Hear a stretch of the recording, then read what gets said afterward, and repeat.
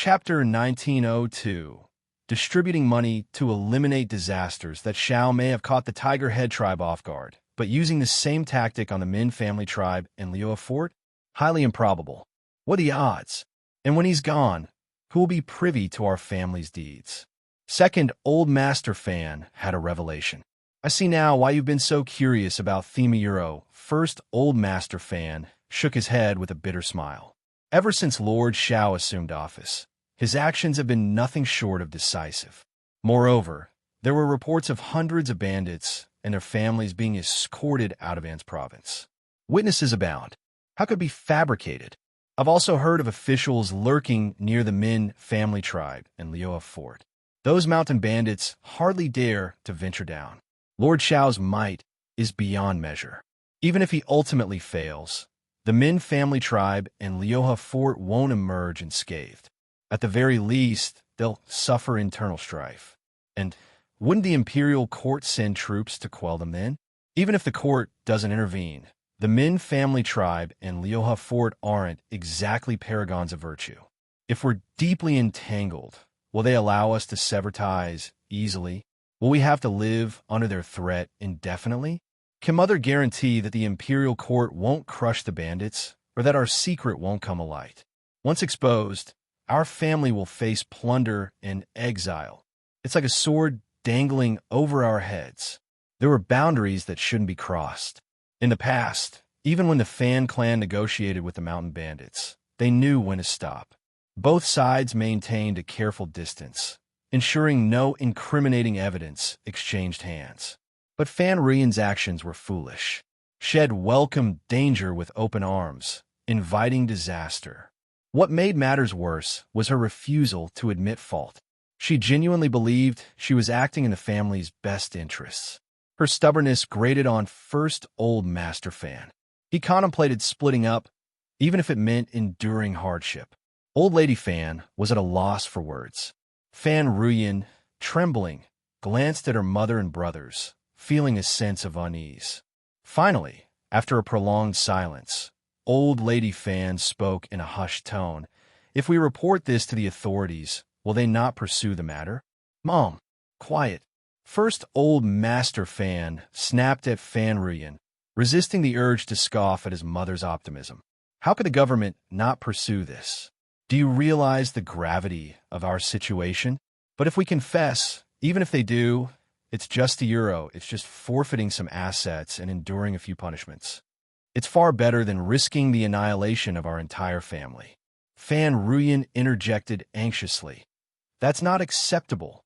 Can the Fan family still uphold its status as one of the 3 major families in An's province? Lord Xiao will demand a hefty price. First Old Master Fan shot her a cold glare. Being associated with banditry is a capital offense, punishable by confiscation, exile, or even execution. Do you still care about our family's reputation? What use are titles and possessions if you're dead? You won't even be able to hold onto those when the time comes. Fan Ruyan's complexion fluctuated between red and white, her heart throbbing painfully. She couldn't bear to continue, unable to meet First Old Master Fan's gaze. Second Old Master Fan winced, his teeth clenched in agony. I side with my elder brother Euro. What choice do I have? After a prolonged silence, Old Lady Fan sighed heavily. Forget it. I won't intervene. Do as you see fit. But I have one condition. Your sister has been coddled since childhood. I won't allow her to suffer. Chapter 1903.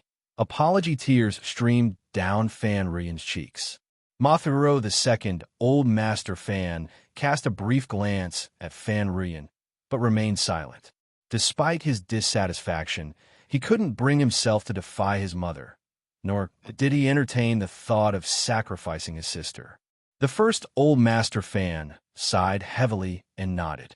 Sister, let be. Do not involve yourself any further in this matter. In essence, the burden of this issue would fall upon the first Old Master Fan. Fan Ruyan, finally feeling a pang of guilt, murmured softly, "Thank you." Elder Brother, though the situation seemed resolved, Fan Ruyan still felt a lingering unease. With trepidation gripping her, she found herself unwilling to return to face the second-in-command and the others, and so she declared her intention to stay with her mother. Old Lady Fan consented. The first Old Master Fan pondered their predicament. He promptly instructed Fan Ruyin to return and pacify the others with some strategic information. Those individuals were inherently cunning and would undoubtedly be on high alert.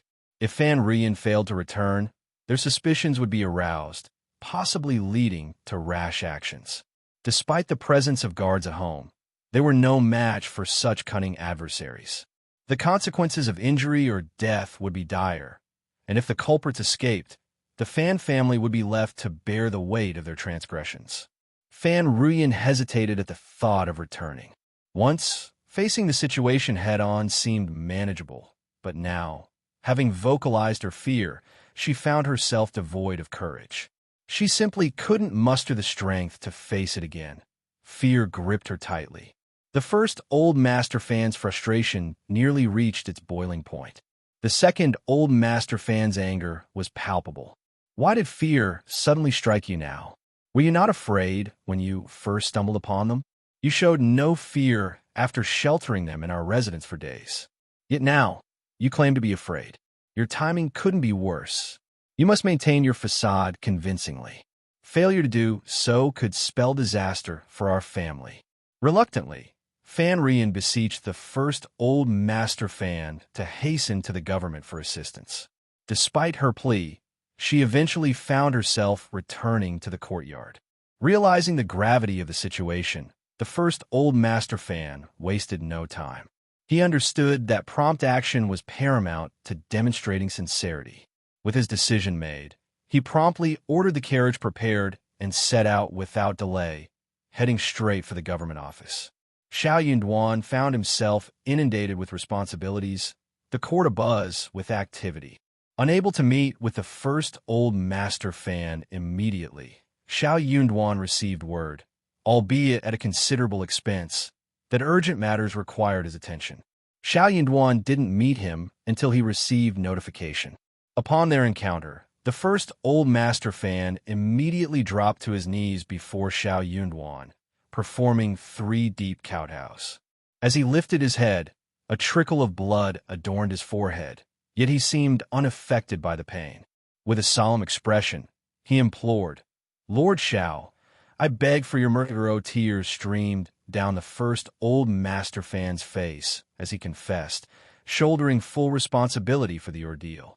He admitted to succumbing to greed and foolishly harboring the mountain bandits in his home after being coerced by them. The weight of his actions grew heavier with each passing day, especially after the complete obliteration of the Tiger Head tribe, a testament to Lord Xiao's formidable power. It was then that he realized the magnitude of his error. In a bid to rectify his wrongdoing and prevent further harm, he mustered the courage to surrender himself. He pleaded earnestly for Lord Xiao's forgiveness, hoping for clemency for the Fan family. Xiao Yunduan had harbored suspicions regarding the Fan family, fueled by Qiao Xian's revelations. However, lacking concrete evidence, he couldn't justify ordering a search. Instead, they could only wait for the Fan family's exposure, anticipating the opportune moment to apprehend them. Unexpectedly, the first Old Master Fan had taken the initiative to confess. Despite this, Xiao Yunduan remained skeptical of the veracity of the first Old Master Fan's claims. Chapter 1904. Punishment in Xiao Yunduan's estimation. The notion of the first Old Master Fan committing such a foolish act seemed improbable, regardless of his perceived foolishness. Conversely, the second Old Master Fan appeared lacking in the courage required for such a scheme. In contrast, the woman seeking a husband appeared impulsive and arrogant, heedless of the consequences of her actions. However, given the first Old Master Fan's confession, Xiao Yunduan saw no need to expose him. Ultimately, the outcome remained unchanged, and it mattered little to him. It was advantageous that the first Old Master Fan willingly assumed responsibility. As the head of the family, his culpability would only exacerbate matters. The imperative task of apprehending the mountain bandits demanded immediate attention. Xiao Yunduan swiftly arranged for personnel to capture them from the Fan family. Turning his attention back to the first old master Fan, Xiao Yunduan spoke gravely. Banditry is a grave offense, punishable by confiscation, exile, or execution. Even if you acknowledge your wrongdoing, death cannot be evaded. Do you confess? I confess. I plead guilty. I beseech your mercy, Lord. The first old master Fan's voice quivered as he bowed once more, demonstrating respect, genuine contrition, and unwavering cooperation. Xiao Yunduan exhaled deeply, relieved that the lives of the entire family were spared. All businesses registered under the Fan family name will be forfeited daily. Failure to forfeit 150,000 mu of fertile land will result in a fine of 300,000 taels of silver. The principal offender shall be imprisoned for 3 years. To avoid imprisonment, a sum of 50,000 taels of silver may be paid as penance. However, during this period, the principal offender is restricted to An's province and must conduct themselves impeccably. Any transgressions will be met with dual punishment. Xiao Yunduan's words struck the first old master Fan with a pang of anguish. The severity of the punishment weighed heavily on the Fan clan. Despite bracing himself for Xiao Yunduan's judgment, he hadn't anticipated such ruthlessness. Each decree felt like a deep wound. First old master Fan ventured cautiously. Hero Lord, the Fan family will unquestionably heed your guidance from now on. Please have mercy. This punishment is truly Euro. I cannot afford leniency in public. It would compromise my authority in the future. An's province operates under different circumstances. Even with the eradication of these bandits, lasting stability is uncertain. I consider my judgment to be lenient already. Cold sweat trickled down the first old master Fan's back. He dared not contest further. Hastily, he nodded in agreement. Yes, yes. Your wisdom is undeniable, Lord. My lapse in Judgment Euro, given the gravity of the Fan family's transgressions, he had little ground to stand on, even with their assets on the line. Xiao Yunduan's expression twisted into a sneer. As long as you understand. He cast another meaningful glance at the first old master Fan, adding pointedly, remember to maintain discipline within your family. Any further indiscretion will be met with impartial punishment. He wasn't oblivious to the likelihood that the first old master Fan might not be the primary culprit. However, he tacitly acknowledged this while ensuring the first old master Fan understood that he was aware of the situation. As expected, the first old master Fan visibly startled, his heart skipping a beat. He nodded fervently. Unable to suppress the urge to wipe the cold sweat from his forehead, Xiao Yunduan summoned Jung Sang and instructed him to draft the case of the first old master Fan signature. He then tasked him with leading a contingent of men to the Fan family's residence to announce the punishment and oversee the confiscation of assets. Additionally, Xiao Yunduan directed another scribe to swiftly prepare a document, making multiple copies, sealing them, and distributing them throughout the city, including at the city gate. The severity of the Fan family's offense demanded public acknowledgement and explanation, lest rumors and falsehoods spread, particularly considering the character of Old Lady Fan and Fan Ruyan. Xiao Yunduan understood the importance of clarity in such matters and resolved to draft another document to report the incident to the magistrate, ensuring transparency and accountability. Chapter 1905. Shaken the city, it was inconceivable for An's province to forego such a substantial windfall from the Fan family, despite the financial strain experienced by the provincial government. Upon receiving the confiscated funds and goods, meticulous counting was imperative, with a portion destined for remittance to the magistrate's office. The repercussions of this affair rippled through various channels. The Fan family was plunged into despair. Old Lady Fan, upon learning of the severe punishment meted out to her family, succumbed to the shock, fainting on the spot. Panic once again gripped the Fan clan. In the midst of the chaos, Fan Ruyan's gaze bore into Jia Hemming. Just as she prepared to speak out, her brother, the first old master Fan, who had been watching her intently, swiftly grasped her sleeve, his voice a low, urgent whisper. "What are you thinking? What do you intend to say? Consider who is truly responsible for all of this before you utter a word. Let me make it clear. Dealing with bandits warrants severe measures. The Fan family is compensating to quell the calamity. Cease this. Do not stir up further trouble. The Fan family cannot endure any more. You're overwhelmed with shame, anger, and regret." Fan Ruyen covered her face, her words caught in her throat. With a choked sob, she turned on her heel and fled. Watching her retreat, the first Old Master Fan breathed a silent sigh of relief. Sealing the shops and acquiring land deeds were straightforward tasks. Yet, even for a wealthy household like the Fan family, producing 300,000 taels of silver at once proved daunting. They could only withdraw 100,000 taels from their public accounts. Any more would deplete their reserves entirely. Jia Heming proposed pawning antiques and jewelry as a means to alleviate the Fan family's financial woes. However, given the punitive nature of their situation, engaging in business transactions seemed impractical. With an abundance of antiques and treasures at their disposal, securing loans or extending credit through promissory notes appeared dubious. The first Old Master Fan found himself unable to negotiate and reluctantly acquiesced to Jia Heming's suggestion.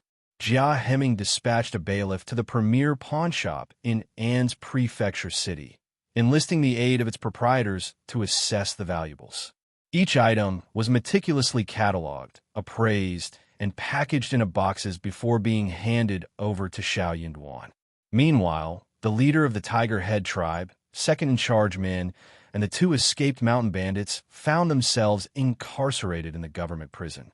Despite initial resistance, the leader of the Tiger Head tribe's tirades were swiftly quelled with the insertion of a cloth gag.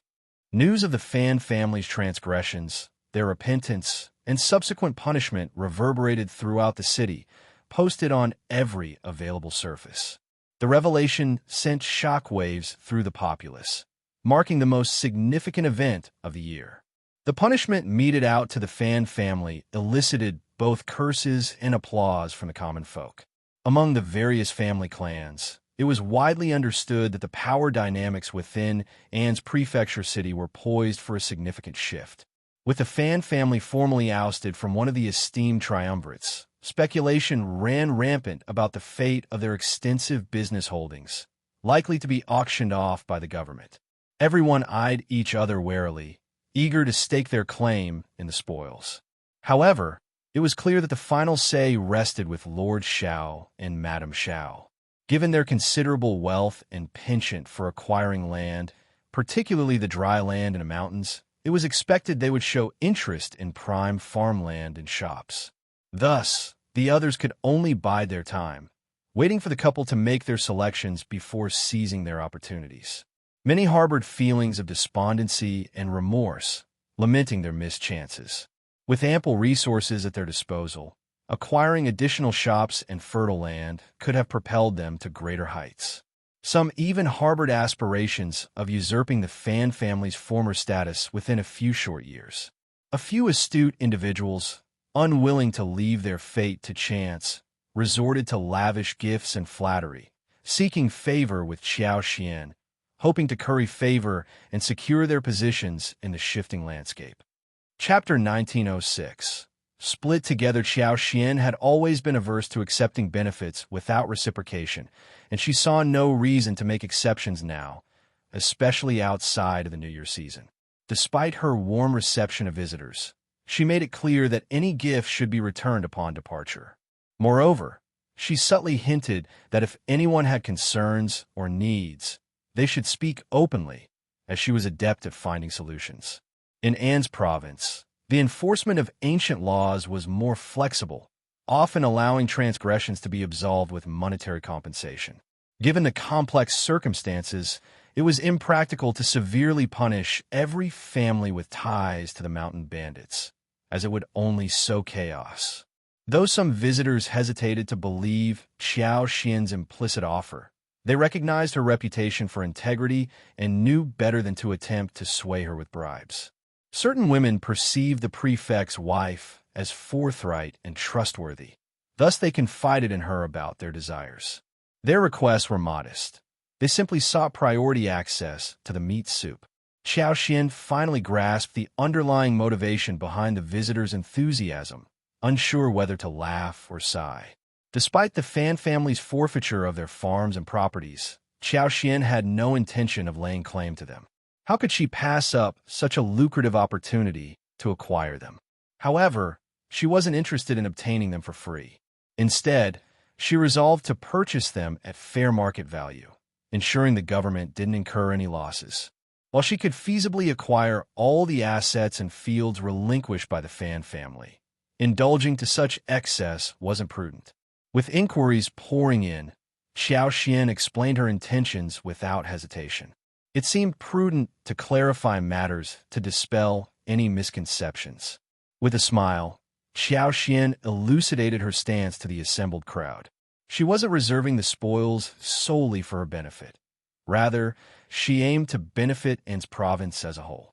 Delighted, the attendees began to strategize, preparing to acquire the properties when the opportunity arose. Despite some lingering skepticism, Xiao Xian opted not to elaborate further, confident in her decision. Some individuals, perhaps overestimating their rapport with Xiao Xian, attempted to broach the subject of potential purchases, hoping to secure deals in advance. Xiao Xian remained unmoved by their overtures. She couldn't afford to make any promises, nor did she entertain the notion. It was clear to her that when the government organized the auction, she would rightfully have the first choice. While her husband had hinted at the legality of leveraging their position for personal gain, she intended to adhere strictly to market prices. Following her selection, other buyers would have their chance, unless they had struck clandestine deals with the government beforehand. Yet, Xiao Yunduan showed no inclination toward such arrangements. The Fan clan had paid dearly for their misdeeds. Nonetheless, Jia Heming, the scribes, the officers, and the city's populace viewed Lord Xiao with reverence, considering him a benevolent figure, particularly in his treatment of the Fan family. The path of banditry was one fraught with irreversible consequences, leaving little room for redemption. Chapter 1907. The Fan family has completely declined, even if they sought redemption by forsaking their illicit activities and embracing a lawful path. The toll they would pay was bound to be steep. Simply relinquishing more than half of their assets wouldn't absolve them of their crimes. Confiscating all of their assets would be considered a lenient punishment. In graver cases, exile was the consequence, with their descendants barred from participating in civil service examinations for 5 generations, effectively precluding their eligibility for official positions in the dynasty. Given the unique circumstances of An's province, Xiao Yunduan was not inclined to show mercy. For the Fan family, this ordeal was nothing short of a complete defeat. Among the 22 confiscated shops were prime locations that generated substantial income for the clan annually. Their loss not only deprived the Fan clan of significant sustainable wealth, but also necessitated the dismissal of shopkeepers and workers. Many of these employees had been painstakingly nurtured by the Fan family over the years. Dismissing them now would make it challenging for the Fan family to resume business operations in the future. Yet, retaining them would require a considerable financial commitment. However, few shopkeepers were willing to remain under such conditions. Staying idle would disconnect them from the industry, making it difficult to re-enter in the future. Unless the proprietor was willing to offer an irresistible sum, which the Fan clan obviously couldn't afford, the situation seemed untenable. Yet, the loss of the shops and the hefty sum of 300,000 taels of silver paled in comparison to the gravest loss: the forfeiture of 150,000 mu of prime farmland. This land was the bedrock of the Fan clan's prosperity, its very essence. With this significant loss, the Fan family ceased to be the formidable force it once was. The fertile land was highly coveted in An's province, but not everyone could afford it. The Fan clan's extensive holdings were now beyond their reach. The anguish was too much for old Lady Fan to bear, leading to her collapse. This land had been entrusted to her by her ancestors, only to slip through her fingers in the end. The first and second Old Master Fan showed little concern, delegating the task of tending to Old Lady Fan and managing the aftermath to their wives and Fan Rien. The immediate priority was to address the aftermath swiftly and allow the Fan family to retreat into seclusion, nursing their wounds in private. The news of the Fan family's betrayal of the Mountain Bandits had already spread far and wide. Despite the Mountain Bandits' limited access to the city, it was only a matter of time before they learned of the treachery. Their animosity towards the Fan family ran deep, and there was no telling if they would seek revenge. Now, the entire Fan family yearned to pray fervently, hoping that the authorities would swiftly eradicate the Min family tribe and Lioa Fort. Only by eliminating the Mountain Bandits could they hope for peace. In the midst of this turmoil, Fan Rien reproached the first Old Master Fan for his impulsiveness. What if Lord Shao lacked the means to defeat the Mountain Bandits? The Fan family would suffer the consequences. In hindsight, the Fan clan could have waited and assessed the situation before taking action. Perhaps they could have avoided such a catastrophic loss. The first Old Master Fan seethed with frustration, harboring a desire to reprimand his sister and dissolve the family. Though he chose not to engage in argument with the clueless Fan Rien, the second Old Master Fan could no longer contain his disdain. He sneered and retorted, "Why didn't you consider the consequences before blaming Elder Brother? If not for you, our family wouldn't be in this mess." Chapter 1908. Chaos. The true culprit has never been Elder Brother. Both Elder Brother and I have forgiven you, yet you still insist on blaming him. And if those nefarious individuals remain in our midst, can you guarantee they won't cause trouble? Can you assure us you can handle them? I fear you wouldn't even survive the current ordeal, let alone any future ones. Furthermore, if it weren't for the noble act of exposing our wrongdoing, our future would have been bleak indeed. We'd be doomed beyond redemption. Those Mountain Bandits wouldn't spare us, even if they escaped. They'd cling to us like a malignant growth, tormenting our Fan family endlessly. No secret can remain hidden forever. Sooner or later, the authorities will uncover the truth. And when they do, neither the Mountain Bandits nor the Fan family will escape unscathed. Since you invited the danger into our home, the only path to peace and salvation for our Fan family is through repentance. Do you grasp that? Even if we face consequences from the government, at worst, we'll have to leave our hometown and abandon Anne's province. We still possess some assets. We won't perish, but we could lead comfortable lives. But if we continue associating with those Mountain Bandits and seeking their aid, they'll surely be our undoing sooner or later. And who brought all of this upon us? Yet you still have the audacity to blame Elder Brother. Fan Rien found herself unable to prevail against him. Frustrated and angry, she burst into tears, feeling unfairly criticized and unappreciated. She insisted that she acted in the best interests of the Fan family. As her tears flowed, she recounted how she had been mistreated by her brothers when their mother was ill. Determined to confide in her mother, Fan Rien's resolve wavered momentarily. However, first Old Master Fan erupted in fury, warning her sternly, "Mother is already ill. If you have any conscience left, do not upset her further. If you dare to provoke her again, I will not spare you. You can try me." Fan Rien trembled with anger, but ultimately relented under first Old Master Fan's stern gaze, refraining from any rash actions. The Fan family, like a timid and fearful chicken, withdrew into themselves, living in perpetual anxiety. Scribe Guan and Mrs. Guan also suffered, haunted by the fear of retaliation from the Min family tribe or Lioa Fort. While Xiao Yunduan was aware of their transgressions, he chose not to address them yet, biding his time.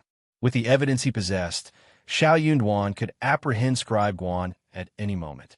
He had kept him under surveillance, waiting to see if any bandits would come looking for him, providing an opportunity to apprehend them as well. If Scribe Guan displayed the same decisiveness as first Old Master Fan and confessed to Xiao Yunduan, he might secure a chance to evade imprisonment. However, He would still face fines and be barred from serving as a scribe, but at least he wouldn't be incarcerated. Regrettably, Scribe Guan lacked such resolve. He clung to a glimmer of hope and instructed Mrs. Guan to frequent Xiao Xian's presence, hoping to glean information. If anyone approached the mountain, he could relay the news. However, Mrs. Guan found herself unable to maintain her air of superiority. She wished to forge a friendship with Xiao Xian, foreseeing potential benefits in times of trouble. Despite their well-laid plans, Xiao Xian was uncooperative. Mrs. Guan couldn't even gain access to the back office. Chapter 1909. Terror. Xiao Xian curtly informed Mrs. Guan that she was occupied and unavailable to receive her. Mrs. Guan, accustomed to using such excuses herself, found herself on the receiving end this time. The tables had turned, and it was now Xiao Xian's turn to dismiss her. Enraged by Xiao Xian's perceived arrogance, Mrs. Guan hurled insults, accusing her of haughtiness and aloofness. Despite her frustration, Mrs. Guan continued to feign hospitality towards her fellow disciples, maintaining a facade of amiability. However, despite multiple attempts, she was unable to gain entry. Xiao Xian had no intention of meeting her at present. She aimed to exacerbate the guilt of those with troubled consciences. Mrs. Guan grew increasingly apprehensive, fearing that Xiao Xian and Xiao Yunduan were privy to damning information, hence Xiao Xian's refusal to entertain her. The couple deliberated behind closed doors but failed to devise a solution. Although Scribe Guan continued to perform his duties as a scribe, he was barred from many areas and activities. Fearful of arousing suspicion, he refrained from making inquiries. Gritting his teeth, Scribe Guan realized that Lord Xiao harbored genuine suspicions against him. With no alternative, he resolved to take a gamble. That afternoon, Scribe Guan donned a disguise and slipped out of the city unnoticed. Just 2 days after the Fan family received their compensation, preparations were nearly complete. Xiao Yunduan instructed Jia Heming to seek reinforcements from General Huaishi. The swift eradication of the Tiger Head tribe had caught the bandits off guard. But now, with the Min family tribe and Liuhe fort likely joining forces, heightened vigilance was imperative. Even Hang Xingshan couldn't ascertain the adversary's true strength, having never had the opportunity to scout their stronghold. Uncertainty loomed over the presence of undisclosed trump cards. Xiao Yunduan couldn't afford to gamble. A miscalculation would lead not just to failure, but to numerous casualties. Upon hearing Xiao Yunduan's plea, Jia Heming readily pledged his support. General Huaishi, commanding a force of 20,000 men responsible for Huaishi Prefecture security, was duty-bound to combat banditry. Were it not for the formidable nature of the An's province bandits, he would have intervened earlier. There was no reason for General Huaishi to refuse Xiao Yunduan's offer. Even if it was solely for the sake of 100,000 taels of silver, he would undoubtedly accept the mission. The meager salary provided by the imperial court hardly covered expenses for equipping the army with necessary supplies, weapons, or additional horses. Year after year, he submitted memorials, yet progress felt as sluggish as a clay ox trudging through the sea. With 100,000 taels of silver at his disposal, there would be no such worries. Jia Heming wasted no time in action. 300,000 taels of silver swiftly changed hands, with 1/3 dissipating before it could even warm up. Xiao Yunduan calculated that half of the remaining 200,000 taels would be allocated to the magistrate, leaving 100,000 taels in the court's coffers. Additionally, the proceeds from the auction of the Fan family's farmland would be sufficient to reward everyone and devise a strategic plan. Oh, and there was also the matter of the Yamen owing his wife hundreds of thousands in silver. Repayment would have to be made gradually. The Min family tribe and Liuhe fort swiftly mobilized. They had little choice but to act swiftly, for caution mattered little now. With Xiao Yunduan having obliterated the Tiger Head tribe, they knew he wouldn't let them off the hook. Chapter 1910. Foreign aid. After dealing with the aftermath of destroying the Tiger Head tribe, it was inevitable that Xiao Yunduan would set his sights on them next. This had escalated into a fight to the death. There could be no resolution until one side emerged victorious. Even if they professed to forego vengeance, the prefect would never trust their words nor rest easy. In that case, why grant the wretched official ample time to prepare? Why not seize the initiative as he had done previously, catching him off guard? This time, they resolved to strike first, targeting the key figures hero, the prince, the king, and the monarch. They would mobilize their finest warriors and storm Anne's prefecture city, assaulting the prefect's office. They would exterminate the official's family, plunder the treasury, and unleash havoc upon the city.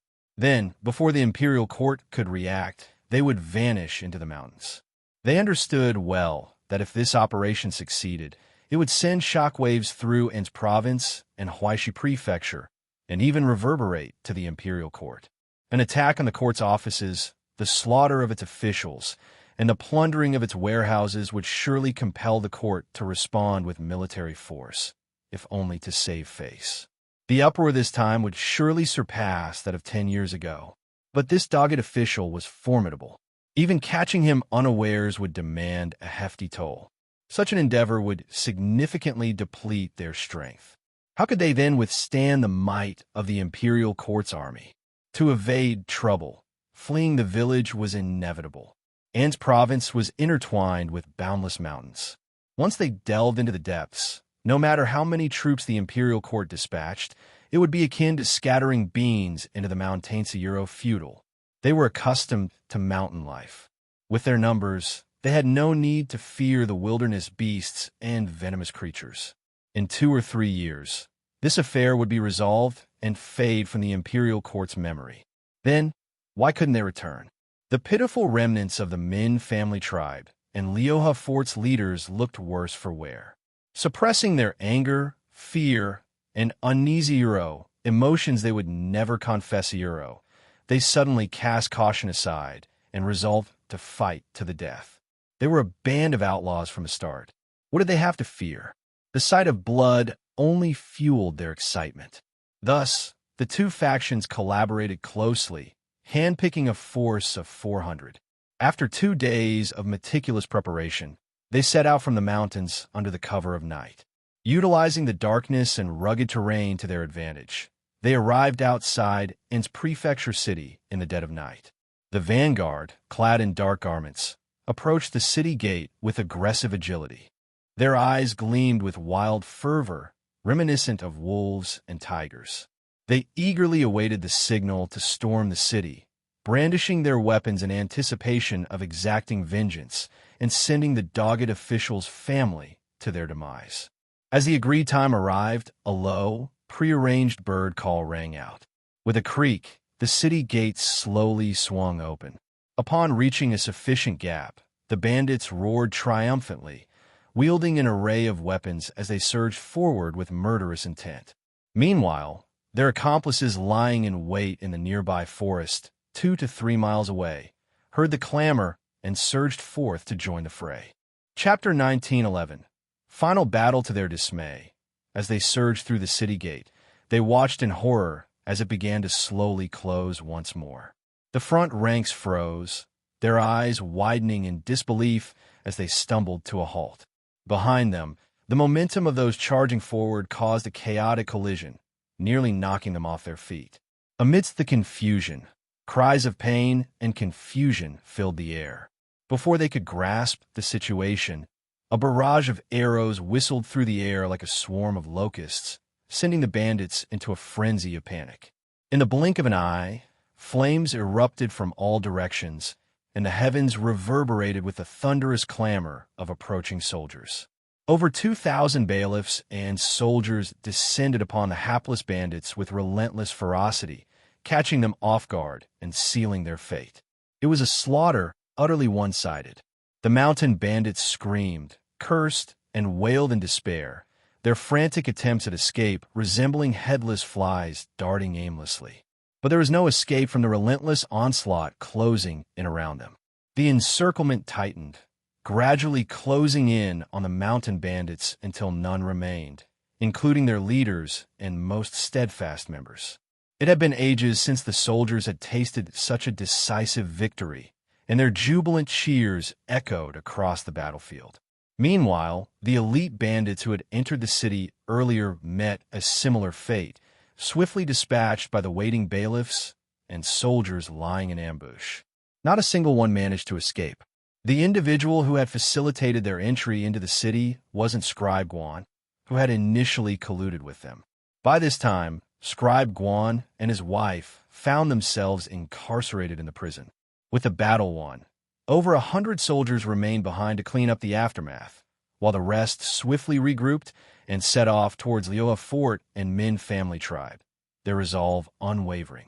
Over 200 sets of clothing were stripped from the fallen bandits, quickly donned by the soldiers who adopted their guise to march at the forefront of the advancing column, their determination evident in their demeanor. Once in the mountains, they divided into two groups, each headed towards Min family tribe and Liuhe Fort respectively. Jia Heming's visit to General Huaishi went smoothly, thanks to Xiao Yunduan's generous funds. Jia Heming promptly handed over 50,000 taels of silver, leaving Qin Wuyo and the other generals beaming with delight and heaping praise on Lord Xiao's generosity. They extolled his virtues, hailing him as a true exemplar, demonstrating that even a scholar could possess such courage, swiftly dealing with the bandits without hesitation. It put their own reluctance to send troops to shame. Qin Wuyo wasted no time in mobilizing his troops, leading a force of 3,000 elite soldiers as per Xiao Yunduan's instructions. They approached An's city stealthily, taking advantage of the dense forest cover that shrouded the region. Their presence remained undetected, concealed within the secluded valleys and thickets of the An's province hinterlands. Only a select few, including Xiao Yunduan, were privy to this plan. The sudden shout caught most of the bailiffs off guard. Meanwhile, as the battle raged outside An's prefecture city, the 2,000 soldiers had divided into two groups and stealthily positioned themselves near Liuhe Fort and Min family tribe. They rendezvoused with the reinforcements that were rapidly approaching. With dawn breaking on the horizon, their presence was barely discernible. Chapter 1912. Extermination. At that moment, with about an hour left until clarity dawned, vigilance was at its lowest. Soldiers donning counterfeit attire and brandishing weapons easily breached the mountain stronghold's doors. As the skirmish erupted, those left behind began to realize the dire situation. However, it was already too late. With superior numbers and unwavering morale, the soldiers swiftly overwhelmed the intermediate mountain bandits, who were accustomed to preying on the weak. Having suffered consecutive setbacks and diminished strength, panic and apprehension consumed them. In the face of a formidable foe, they trembled in fear, some even losing control of their bladders and crying out for their parents as they fled in every direction to preserve their lives. As the sun climbed higher, its rays piercing through the forest canopy, the birds began their morning rituals, chirping and soaring into the sky. The battle between the two villages came to a decisive conclusion, with the light of day illuminating the aftermath. The soldiers emerged victorious. After more than a decade, the malignant presence in An's province had been eradicated completely. Throughout the city, jubilation erupted, and word spread like wildfire. Lord Xiao's name commanded utmost respect. It was his efforts that had bestowed peace upon their lives, banishing the specter of marauding bandits. Families, particularly those with young daughters, no longer harbored the same fears. No longer did they hesitate to let their 7- or 8-year-olds venture outdoors, for the threat of abduction had been vanquished. With the dust settled, the aftermath unfolded, intricate and demanding. Each bandit, along with Scribe Guan and his cohorts, faced severe retribution whether by the sword or by exile. None could evade justice. Fortunately, with the invaluable assistance of Jia Heming, Xiao Yunduan found a moment of respite.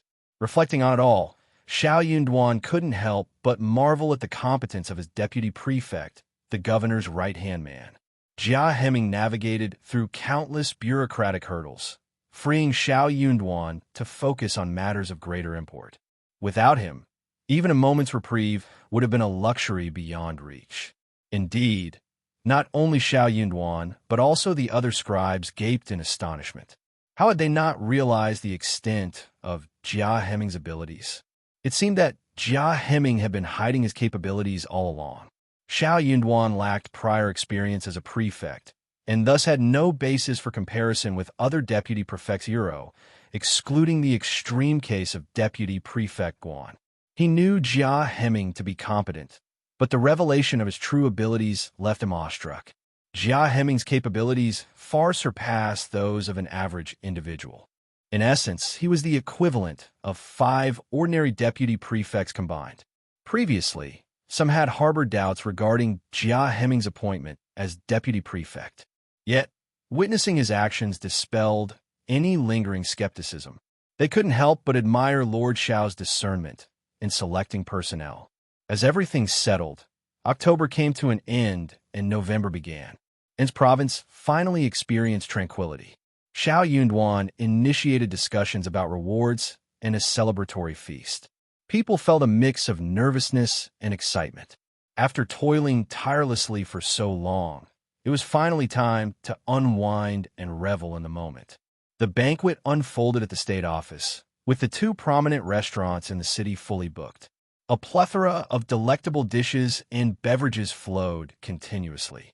Xiao Yunduan led hundreds of government officials in merry revelry, indulging from noon until late into the night. Meanwhile, Qiao Xian arranged a separate banquet in the back garden, extending invitations to all the officials' wives. Both inside and outside, the atmosphere brimmed with jubilation. Chapter 19:13. Managing Aftermath. Everyone exuded energy and excitement, their hearts aglow with warmth and confidence. With Lord Xiao, the prefect, at their side, worries about the future dissipated a euro. They knew they had made the right choice in following him. A promising future lay ahead, infusing everyone with vitality as they embarked on what promised to be a splendid day. Gone were the days of confusion and aimlessness. With each toast raised in honor of Lord Xiao, admiration swelled as it became evident that he remained sober despite the revelry. His remarkable tolerance for alcohol only served to deepen the respect everyone held for him. Lord Xiao's prowess, evident in his defeat of the mountain bandits, elevated him to the status of idol among countless bailiffs and constables. The following day, Xiao Yunduan unveiled the reward list he had collaborated on with Jia Heming and others, ensuring that everyone received their due recognition. Even the most ordinary of bailiffs received a reward of 10 taels of silver each, while Jia Heming, Heng Xingshan, Sun Bai, Sun Qian, Zheng Sang, and others were granted the highest amount of euro, 500 taels each. Various increments of 200, 100, 50, and 20 taels were distributed among the remaining recipients. The rewards were deemed exceptionally fair and just, leaving no room for dissatisfaction. Each recipient eagerly lined up to claim their silver reward, their faces illuminated with joy. Qiao Xian, in a gesture of goodwill, also distributed rewards to those at the back of the court, though modest in comparison, simply to share in the joy and excitement. Jia Heming and his wife were overwhelmed with happiness and gratitude.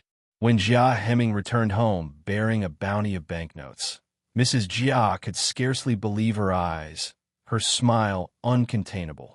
Anticipating a more modest reward, Mrs. Jia had already envisioned how to allocate 10, 20, or 30 taels. However, receiving 500 taels of silver left her at a loss for how to manage such unexpected wealth. Both Lord Xiao and Madame Xiao, known for their benevolence, refused any compensation for their efforts. Their altruism only strengthened the resolve of Jia Heming and his wife to stand by them, assured that following their lead would only enrich their lives further. Following the rewards, the assets of the Fan family and the spoils obtained from the 3 villages commenced auction proceedings.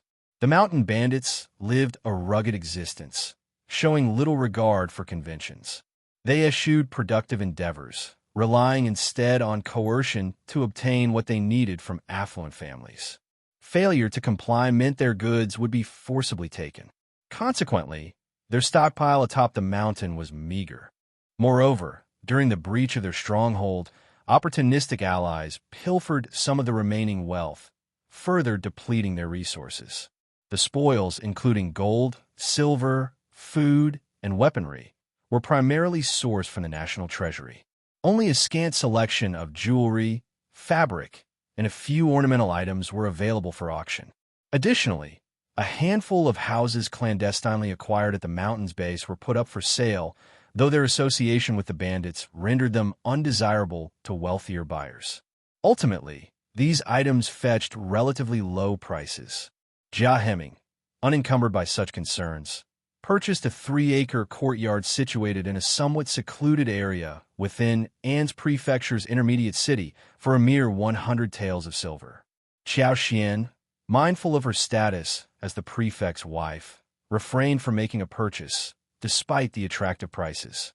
Nevertheless, she couldn't help but feel a twinge of regret at passing up such a bargain. Even the residence of Scribe Guan found its way to the auction block.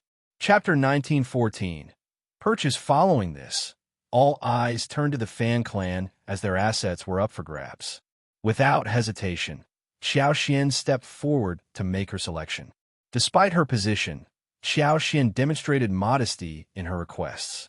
She opted for 60,000 mu of fertile land and 5 ordinary, yet promising shops, all at fair market prices. Given An's province's scarcity of arable land, particularly fertile plots, prices exceeded those of neighboring regions. Xiao Xian selected prime parcels priced at 10 taels of silver per mu, totaling 60,000 taels of silver. Additionally, the 5 shops amounted to another 6,000 taels. However, considering the government's outstanding debt of 500,000 taels to Xiao Xian, she opted to offset the purchase with this owed sum, without needing to expend a single tael of her own. Even after deducting the 66,000 taels for her purchases, the government still remained indebted to her by over 400,000 taels. Xiao Yinduan took responsibility for reimbursing this remainder, leaving him indebted to her for 400,000 taels. These transactions were conducted transparently, with both the government office and local populace acknowledging the legitimacy of the arrangement. Despite acquiring substantial assets from the Fan clan, Xiao Xian's generosity was evident as she chose to share her newfound wealth with the community. In addition to the land and shops, numerous rare antiques from the Fan clan were also put up for auction. The esteemed families eligible for participation in the auction had already convened in private to strategize, fostering a congenial atmosphere throughout the proceedings. As a result, nearly everyone secured their desired acquisitions, leaving them thoroughly content. With this milestone, the entirety of An's prefecture city finally achieved a state of complete safety. Seizing the opportunity, Xiao Yinduan took a well-deserved 3-day respite to accompany Xiao Xian and Anin on a journey outside the city. The trio explored their own farms, trekked through the mountains, and reveled in the breathtaking scenery, joined by Ah Yi and Sun Bai. However, despite the break, exhaustion still lingered among the group, denying them proper rest. Sun Bai, Sun Qian, and Zheng Sang, sensing a need for additional manpower, conferred with Hang Xingshan, a local resident, and brought their concerns to Xiao Yinduan. Together, they issued a notice to recruit officers meeting specific criteria, aiming to bolster their ranks by approximately 50 individuals. Their collective resolve was clear. Alongside the current bailiffs, rigorous training was imperative. In An's province, the specter of banditry persisted, exacerbated by the region's strategic location. Should fugitives seek refuge here in the future, a robust force would be required to apprehend them. The necessity for ample manpower was evident. Reviewing the accounts, Xiao Yinduan felt confident in shouldering the responsibility and thus gave his approval. It was common knowledge that positions within the government office were highly sought after, with young and capable individuals eagerly vying for selection. The atmosphere in An's province city became vibrant and bustling as a result. While new recruits were being chosen, the existing bailiffs remained active. Despite the successful dismantling of the Min family tribe, Liuhe Fort, and Tiger Head tribe, Xiao Yunduan recognized that more needed to be done. He issued orders for a thorough search of the 3 villages, commanding the destruction of all structures, including basements, sentry posts, fortresses, and passes, ideally reducing them to rubble. In essence, the objective was the complete eradication of these 3 locations. The prospect of any resurgence in the future was utterly eliminated. Xiao Xian's curiosity got the better of her, prompting her persistent request for Xiao Yunduan's approval to join the expedition. Initially resistant, Xiao Yunduan dismissed her requests, labeling them as mere whims. After all, what allure could a mountain bandit village possibly hold? He chided his increasingly obstinate wife. However, his resistance proved short-lived. Within a mere 2 days, Xiao Yunduan relented, swayed by Xiao Xian's gentle persuasion. Chapter 1915. Going to Liuhe Fort, Xiao Yunduan found himself swayed when Xiao Xian appeared in her light riding outfit, a realization dawning upon him. From then on, he knew that resisting his wife's request would be futile. Ultimately, he resolved to indulge her desires, though not without attempting to negotiate for better terms. After all, bargaining often yielded unexpected benefits. In the end, everyone was content, and Xiao Yunduan found joy in his wife's happiness. As for Anan, despite his lively demeanor, he was still too young to accompany them on their mountain excursion. Xiao Xian entrusted the care of their son to the nanny, Kai Yun, and Kai Ming before departing the city with Xiao Yunduan and their companions. Disguised and traveling by carriage until they reached impassable terrain, the group was prepared to proceed on foot when necessary. They were en route to Liuhe Fort, situated a considerable distance from En's prefecture city. Setting off at dawn, they traveled swiftly in light carriages, covering the distance in a mere 4 hours. Disembarking from the carriages, they proceeded on foot for over half an hour, arriving at Liuhe Fort around noon. Of the 3 strongholds, Liuhe Fort was the closest to En's prefecture city, with the other 2 being more remote. Upon their arrival, the fort bustled with various demolition activities. Spotting Lord Xiao, the workers paused their tasks to greet him, only to be encouraged by Xiao Yunduan to continue their efforts. Xiao Xian, brimming with curiosity, felt invigorated rather than fatigued. She accepted the water offered by Xiao Yunduan and, tugging at his sleeve, suggested, "Husband, let's explore together. This place seems vast and flat." Xiao Yunduan, unable to resist his wife's enthusiasm, smiled helplessly. "Since you're so keen, let's take a stroll." Over the years, Liuhe Fort had expanded significantly, occupying extensive flat terrain. Recognizing the impracticality of relying solely on mountain-foraged resources, the bandits had cultivated vegetable gardens. A valley lay at the foot of the front mountain, while a wide stream ran behind it. In the distance, a picturesque white waterfall caught their gaze. Gazing into the distance, Xiao Xian marveled at the lush green mountains and winding rivers, captivated by the picturesque scenery. What intrigued her most was the mountainous terrain, characterized by steep peaks and vast valleys at their feet, an ideal landscape for expansion. Despite the current inconvenience of transportation, Xiao Xian saw potential in repairing the roads. While the mountain paths were challenging to traverse, the proximity to the nearby village suggested that with improved infrastructure, travel time could be significantly reduced. Inspired by her surroundings, Xiao Xian activated her superpower, surveying the area with satisfaction. Aware that their time was limited, they departed after a brief half-hour stay, returning to the village and boarding the waiting carriage back to the city. As they journeyed home, Xiao Yunduan embraced Xiao Xian, planting a kiss on her cheek and inquiring, "Are you tired?" Xiao Xian shook her head, a smile gracing her lips. "The scenery is splendid. I truly enjoy being here." Xiao Yunduan chuckled. "Now that things have settled down, how about we go hunting in the mountains together?" Chapter 1916. Taking a fancy, really? Of course. That is great. Xiao Xian's eyes sparkled.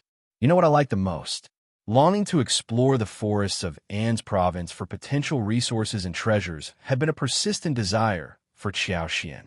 However, The presence of bandits had stifled any chance of realizing this dream, leaving her to merely fantasize about it. Now, as the opportunity to fulfill her aspirations approached, joy filled her heart. With the sky darkening early, they hastened their journey, returning to Anne's prefecture city under the cover of night. Their bodies ached, weary from the arduous trek. The challenging terrain necessitated a swift pace.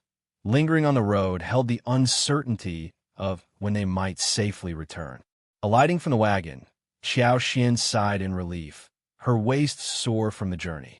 The urgent need for road repairs was evident.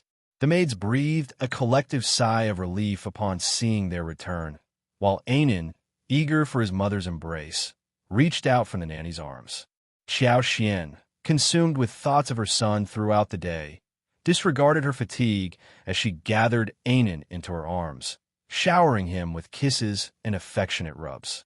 His laughter filled the air as he blinked his big, beautiful eyes and babbled contentedly. The nanny smiled warmly and remarked, "Indeed, young master has been eagerly searching for you all day." The maidservants nodded in agreement, recalling the commotion caused by Anan's longing for his mother throughout the day. Xiao Xian chuckled, understanding the reason behind the nanny's earlier gleaming eyes. It was undoubtedly due to her beloved son. Xiao Yunduan gently took Anan from Xiao Xian's arms, offering to carry him himself. However, Anan adamantly refused, clinging tightly to his mother's neck and shaking his head vigorously. It was a scene that elicited laughter from everyone present. Xiao Xian, with a smile, insisted, "He's still so young. Let me hold him." Xiao Yunduan laughed along, shaking his head in amusement before leading his wife and son into the house. The family spent some quality time together, playing until Anan eventually drifted off to sleep after nursing. With his eyes closed, his delicate features appeared even more pronounced, peacefully highlighting his exhaustion from the day's travels. The nanny carefully escorted Anan away, leaving Xiao Xian and Xiao Yunduan to dine together. During dinner, Xiao Xian shared her plans for Lioha Fort with Xiao Yunduan. The fertile surroundings presented ample opportunities for development. She proposed constructing a villa in place of the former fort, effectively eradicating any remnants of the bandits. Reflecting on the terrain around Lioha Fort, Xiao Yunduan smiled and nodded in agreement. "If that's what you desire, then it's settled. It's better than leaving it unused." "Deal!" Xiao Xian exclaimed joyfully. "It's an opportunity for farming, and we're all free. I can hire additional help to increase our family's income." Her enthusiasm was infectious, and Xiao Yunduan couldn't help but feel a warmth in his heart. With a smile, he affirmed, "Wife, go ahead and make the arrangements." Chapter 1917. Planning to farm. Xiao Xian's enthusiasm was palpable. With the eradication of the bandits, she now had the freedom to pursue her interests across the vast expanse of Anne's province. After a night of intimacy, Xiao Xian radiated with energy the next day. She gathered Songshi, Lu Fu, Mian, and others to discuss their plans. With ample funds available for hiring labor, and with Songshi and the others possessing experience in managing wasteland, the previously neglected mountains were ready to be reclaimed. Songshi, in particular, was invigorated by the prospect of a new endeavor. Mian and Lu Fu shared in her excitement, eager to embark on this venture. Xiao Xian's preliminary plan involved dedicating much of the land in Lioha Fort to cultivating various herbs. After assessing the area, she identified suitable spots for planting Gastrodia elata, false starworts, King Solomon's seal, tianqi, dangue, and white needle. Additionally, scattered fruit trees were to be planted throughout the medicinal herb fields, providing not only fruits but also shade. Furthermore, plans were made for a chicken farm within the mountain forest and Lioha Fort. To maintain hygiene, the chicken farm would undergo a yearly rotation. 1 year for raising chickens, followed by a year of rest, during which the chickens would be relocated to a different site. This rotation ensured cleanliness and minimized the risk of disease outbreaks, a particularly crucial consideration given the potential for bacteria buildup in the chicken farm over time. Fortunately, the expansive mountain provided ample space to address these concerns. During this era, dealing with the chicken plague meant witnessing the chickens succumb one by one, with no effective solution in sight.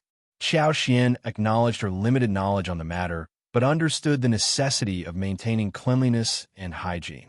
She knew that providing clean food and water, along with ensuring spacious and clean living quarters for the chickens, were crucial. Additionally, during hot weather, she planned to use wormwood to smoke and disinfect the surroundings, while also providing herbal-infused water for the chickens to drink. Although she had heard of indigenous methods, such as using cactus to prevent chicken plague, she intended to explore this further and locate cactus plants for experimentation. Adjacent to the valley, a stream provided an ideal location for raising ducks.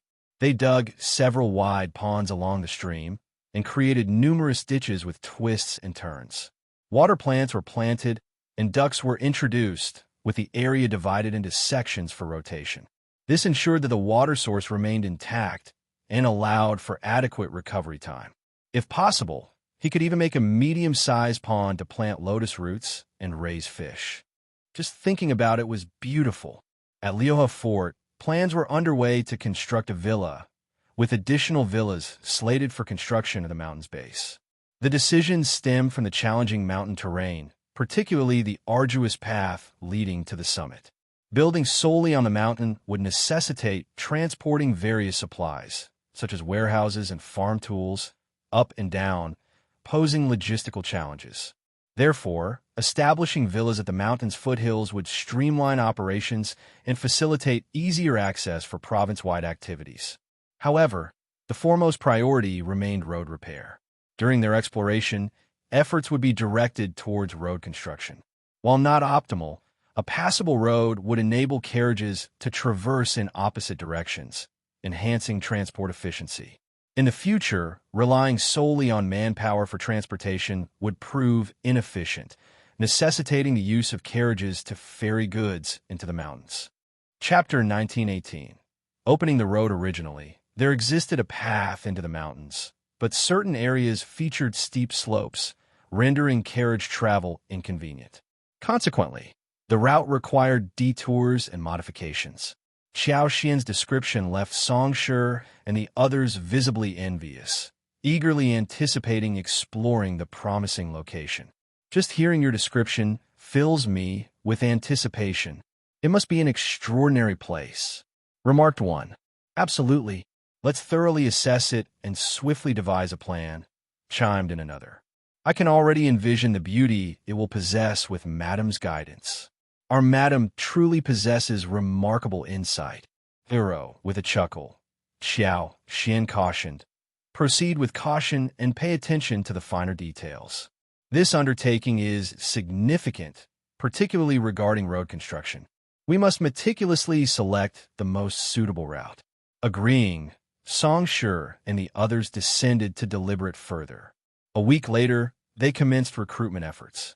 Wasteland reclamation, house construction, and road development became the focus of their endeavors. Lu Fu, Songshi, and Yang Mu assumed leadership roles, while Mian oversaw financial matters and procurement of materials. Acquiring such a vast expanse entailed substantial expenditure. The entirety of Liuhe Fort's mountain, along with the vast surrounding areas encompassing the foothills, forest, and adjacent valley, totaled more than 100,000 mu in size. Although the hill may not have appeared particularly large, it was far from small. Xiao Xian envisioned another ambitious undertaking. Even if a single mu of wasteland was valued at just 3 taels of silver, the total cost would amount to 300,000 taels of silver. Yet, the government owed Xiao Xian only 100,000 taels of silver. Contemplating the pace at which she would need to cover the expenses, Xiao Xian realized it would likely take several years to complete the payment. The staggering sum of 300,000 taels left everyone speechless. Questions arose regarding the wealth of their Lord Prefect. How much money did he possess to afford such endeavors for his wife?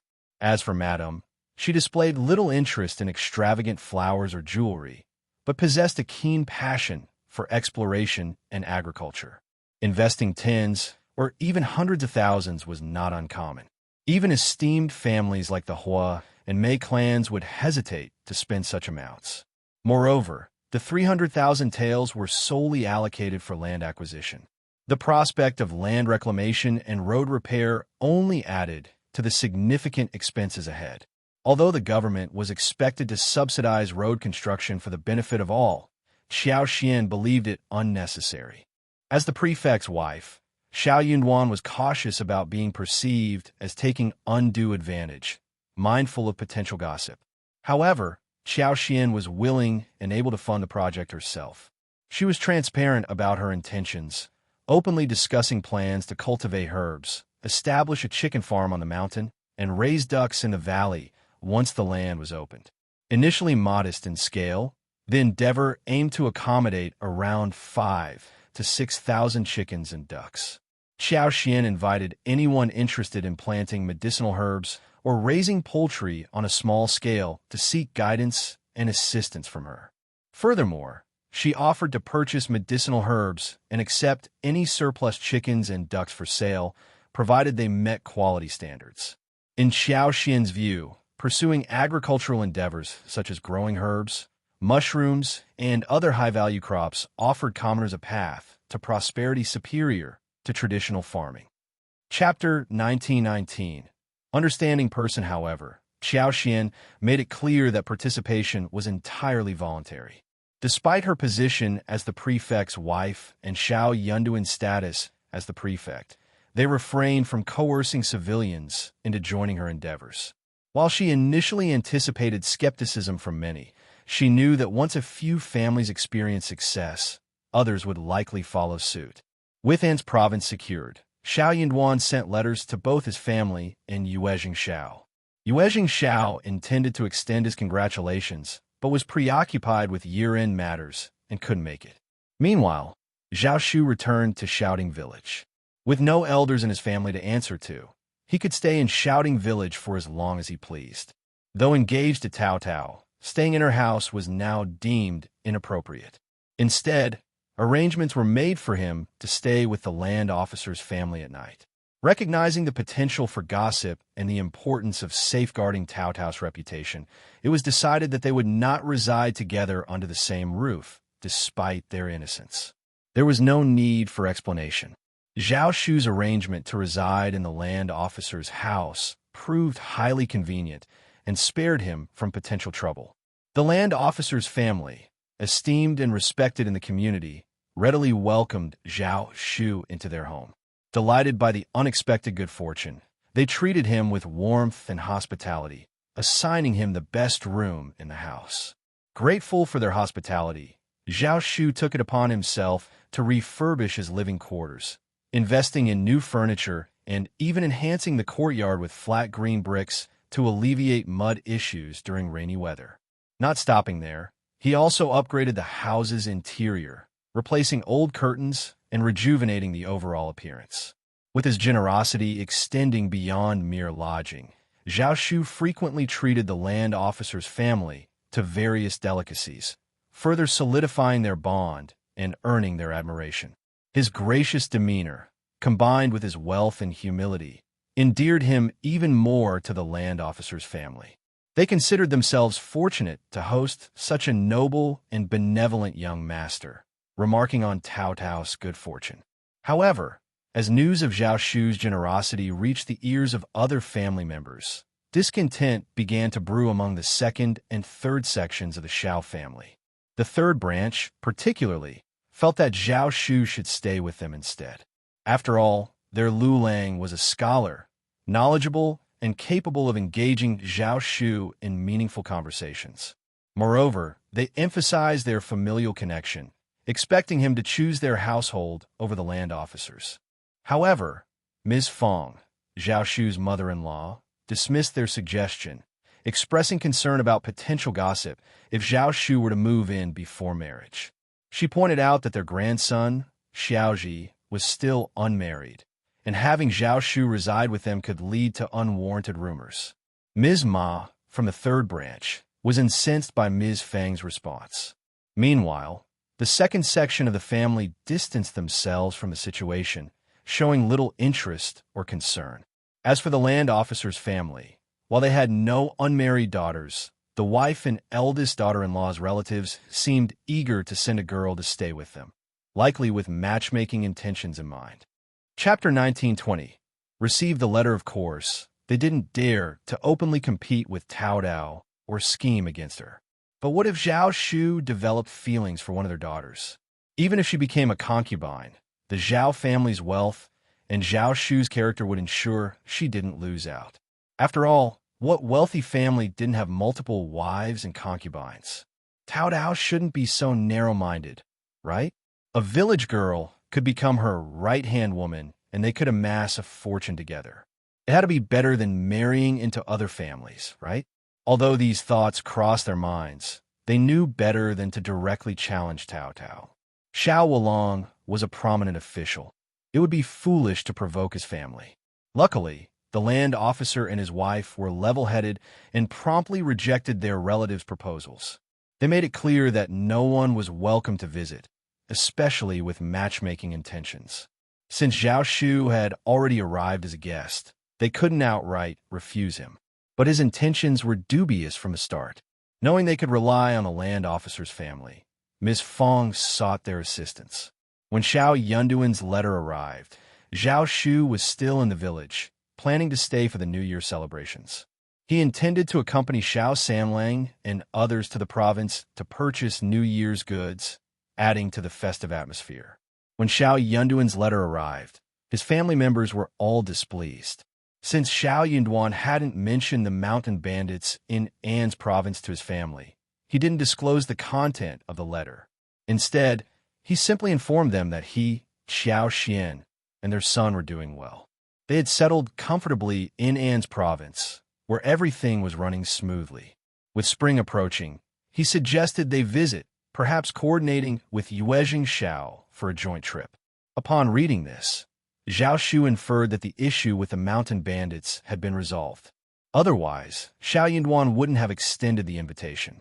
Though somewhat surprised, Zhao Shu wasn't overly so. He wasn't privy to the intricacies of bureaucracy and only knew of An's prefecture's bandits from hearsay.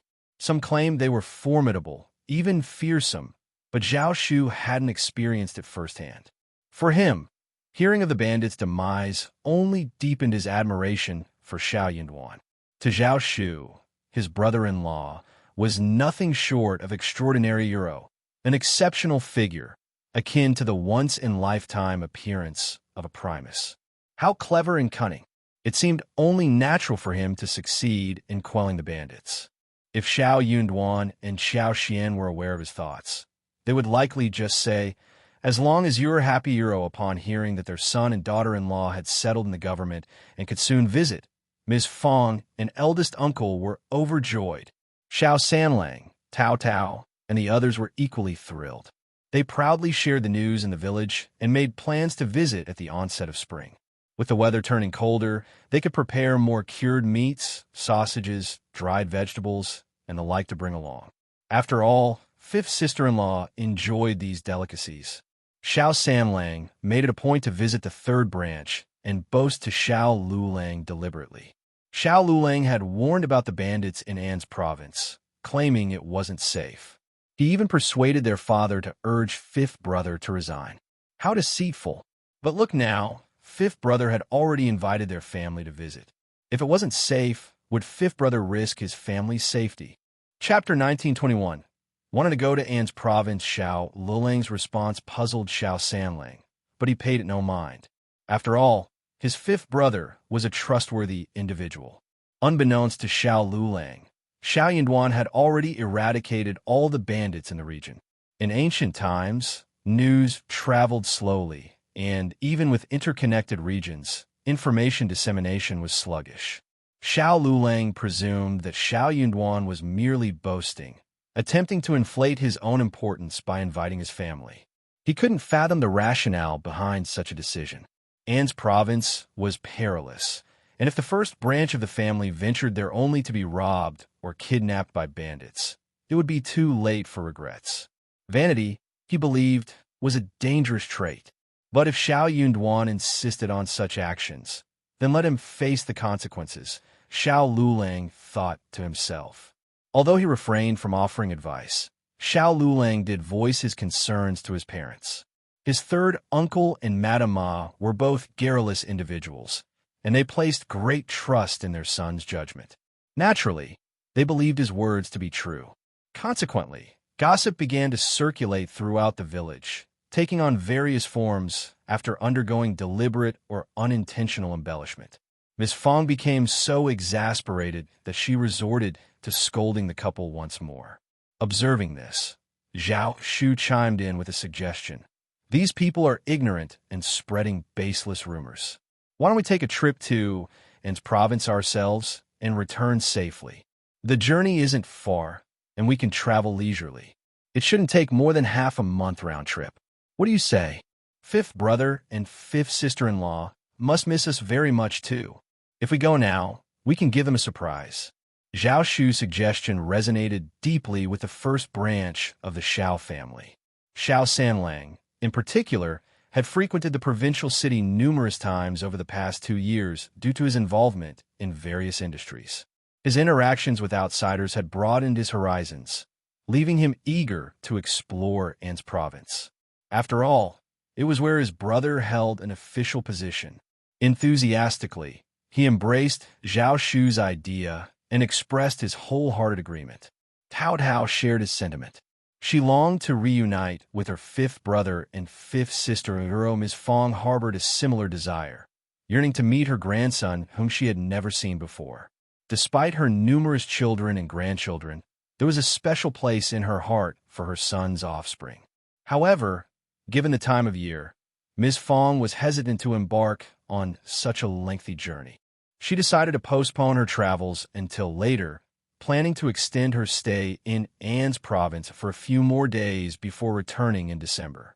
With the year drawing to a close, the bustling atmosphere at home was further heightened by the arrival of numerous New Year's gifts and well-wishers. As preparations for the upcoming festivities commenced, there was much to be done. In the absence of Qiao Xian, who was adept at managing such affairs, Miss Su proved ill-suited for the task, and Yang Xiani's naivety and love for food only exacerbated the situation. Ms. Fong, recognizing the need for someone capable to represent the family, enlisted Zhao Shu to accompany Xiao Sanlang and Yang Xiaoni on a trip to An's province to visit Anan on behalf of the family. They would also bring gifts for the occasion, although they had yet to prepare the cured meat. However, they reasoned that it could be brought over after the new year. Xiao Sanlang and Yang Xiaoni were elated at the prospect of a journey, anticipating the culinary delights that awaited them in An's province. With the convenience of traveling in a wagon accompanied by their servants, they looked forward to indulging in the local delicacies unavailable back home. Chapter 1922.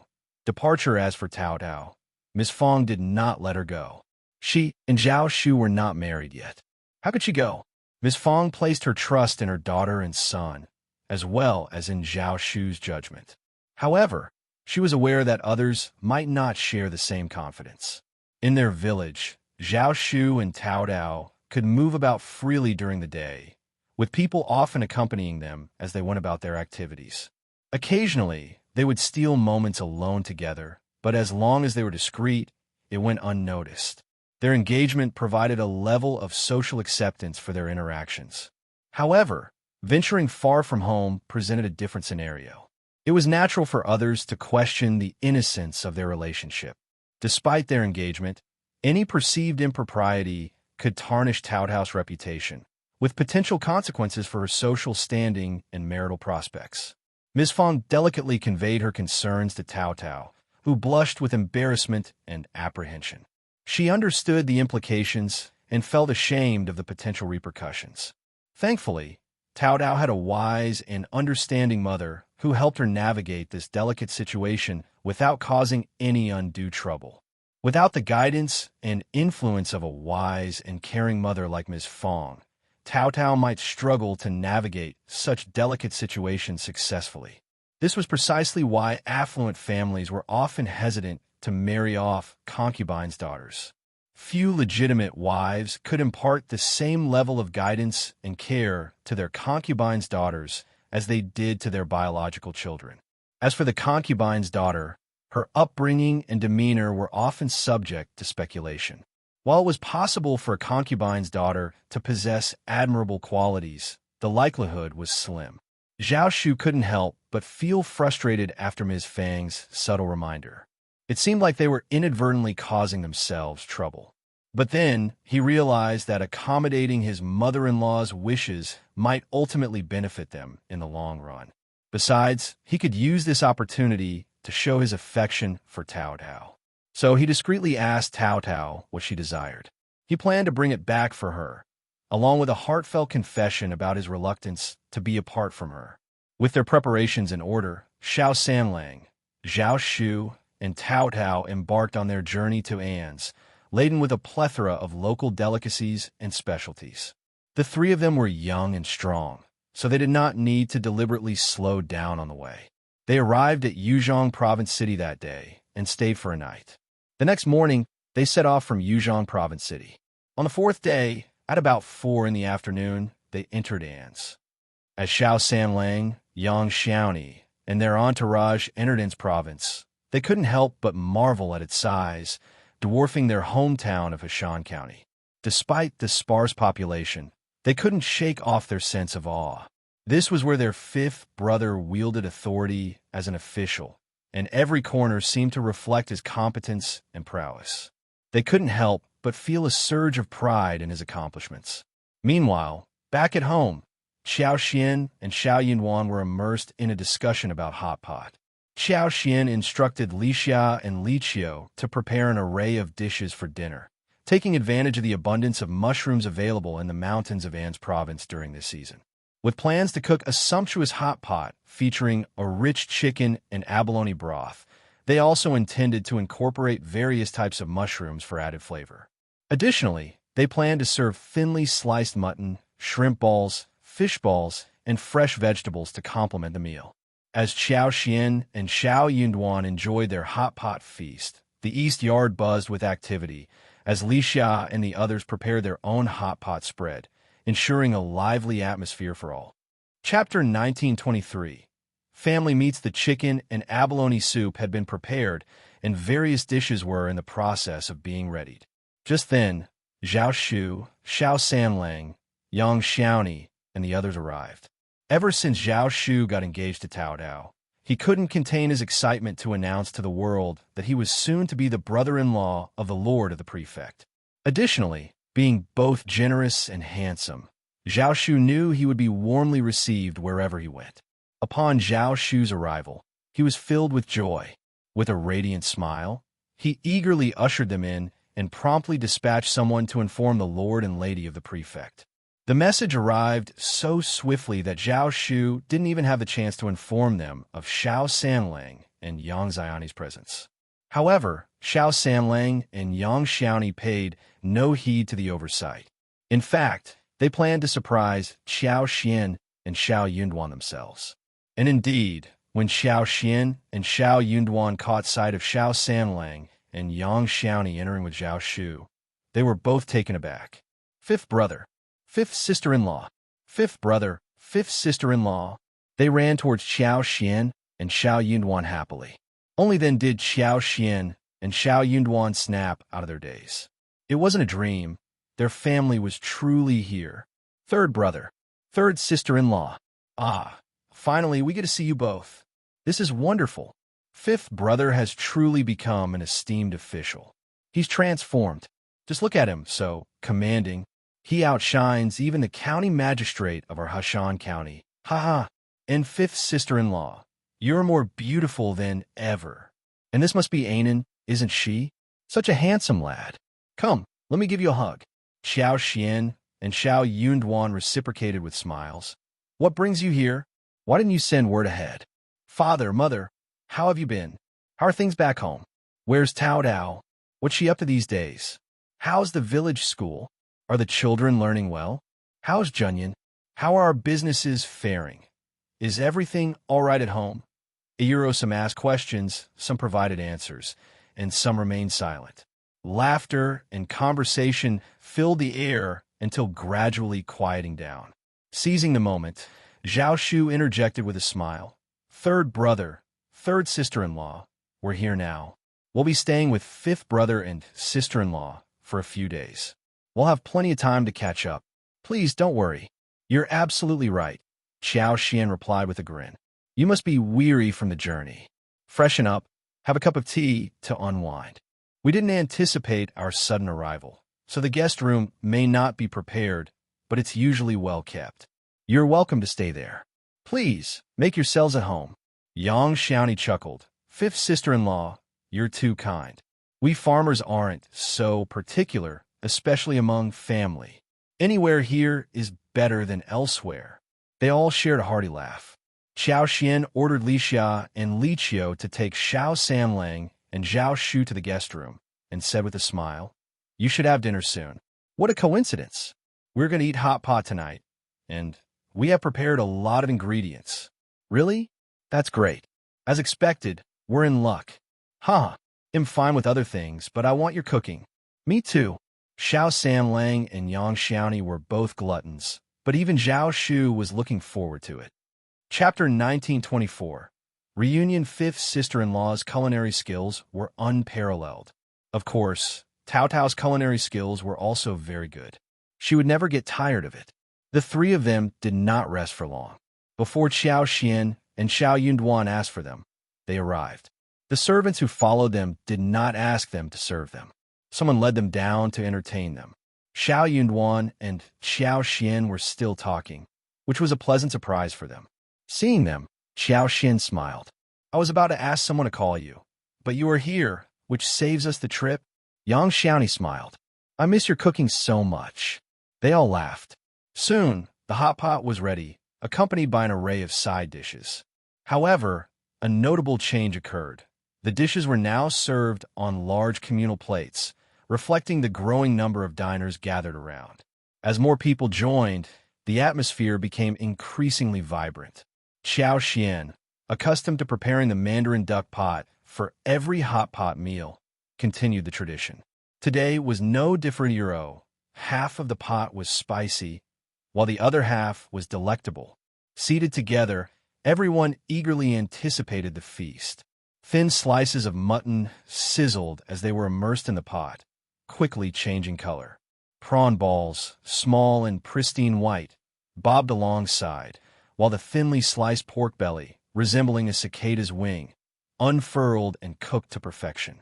Each bite, dipped in sauce, was a savory delight. The group conversed and laughed well into the late hours of the night, savoring the informal hot pot gathering. Before retiring to bed, they exchanged stories and laughter, holding each other close. With a wistful smile, Xiao Xian expressed her longing for Shouting Village. She missed her family and her businesses dearly. After all, they were her first endeavors, her initial steps toward success. A treasure far more precious than vast estates and fertile lands elsewhere. So did Ms. Fong and Tao Dao. Xiao Xian had always held deep gratitude towards Ms. Fong, recognizing her as the epitome of a reasonable mother-in-law. In contrast, the mere thought of Ms. Niu or Ms. Ma evoked a sense of disgust within her. Ms. Fong stood out for her lack of concern over Xiao Xian's dowry or any pressure to secure a concubine for her son. Despite facing ridicule from villagers for purchasing barren lands, including the rocky expanse behind her own property, Ms. Fong remained unfazed. While others, like Ms. Niu and Ms. Ma, mocked her behind her back, Xiao Xian's mother-in-law stood by her side, unwavering in her support. Every detail remained etched in Xiao Xian's memory. In an era where women could assert independence and claim equal status, Ms. Fong embodied resilience and determination, pursuing her interests with unwavering resolve. Despite her strong will and eventual triumphs, Xiao Xian couldn't help but acknowledge the toll such battles took, leaving one exhausted and overwhelmed. Without her family's support, navigating the complexities of divorce would have been daunting. Even if achieved, establishing oneself as a woman in this era presented formidable challenges. Thankfully, such trials never materialized. Despite occasional annoyance from father-in-law, Xiao Xian found solace in her mother-in-law's calming presence, choosing to overlook any minor grievances. Overall, she counted herself fortunate. Wrapped in her husband's embrace, Xiao Yunduan couldn't help but reminisce. Since departing for his post in the capital, 3 years had passed without a return home. Although now in proximity, his obligations as an imperial court official tethered him to his duties, allowing little leeway for personal matters. Chapter 1925. Missing. Luckily, they were within reach, making it convenient for them to visit. If his wife wished to return home, the journey would be easily manageable. Xiao Yunduan grinned. Just wait a bit. Tao Tao's wedding is set for next spring. You'll have the perfect opportunity to return then. With the pleasant spring weather, you could extend your stay here a few more days. Xiao Xian shared the sentiment, readily agreeing with a smile. She anticipated exploring the flower fields, the Zhang family's tea mountains, and the alfalfa fields, planning to apply her special expertise to enhance their growth. Surely, the tea mountains would be thriving like dense forests by now. Yet, Xiao Xian's concerns gravitated toward Tao Tao's family. She exchanged a glance with Xiao Yunduan before jesting. Is young Master Zhao going to petition our Lord for the wedding date? Should we expect any challenges from you? Xiao Yunduan erupted into laughter. When have I ever made things difficult for him? I simply reminded him not to mistreat Tao Tao. Xiao Xian found his response amusing. I believe young Master Zhao is an honorable man. Don't fret, dear. Tao Tao is both capable and sensible, capable of leading a fulfilling life, even if they relocate to the south. Xiao Yunduan smiled warmly, his eyes filled with affection. You've been a wonderful influence on her, even better than me as her brother. Xiao Xian returned the smile. Tao Tao is truly endearing, and I've grown quite fond of her. Xiao Yunduan tightened his embrace, his laughter soft and intimate as he whispered into her ear. Well, my dear, you're quite adorable yourself, and am rather fond of you. Turo blushing. Xiao Xian playfully attempted to push him away. Stop, Idiro, Xiao Yunduan chuckled, lowering his head to capture her lips in a kiss, unable to resist the temptation. Xiao Xian's breath grew ragged as she covered his lips with her hands, pleading, No. Please, I'm going out with third sister-in-law tomorrow. Don't leave me unable to move. Xiao Yunduan paused, gently biting her lip. Oh, keep that in mind, and he'll make it up to you next time. But perhaps their privacy wasn't entirely a good thing. Xiao Xian didn't respond, feeling no obligation to do so. What did he mean by making it up to her? Xiao Yunduan wasn't ready to give up easily. His lingering frustration simmered as they found solace in each other's embrace, eventually drifting off to sleep. The next morning, after breakfast, Xiao Yunduan attended to matters at the front briefly, ensuring everything was in order before returning to his office to confer with Xiao Sanlang and Zhao Shu. Zhao Shu was considered a member of the family, and there was no reason to avoid him in matters concerning kinship. Therefore, Xiao Yunduan didn't shy away from interacting with Zhao Shu. What truly touched Zhao Shu was a sense of pride. His fifth brother had finally embraced him wholeheartedly. Meanwhile, Yang Xiaoni accompanied Xiao Xian. During their time together, Yang Xiaoni shared village gossip with Xiao Xian. Little Ainin, nearing 4 months old, captivated everyone with her adorable demeanor. Her large, expressive eyes possessed a captivating innocence that could melt hearts. Despite being a mother herself, Yang Xiaoni couldn't resist holding and playing with her. Ainin showed no reluctance toward Xiao Xian, readily allowing her to carry her. Later that afternoon, Xiao Xian and Yang Xiaoni ventured out for some shopping. An's province boasted a plethora of local specialties, and the two women indulged in purchasing various items along their journey. Their haul included an assortment of snacks and mountain delicacies, with Yang Xiaoni particularly enthusiastic in her praise as she sampled the regional treats. Observing the lively bustle of the city, Yang Xiaoni couldn't help but admire her fifth brother for his commendable performance as an officer. Chapter 1926. Calculation. Xiao Xian found it amusing. She simply listened to Yang Xiaoni's chatter, appreciating the company of her lively and cheerful friend. Yang Xiani's buoyant personality ensured that boredom was never a concern. Their dinner plans featured roasted whole lamb, a dish Xiao Xian had arranged for the previous day. The lamb, seasoned with various spices, roasted over the intense heat of fruit charcoal, filled the air with tantalizing aromas. As the sharp knife sliced through the crispy skin, the aroma of the succulent meat mingled with the hot air, enticing Xiao Xian's appetite. Each piece, expertly carved, boasted crispy skin and tender meat. The combination of textures and fragrances made it impossible to resist indulging further. Conversation turned nostalgic as everyone reminisced about the times when Xiao Xian and Xiao Yunduan used to cook together at home, their mutual longing evident. While Xiao Xian typically oversaw such gatherings, her absence made organizing such an event challenging. Despite the family's financial stability and Ms. Fang's generosity in providing meat for every meal, ranging from chicken, duck, and goose to pork, mutton, fish, and shrimp, she seldom arranged for whole lamb, barbecue, or hot pot. After all, maintaining a simple, hassle-free lifestyle was preferable. Only Xiao Xian would be bothered by this. The following day, Xiao Xian and Xiao Yunduan guided their guests to view the properties they had acquired in the area. Liuhe Fort remained too distant, and their professional commitments prevented a visit there. Upon returning from the mountains, both Yang Xiaoni and Xiao Samlang were visibly impressed, a sentiment shared by Zhao Shu. Fifth brother and fifth sister-in-law's capabilities were truly remarkable. They possessed a knack for transforming barren landscapes into enchanting marvels. Contemplating the success of the flower fields and perfume workshop they had developed together, Zhao Shu felt inspired to consider purchasing wasteland in An's province for reclamation and cultivation. He pledged to follow in their footsteps, confident he wouldn't fall short. After spending 8 days in An's province, the group faced the encroaching chill of mid-November. With the new year approaching, they reluctantly bid their farewells, unable to prolong their stay any further. Yang Xiaoni couldn't bear to part with Anan, expressing regret that her mother hadn't witnessed her adorable and well-behaved grandchild.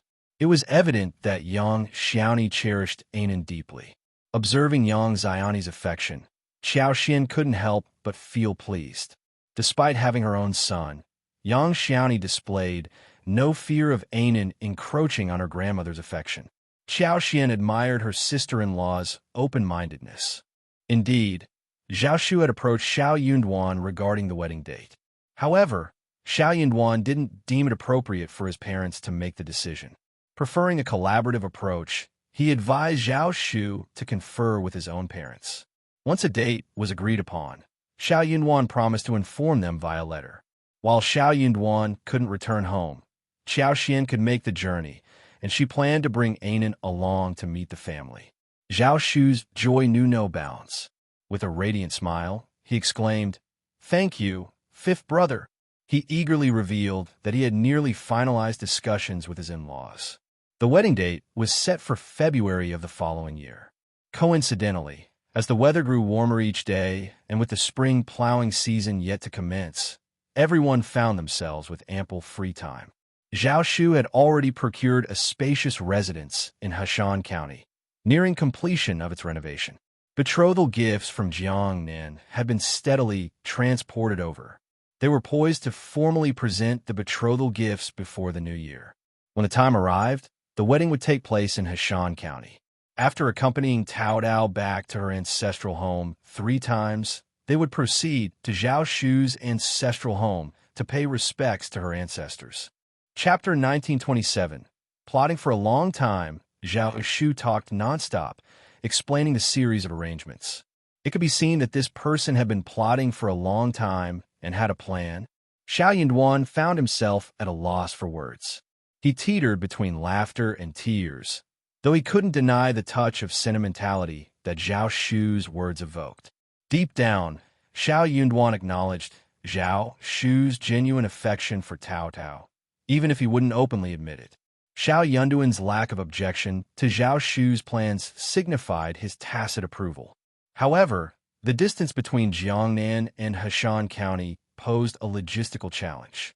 While it would be relatively easy for Tao Tao to visit Xiao Xian and himself in the future, returning to Shouting Village would prove more cumbersome. This realization left Xiao Yunduan feeling a tinge of sadness. Similarly, Yang Xiaoni was reluctant to part ways with Xiao Xian. She continually reminded her friend to bring Anan home as soon as the weather warmed after the new year. The longing for their presence at home, especially for Anan, was palpable. Moreover, the prospect of returning to the mountains ignited Xiao Xian's excitement. The mountains held a special allure, promising joy and adventure. Yet, amidst the anticipation, thoughts of Qi lingered, casting a melancholic shadow over her spirits. Yang Xiaoni's emotional outburst, verging on tears, both saddened and amused Xiao Xian. With a gentle smile, she acquiesced and gently urged them to depart. As they bid farewell, the realization dawned that the capital lay thousands of kilometers away from An's province, underscoring the vast distance separating them. Under ordinary circumstances, the authorities in the capital wouldn't bother with a remote and seemingly inconsequential region like An's province. The banditry issue in An's province was severe, yet largely went unnoticed by the capital's elite. Given the considerable distance between them, the question remained, could the bandits of An's prefecture truly pose a threat to the capital? As long as rebellion wasn't raised and casualties remained minimal, the imperial court showed little interest. However, An's province held significance due to Xiao Yunduan's involvement, drawing attention from various quarters. Xiao Yunduan's eradication of all bandits in Zhezhou sent shockwaves to the capital upon its dissemination. The court was astounded by Lord Xiao's multifaceted capabilities. He demonstrated not only academic prowess, but also adeptness in combating banditry. His mastery of both scholarly and martial arts disciplines was unparalleled. For over a decade, the banditry issue had plagued An's province. Yet, in a short span, Lord Xiao managed to resolve it. The news left many incredulous. Who would have dared to doubt Lord Xiao's abilities now? Those who anticipated Lord Xiao's failure, waiting for him to falter and seek refuge back in the capital, found themselves deeply embarrassed by his remarkable achievements. Upon learning of these developments, Tian Shanshan was overcome with excitement, unable to sleep the entire night. Her mind raced, her heart ablaze with fervor. Clutching her chest, her flushed face and shining eyes betrayed her exhilaration. Lost in a daze, she wore a blissful, intoxicated smile. Her instincts had proven correct. She had never doubted his capabilities, even in the remoteness of exile. He remained resolute and formidable. His unwavering confidence and tenacity yielded remarkable results. No one else could compare. The more Tian Shanshan dwelled on it, the more impassioned she became. The peculiar sense of pride and admiration nearly overwhelmed her, engulfing her in happiness. Yet, thoughts of Xiao Xian tempered Tian Shanshan's fervor, gradually chilling her once heated heart. Anger and resentment surged within her, fueling a desire to rid herself of Xiao Xian as quickly as possible. Why was he accompanied by a mere concubine's daughter and not her? If there was any blemish in his life, it undoubtedly stemmed from that concubine's daughter. Such a person was unworthy of him, yet he remained oblivious or chose to ignore it. Chapter 1928. She won't give up. Tian Shanshan harbored doubts about Xiao Xian's true feelings for Xiao Yunduan.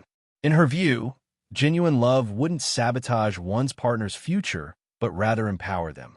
Her actions seemed to betray such affection, marking her as self-centered and deceitful. Lord Xiao, characterized by his honesty and kindness, appeared to have been misled by Xiao Xian's facade. Feeling sympathy for Lord Xiao, Tian Shanshan was resolute in revealing Xiao Xian's true nature to him. She saw an opportunity in her cousin's potential ascension to the throne, which could facilitate her plans. At present, she needed to strategize with her cousin and aunt, ensuring that Lord Xiao didn't return to the capital immediately. The crown prince's situation without Lord Xiao appeared less favorable. He seemed to regress to a time of insignificance, lacking the emperor's full approval despite not facing explicit disapproval either. This contrasted starkly with the prior praise he received from the emperor. At such a crucial juncture, any further misstep by the crown prince would undoubtedly enrage the emperor. The crown prince couldn't contain his elation upon hearing of Xiao Yunduan's successful eradication of the bandits. His trust in the character of the person he admired swelled within him. True worth, like gold, retains its brilliance even when relegated to obscurity. Excitement radiated from the crown prince as he commended Xiao Yunduan, oblivious to the subtle exchanges and stiff expressions among his retinue. Yet, not everyone shared in the crown prince's jubilation. Among those already envious of Xiao Yunduan, Schadenfreude prevailed upon his departure. However, his unexpected ascent to great heights within a short span and subsequent fame in the capital incensed them, defying their expectations. Some of the elder Confucians, while not harboring jealousy toward Xiao Yunduan, held reservations about his demeanor. They perceived him as too hot-headed, still lacking the maturity that comes with age and experience. Despite his contributions to the crown prince, his increasing arrogance and tendency to storm off over trivial matters left them anticipating his eventual stumble outside the capital, hoping it would humble him into genuine growth and refinement. In their private discussions, they unanimously shared these sentiments, yet reality diverged from their expectations, leaving them feeling slighted and their authority undermined. The crown prince's endorsement of Xiao Yunduan only exacerbated their discomfort. While some secretly admired Xiao Yunduan, they maintained a cautious distance, offering only sighs of sympathy behind his back and, if circumstances permitted, discreetly providing information. However, they refrained from openly advocating for him, opting instead to remain passive observers. At best, they would choose silence. Unaware of this undercurrent, the crown prince considered Xiao Yunduan and his advisors as kin, all part of his inner circle. Upon complimenting Xiao Yunduan, the crown prince surveyed the assembly and posed with a smile. "I believe Officer Xiao's talents are squandered in the modest Ens province. I'm contemplating a transfer back to the capital after the new year. What say you all?" Chapter 1929. Obstruction. As soon as the crown prince broached the topic, a silent exchange swept through the assembly, a tacit acknowledgement of expectations being met.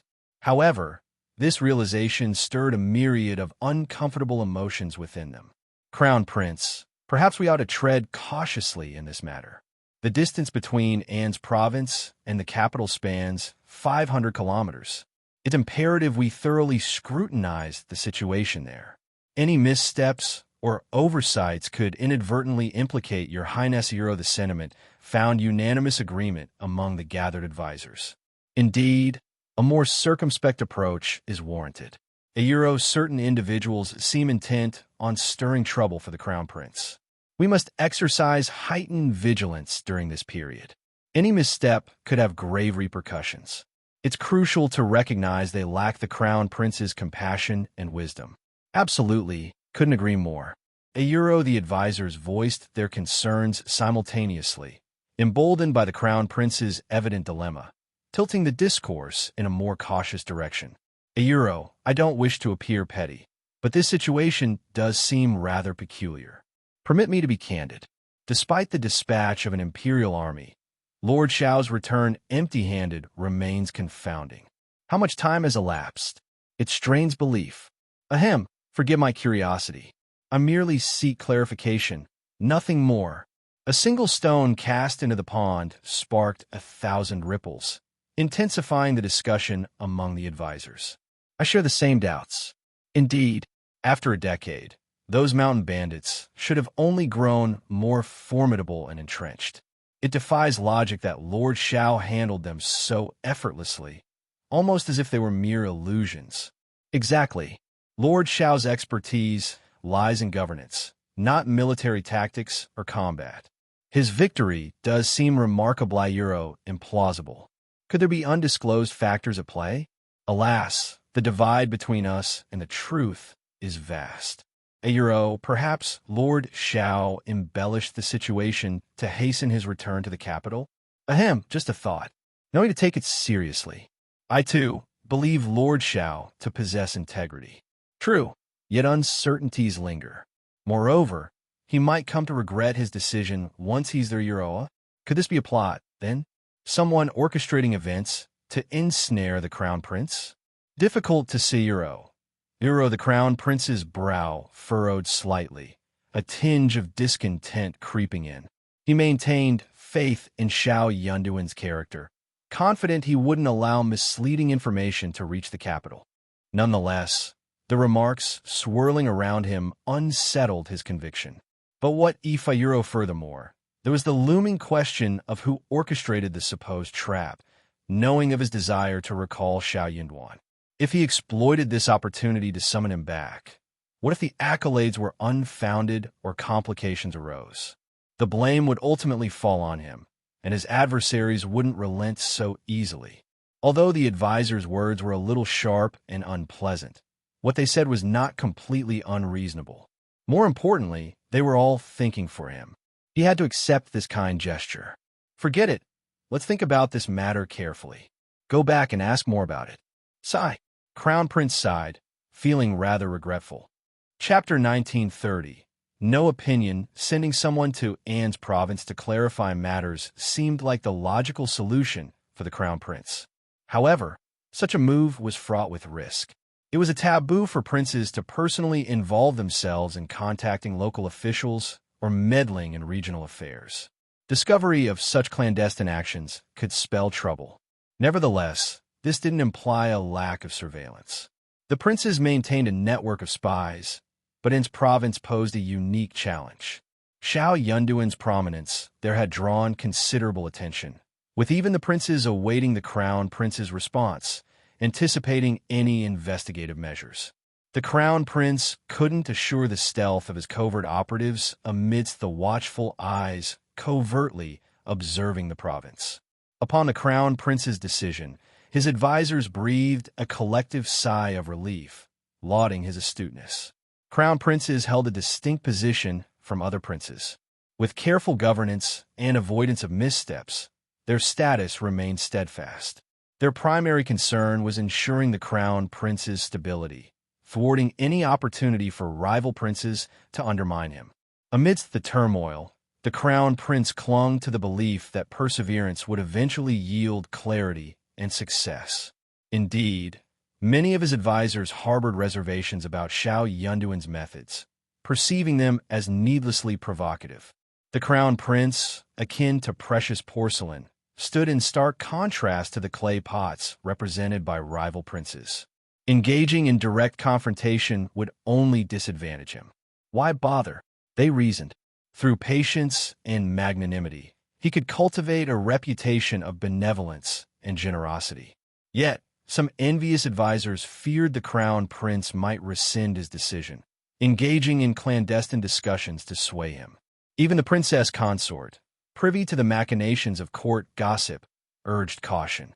She lamented the derogatory remarks circulating about the Crown Prince's reliance on Lord Xiao's achievements and the perceived need to entreat his return before confirmation from Anne's province. Her indignation was palpable. How dare they? Since when does the Crown Prince need to supplicate a courtier? I find their words intolerable. Upon hearing her report, the Crown Prince's discomfort was evident, his cheeks flushing with embarrassment. Though he could deceive others, he couldn't deceive himself. Regret gnawed at him for letting Xiao Yunduan slip away. Indeed, it was undeniable that there were no notable accomplishments or commendable deeds to earn his father's praise. Occasionally, the Crown Prince found himself pondering the hypothetical scenario where Xiao Yunduan remained by his side.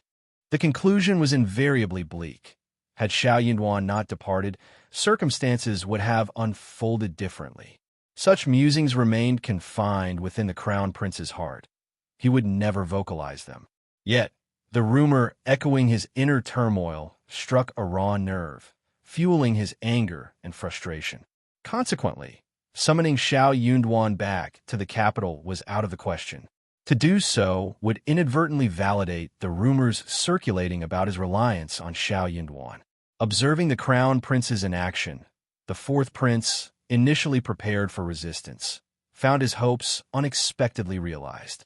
The province would be spared from further upheaval. However, this perceived acquiescence only served to deepen their disdain for the crown prince. They deemed him lacking in courage and conviction. How could someone so indecisive and timid be fit to lead the realm? Even the emperor, anticipating a different course of action, was taken aback by the crown prince's passivity, expecting him to request Xiao Yunduan's return to the capital. Chapter 1931. Crown Prince's awkwardness unexpectedly. Despite ample opportunities, the crown prince remained silent on the matter. Emperor Xin shook his head in bewilderment, unable to fathom the crown prince's motives. Ultimately, he decided not to interfere. If the crown prince had no inclination to act, so be it. After all, the court boasted many talents, rendering Xiao Yunduan's return inconsequential in Emperor Xian's eyes. As a mere courtier, Xiao Yunduan could continue his service outside the capital for a while longer. While the crown prince stayed mum, the fourth prince seized the opportunity to advocate for Xiao Yunduan's recognition as the prefect of An's province, triggering an instantaneous reaction akin to dropping a drop of water into a pot of boiling oil. Courtiers instinctively turned their gaze towards the crown prince. Even Emperor Xian cast a sidelong glance in his direction. The crown prince's body tensed, his cheeks flushing with heat. Only through sheer self-discipline and inner fortitude did he manage to suppress his embarrassment. How could it not be awkward? Xiao Yunduan's unwavering loyalty and service to him were common knowledge throughout the court. Xiao Yunduan's significant contribution to combating the bandits was brought to attention by the fourth prince hero, a move that felt like a direct affront to the crown prince. Regardless of the fourth prince's sincerity, his actions had undeniably stung the crown prince. Suppressing his simmering anger, the crown prince forced a smile. Indeed, fourth brother is correct. Lord Xiao's efforts have been invaluable in quelling the turmoil. He truly deserves recognition. Absolutely, the fourth prince chimed in, radiating satisfaction. Father, Lord Xiao's achievements at such a young age demonstrate his exceptional talent. It appears his decision to depart the capital was wise. With a few more years of experience and stability, he'll undoubtedly become a cornerstone of our empire's future. Therefore, not only should we reward him, but we should do so generously. The crown prince's embarrassment deepened, rendering him stiff and speechless. Yesuro the emperor offered a mysterious smile and nodded approvingly. Both the crown prince and the fourth prince speak wisely. Xiao Yunduan's contributions merit recognition. He shall receive 100 taels of gold, a pair of white jade walls, and royal brocade. Furthermore, he shall be appointed as an official to govern a region for the betterment of its people.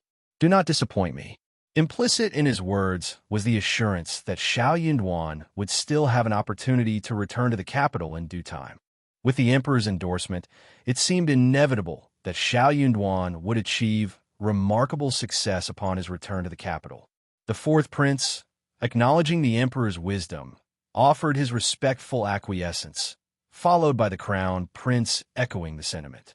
After the court adjourned, officials from the Ministry of Personnel and the Ministry of Political Affairs busied themselves drafting the decree, assembling rewards, and deliberating over who would be dispatched to An's province to deliver the decree.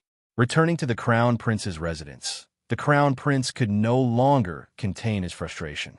The fourth prince's actions were despicable. The visceral disgust lingered within him, no longer needing suppression in private.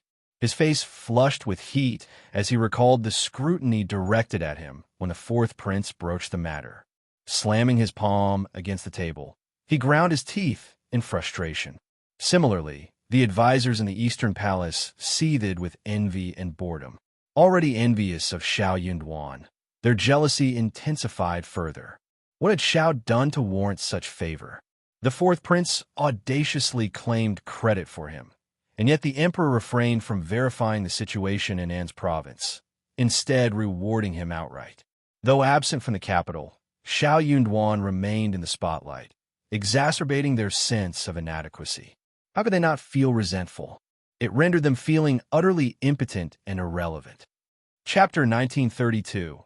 I don't believe it, but I have suspicions. As discussions surrounding Xiao Yunduan proliferated within the Crown Prince's vicinity, suspicion began to gnaw at him.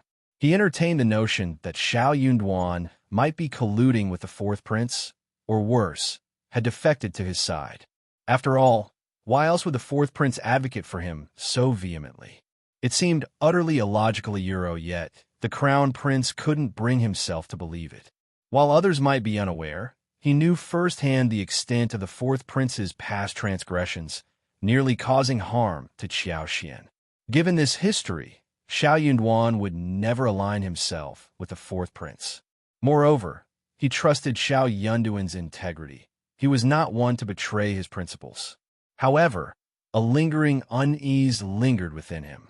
Despite his trust in Xiao Yunduan, he couldn't shake off the resentment he harbored towards the fourth prince.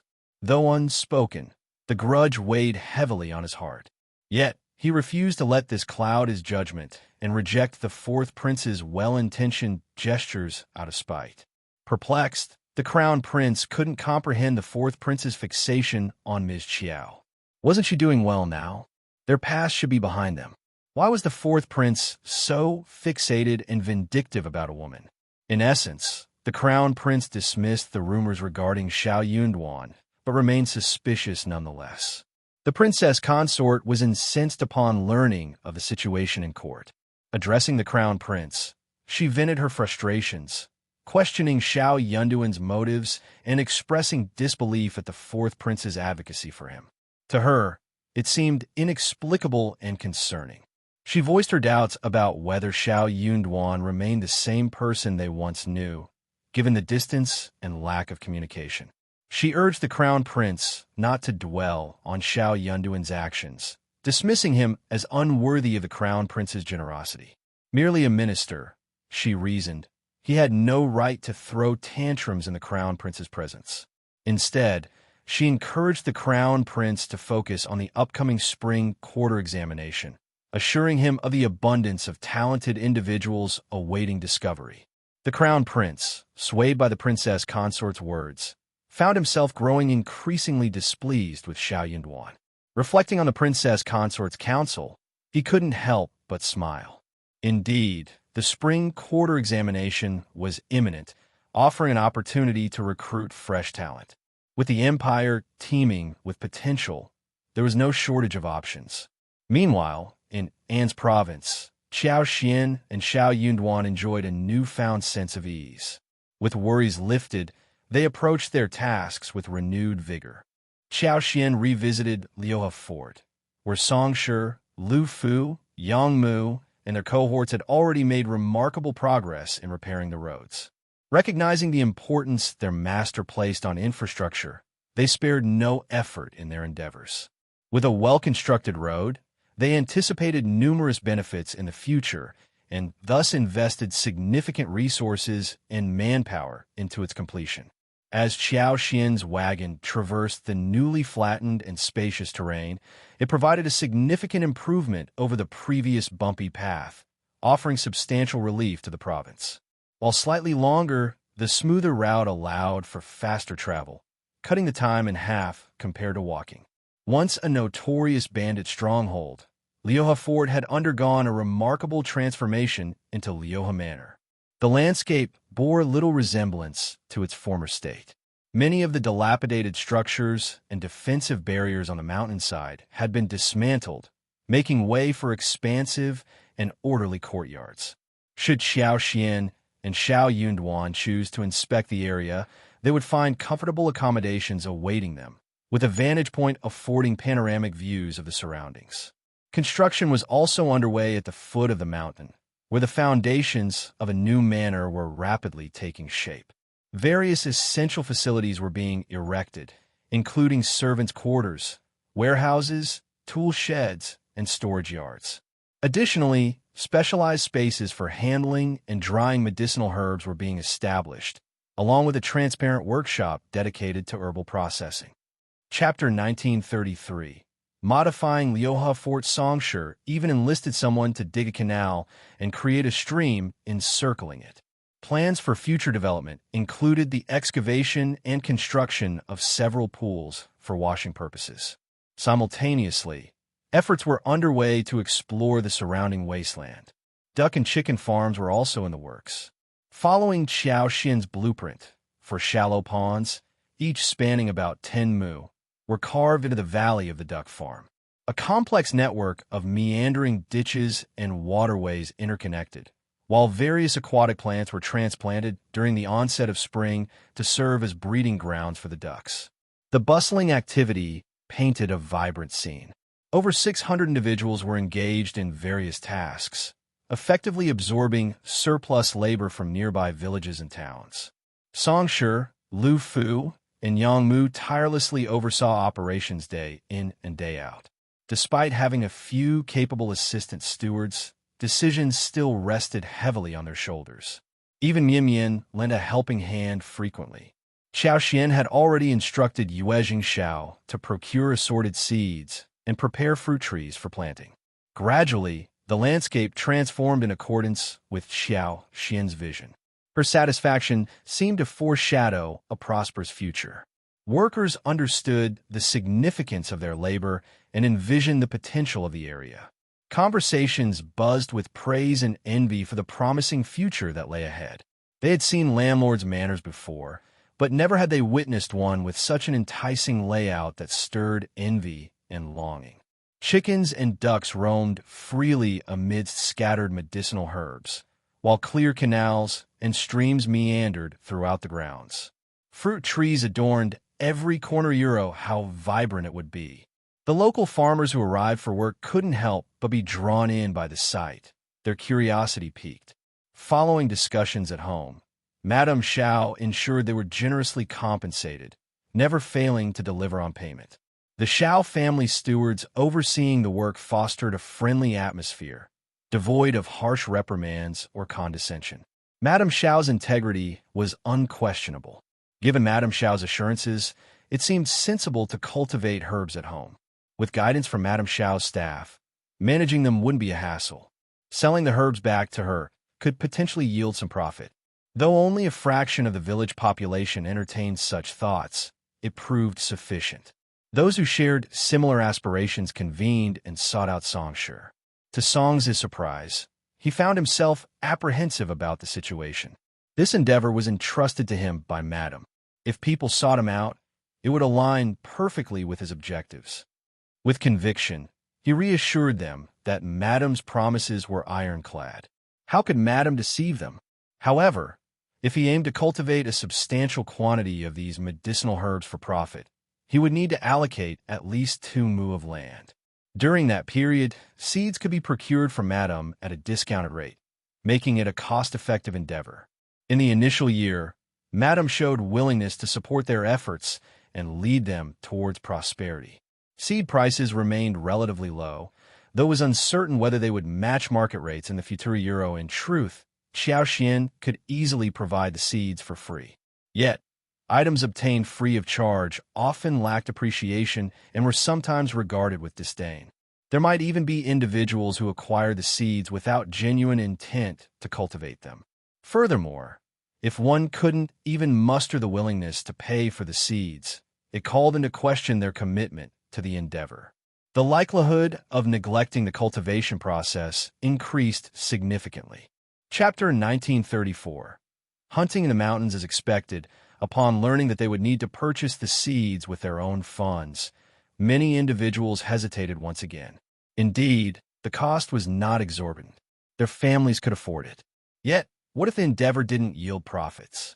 Numerous medicinal herbs required 2 or even 3 years to mature.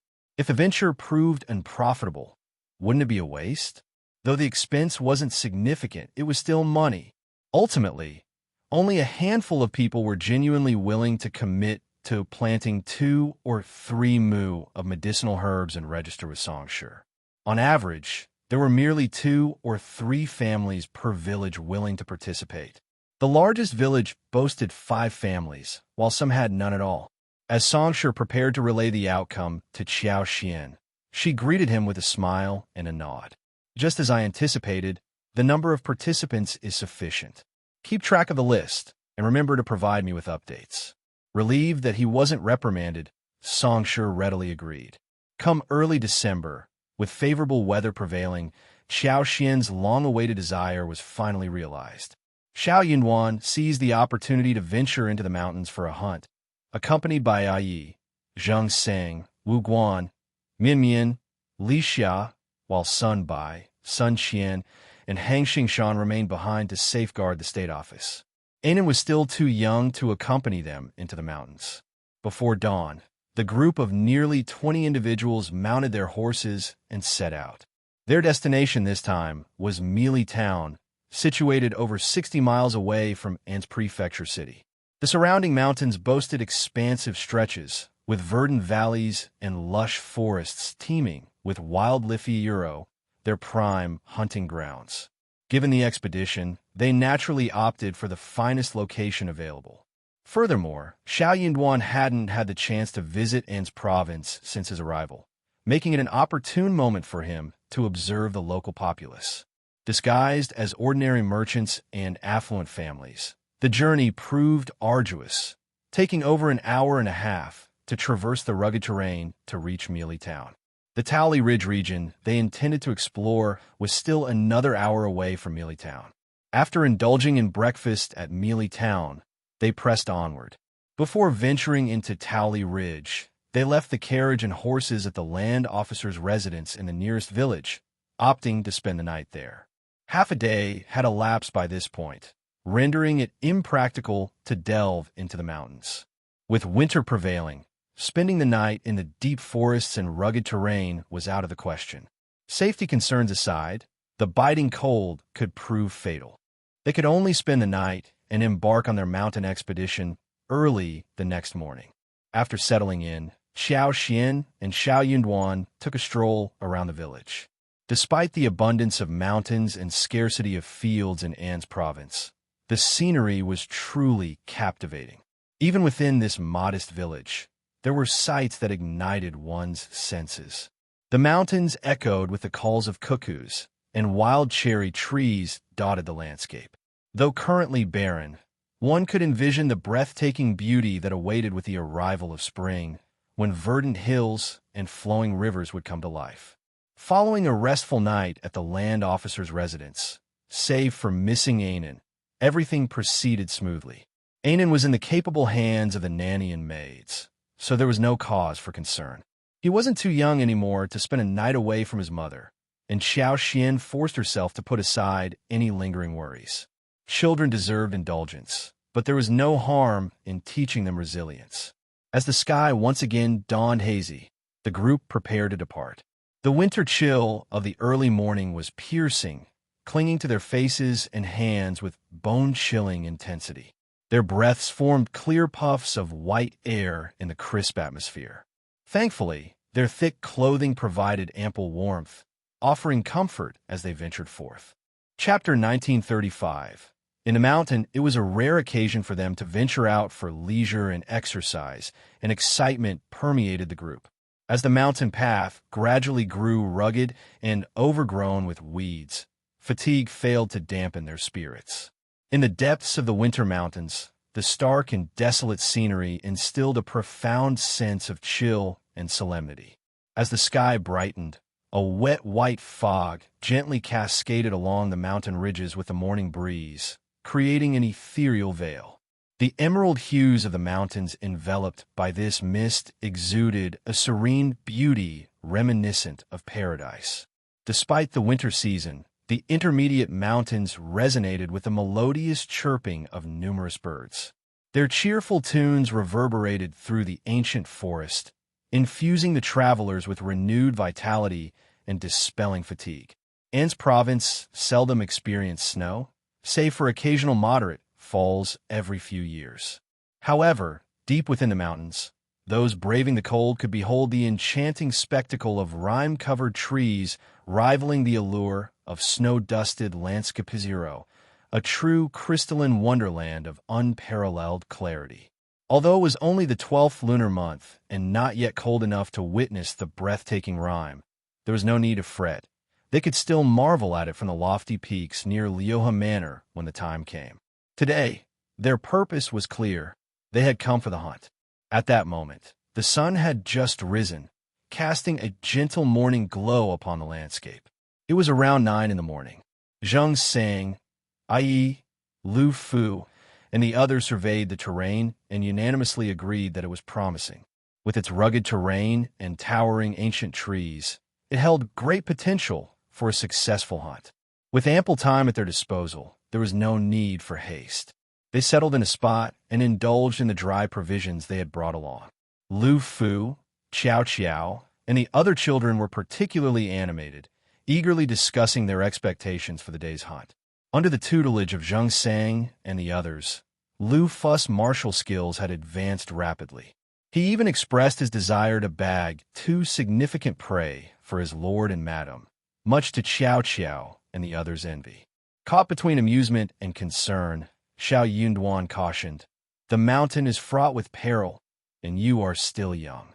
Don't take unnecessary risks. Confronting wild beasts could have dire consequences." Lu Fu grinned mischievously. "He'll stick close to Uncle Zhang." "Don't worry, Lord," Qiao Xian chimed in with a smile. "If you encounter a wild boar, make sure to flee. They're the kings of the mountains, and you shouldn't provoke them unless you're confident." Lu Fu's eyes widened in astonishment and admiration. Yes. Madam knows about this too." Mian Mian and Xiao Qiao echoed in unison. "Madam knows everything." Laughter filled the air, Qiao Xian included. After a simple meal, the group dispersed to search for prey in the mountains. This terrain was beyond compare for the average person. The mountains were rugged, the vegetation dense, and countless birds and beasts lurked amidst the foliage. Yet, success in hunting still relied on luck. Despite the challenges, the group exuded confidence, bolstered by their numbers and collective experience. Zhang Sang had already delegated scouts to forge ahead and leave markers along the path, while the rest followed at a distance. Walking alongside the team, Xiao Xian grasped Xiao Yunduan's hand and communicated with the plants as she moved. With a gentle sweep of her power, she surveyed everything within range. Their surroundings teemed with wildlife: pheasants, grouse, mountain eagles, wild rabbits, roe deer, foxes, squirrels, musk deer, mountain katsuro. A diverse array of birds and beasts populated the landscape. Chapter 1936. Chasing prey. Qiao Xian's keen eyesight caught sight of a massive wild boar, its thick fur resembling that of a calf. With long, sharp tusks and fierce, beady eyes, it exuded an aura of intimidation that sent shivers down the spines of onlookers. For the time being, they hadn't encountered any tigers or wolves. In truth, Qiao Xian harbored a desire to stumble upon herds of wild sheep or deer. With their ample numbers, it would be relatively easy to hunt them, and the meat would undoubtedly be succulent. Before long, the group began to see results. In the blink of an eye, they had acquired several more hares, pheasants, and grouse. Ai even managed to bag a deer weighing approximately 20 kilograms, eliciting cheers of joy from everyone. At least they had successfully hunted a substantial prey. Even if they couldn't catch larger game, the smaller catches of wild rabbits and pheasants made the trip worthwhile. The mountain range was abundant with medicinal herbs, but their value wasn't particularly high. Unable to collect and store them in her inner space, Qiao Xian reluctantly left them behind. Xiao Yunduan remained steadfast in his protective stance, refusing to let her wander alone in such unfamiliar territory. He kept her close, tightly holding her hand. Despite feeling a twinge of regret for abandoning her clandestine plans, Qiao Xian conceded to her husband's overprotectiveness, feeling a sense of helplessness. Soon, they stumbled upon 2 large Ganoderma lucidum mushrooms, each at least 300 years old. Recognizing their value, Qiao Xian nonchalantly led the group in their direction. Coincidentally, they stumbled upon the mushrooms from afar, much to everyone's delight. Zhang Sang carefully climbed the cliff to retrieve them. They carefully wrapped the Ganoderma lucidum in several layers of tree leaves and placed them in a small basket. Amidst laughter, everyone remarked that it was wise to follow Lord and Madam. After all, this Ganoderma lucidum had thrived for countless years, rendering it priceless. Merely laying eyes on it was a treat in itself. Xiao Xian smiled and declared, "Everyone will receive a portion of today's harvest, including the Ganoderma lucidum. Upon returning, assess its value, and everyone will receive their share. As for the Ganoderma lucidum, it naturally belonged to her. The others would offer it to her. According to the rule of mountain exploration, anyone who spotted valuable finds would receive a portion, regardless of age. However, Xiao Xian and Xiao Yunduan were the principal members of the expedition, not equal partners. It was ultimately their decision whether to distribute it to others. Upon hearing Xiao Xian's generous offer, everyone expressed gratitude with smiles on their faces. No one would complain about having too much wealth. Subsequently, they stumbled upon over 5 kilometers of wild Gastrodia elata. If not for Xiao Xian and Xiao Yunduan's familiarity with each other, they might have overlooked it. The others had heard of Gastrodia elata, but were unaware of its location. Their joy knew no bounds. They considered themselves incredibly fortunate to be amidst such bounty in the depths of the mountain. Xiao Xian feigned indifference when she encountered various mundane herbs, choosing to overlook them. The depths of the mountains were brimming with treasures beyond count. Trying to gather them all would be an impossible feat, detracting from their primary objective of hunting. In addition to the myriad of herbs, the mountains also yielded an abundance of wild fruits. Xiao Xian even stumbled upon wild kiwi fruit trees. However, given that she already had kiwi trees in her inner space and some in the orchard in Yuzhong Province City, she paid them no heed. She made a mental note to plant some in Liuhe Manor at a later time. Chapter 1937. Personally reasonable Wu Guan's discovery of a wild deer herd sparked excitement among everyone. With it still being before noon, they swiftly decided to give chase. After thorough discussion and planning, they aimed to catch up with the herd and hunt down 5 to 6 or even 7 deer. Following the hunt, they would take a break to roast some pheasants and hares for lunch before heading back. Anticipation ran high among the group. Wild deer herds were a rarity, even in the forests of An's province. It was said that sightings were few and far between, and even the most seasoned hunters couldn't guarantee success. It all came down to luck. Today, luck seemed to be on their side. The deer herd's pace was neither fast nor slow, but traversing the rugged terrain slowed their progress. Additionally, wild deer were inherently vigilant, easily spooked by the slightest disturbance, often vanishing into the forest. As they drew nearer, caution became paramount, further slowing their advance. Unbeknownst to them, more than 2 hours had elapsed, yet they still struggled to approach the deer herd, which remained nearly 1,000 meters away. They were wary of making too much noise, fearing it would startle the deer herd and lead to a missed opportunity, a significant loss for the day. Despite their mounting anxiety, they refrained from acting impulsively, determined not to abandon the chase. Hour after hour passed, their pursuit relentless. As the sun crept past noon, Zhang Sang glanced skyward, noting the time. Continuing the chase at this hour was ill-advised. Nightfall in the winter mountain forest approached swiftly, accompanied by plummeting temperatures. Failing to exit the mountain before nightfall posed considerable danger. While he, as their leader, could endure such conditions, considering Lord, Madam, and their accompanying maidservants, it was another matter entirely. Their endurance had been commendable thus far, but it was evident that their physical fitness wasn't suited for traveling after dark. "Lord, Madam, perhaps the 2 of you should remain here with a few others. We'll continue the chase. If we haven't caught up within half an hour, we'll return. It's getting late, and we should prepare to leave the mountain," Zhang Sang suggested in a hushed tone to Xiao Xian and Xiao Yunduan. Xiao Yunduan found merit in the suggestion. Considering their successful day, he assumed his wife would be content. Turning to Xiao Xian, he inquired, "What do you think, my dear? I believe we should prepare to depart before darkness. False hero Xiao Xian hesitated momentarily before asserting. Let's press on. We've come this far, and it would be a shame to lose sight of them now. If nightfall overtakes us, we can spend the night in the mountains, seeking shelter from the wind. With our numbers, building a bonfire would be simple, and the night would pass quickly. And if luck is on our side, we may stumble upon a spacious cave, alleviating any concerns.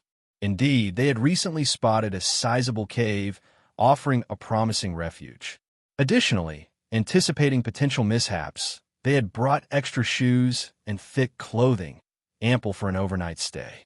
Xiao Yunduan's expression was indecipherable, but Xiao Xian's reasoning held weight, though she refrained from elaborating further. Regardless, finding a suitable cave for the night was assuredly within reach. Chapter 1938. A good place like a paradise, although spending the night in the mountains posed risks, it wasn't insurmountable. The group was numerous and well-prepared, instilling confidence in facing any potential dangers, including ferocious beasts. Despite the chilly night temperatures, finding a suitable cave could alleviate the discomfort. Initially, Xiao Yunduan disagreed, but he eventually acquiesced to his wife Xiao Xian's persistence. As they relentlessly pursued the deer herd, their enthusiasm remained high, overshadowing any apprehensions about spending the night in the mountains. With the promise of such a sizable prey ahead, their resolve strengthened, shedding any remaining hesitations. After an hour of pursuit, the deer herd seemingly vanished, prompting everyone to investigate. They soon discovered a concealed entrance to a valley, realizing the deer had slipped through it. Undeterred, they pressed on into the unknown. The entrance to the valley was concealed, framed by narrow cliffs that almost seemed to touch the sky, offering only a slender glimpse of the heavens above. After traversing a winding path for approximately 40 to 50 meters, they rounded a corner obstructed by massive boulders, and suddenly, their vista expanded. Wow, what is this place? It's breathtaking. Look, a deer herd. And sheep too. Are those wild horses grazing on the distant slope? Incredible. Silent awe enveloped them as they beheld this unexpected marvelio, a veritable paradise hidden within the mountains. Spread before them lay an expansive basin adorned with lush, emerald green grass. Sprinkled throughout were occasional bushes, standing half the height of a person. On the gentle slopes in the distance, tall trees stood sentinel, reaching towards the heavens. A serpentine river meandered gracefully through the basin, its surface shimmering silver under the sun's gentle caress. In the distance, a vast lake mirrored the sky above, its surface also aglow with silver hues, while white dots of waterbirds danced upon its tranquil waters. The verdant reeds, resembling delicate gauze, swayed gently by the lake, a sight that charmed the onlooker from afar. This sanctuary teemed with a diverse array of wild lifiero sheep, deer, wild horses, rabbits, pheasants, wild ducks, and moriuro, creating a vibrant tapestry of life. Notably warmer than the desolate, icy forest they had left behind, the temperature here offered a palpable contrast, heightening their senses and spirits. Excitement bubbled within each member of the group as they reveled in the discovery of this unexpected paradise. Never had they imagined such splendor concealed within the forest depths. The ease with which prey could be hunted in this bountiful land alleviated any concerns about spending the night. Xiao Xian, too, felt a surge of excitement and pride, her heart brimming with happiness. Having sensed the richness of this place through her unique abilities, she had been drawn by its lush greenery and vast expanse. Though unable to fully comprehend the basin's entirety with her powers, her curiosity impelled her to explore firsthand.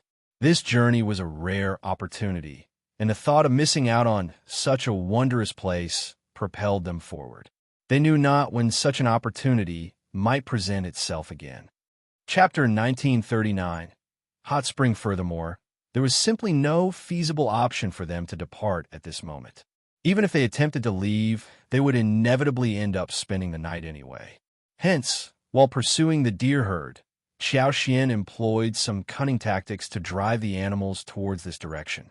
Their arrival at this hidden haven proved fortuitous beyond expectation. None among them had anticipated such a stark contrast to their surroundings. Intrigued by the uncharacteristic warmth of the area, they speculated that the terrain played a significant role. Shielded by the four peaks, the biting cold winds were thwarted, while ample water nourished the lush vegetation, creating a microclimate noticeably warmer than the outside. However, Xiao Xian possessed deeper insights. Delving further into the basin, she uncovered the source of this warmth, a geothermal hot spring nestled at its far end. At that moment, steam rose from the bubbling waters of over 10 hot springs of varying sizes, enveloping the surroundings in a misty veil. Surrounded by towering mountains and bolstered by the geothermal activity of the hot springs, the basin thrived with flourishing aquatic life, its temperature elevated beyond that of the external environment. Unbeknownst to them, they were now nearly 20 miles deep into the basin, their attention captivated by their surroundings. With knowledge of the hot springs' location, Xiao Xian expressed her curiosity, suggesting they follow the river to uncover its source. Her smile was infectious, prompting unanimous agreement from the group. Enthralled by the beauty of their discovery, they eagerly embarked on this new adventure, hopeful for further surprises. Though the deer herd had eluded them, the abundance of wildlife in the area assured them of potential quarry for the morning ambush by the water's edge. Yet, in this moment, urgency faded away. They strolled leisurely, the path now accommodating and pleasant. Soft grass and scattered bushes posed no hindrance as they continued their exploration. With the province having already cleared a path, their progress quickened noticeably. Upon reaching the lake's edge, they couldn't resist pausing to admire the scenery. The expansive water stretched out before them, covering an area equivalent to at least 100 mu, its surface shimmering in pristine clarity. Reeds hugged the lake's perimeter, forming a dense, verdant canopy akin to a green tapestry. Above, numerous waterfowl of various sizes, wild ducks, geese, mandarin ducks, and aigrettes flitted about, adding to the lively atmosphere. Excitement gripped Xiao Xian and her companions as they identified familiar and unfamiliar avian species, pointing eagerly at each other. "Look at that plump wild duck. It'll make for a delicious meal. It'll aim for two. And that goose, it's massive. It's a shame we don't have nets. There must be plenty of fish and shrimp in this lake. Well, we'll bring them next time. We can fashion bamboo rafts with bamboo wood and rope." "Agreed, that's a splendid idea. Does that mean well return?" inquired one of the group members, eyes fixed on Xiao Xian and Xiao Yunduan. Xiao Yunduan grinned knowingly, anticipating his wife's response. Without hesitation, Xiao Xian returned the smile. "Absolutely. Why wouldn't we revisit such a splendid spot? But let's keep it among ourselves. No need to share this gem with anyone else. Once we're out of here, remember, mum's the word. If word spreads, it won't remain our secret sanctuary," she cautioned, garnering nods of agreement from the group. Xiao Yunduan reiterated sternly, "You heard her. This stays between us. No one else needs to know about this place." Chapter 1940. Good place. Zheng Sang's heart skipped a beat. "Lord, madam, rest assured. We understand the significance of this place and your intentions for it. We won't breathe a word of it to anyone." Initially, some members of the group hadn't grasped the gravity of the situation. However, upon Zheng Sang's reminder, they swiftly recognized the importance of secrecy and pledged their commitment to it. Xiao Yunwan nodded approvingly. "As long as you keep that promise." While initially unsure of their plans, Xiao Yunduan couldn't ignore the potential of such a remarkable locale. It would be a waste not to capitalize on its possibilities. Xiao Xian's vision was clear and concise, developing the area into a ranch. Her proposal encompassed raising cattle, sheep, and horses, while also creating ponds for ducks and geese. The prospect was tantalizingly promising. With its natural beauty, ample space, and concealed location, The area seemed tailor-made for such endeavors. Surrounded by mountains on three sides and with a narrow entrance, its defenses were formidable. Their brief sojourn by the lake only heightened their curiosity, fueling their eagerness to explore every corner of the basin and unlock its full potential. As the day waned, the sun's rays softened, casting gentle hues across the basin. Despite its vastness, the imposing shadows of distant mountains instilled a chill in the air. Sensing the encroaching dusk, the group quickened their pace. Before long, they noticed wisps of rising water vapor, accompanied by a noticeable rise in temperature. Puzzled yet intrigued, they exchanged speculative glances. Zheng Sang's sudden revelation broke the silence. Could that be a hot spring up ahead? It would explain the warmth, especially in winter. Wu Guan's eyes widened in realization. It seems likely, but the intensity of the steamy euro, this must be an exceptionally large hot spring. I've never seen anything like it. Indeed, echoed the others in agreement. Those unfamiliar with hot springs, like Lu Fu, Qiao Qiao, and the rest, bombarded Wu Guan with questions, eager to comprehend this natural phenomenon. As Wu Guan elucidated, their eyes widened in astonishment, their anticipation for what lay ahead heightened. The idea of naturally heated spring water bubbling up from the earth without the need for firewood seemed almost magical. With laughter and excitement, they hastened their steps toward the basin's end. True to their expectations, a vast hot spring awaited them, enveloped in swirling steam. The warm vapor caressed their faces, inducing a sense of relaxation and tranquility. Confronted with such a welcoming sight amid winter's chill, none could resist the allure of warmth. As they crouched beside the water, Qiao Qiao and the others eagerly dipped their hands in, exclaiming in delight, "Wow, it's really hot. So comforting and magical. What a marvelous discovery. It's incredibly convenient." Their spirits lifted. They settled into comfortable spots to wash their hands and faces. Xiao Xian issued a cautionary reminder, advising everyone to test the water's temperature beforehand to avoid any burns. Some sections were as scalding as boiling water, posing a risk of injury. Even Xiao Xian and Xiao Yunduan indulged in the ritual of cleansing their hands. Tempted by the natural hot spring, Xiao Xian entertained the notion of taking a bath. However, given the circumstances, it was clearly impractical. It wouldn't be appropriate for her, as the prefect's wife, to partake in such a leisurely activity in the wilderness, especially with so many subordinates present. Such behavior would be deemed impolite and improper. Regrettably, she had to resign herself to the reality of the situation. Chapter 1941. Build a hot spring villa. Xiao Yunduan couldn't help but notice his wife's contemplative gaze fixed on the hot spring water.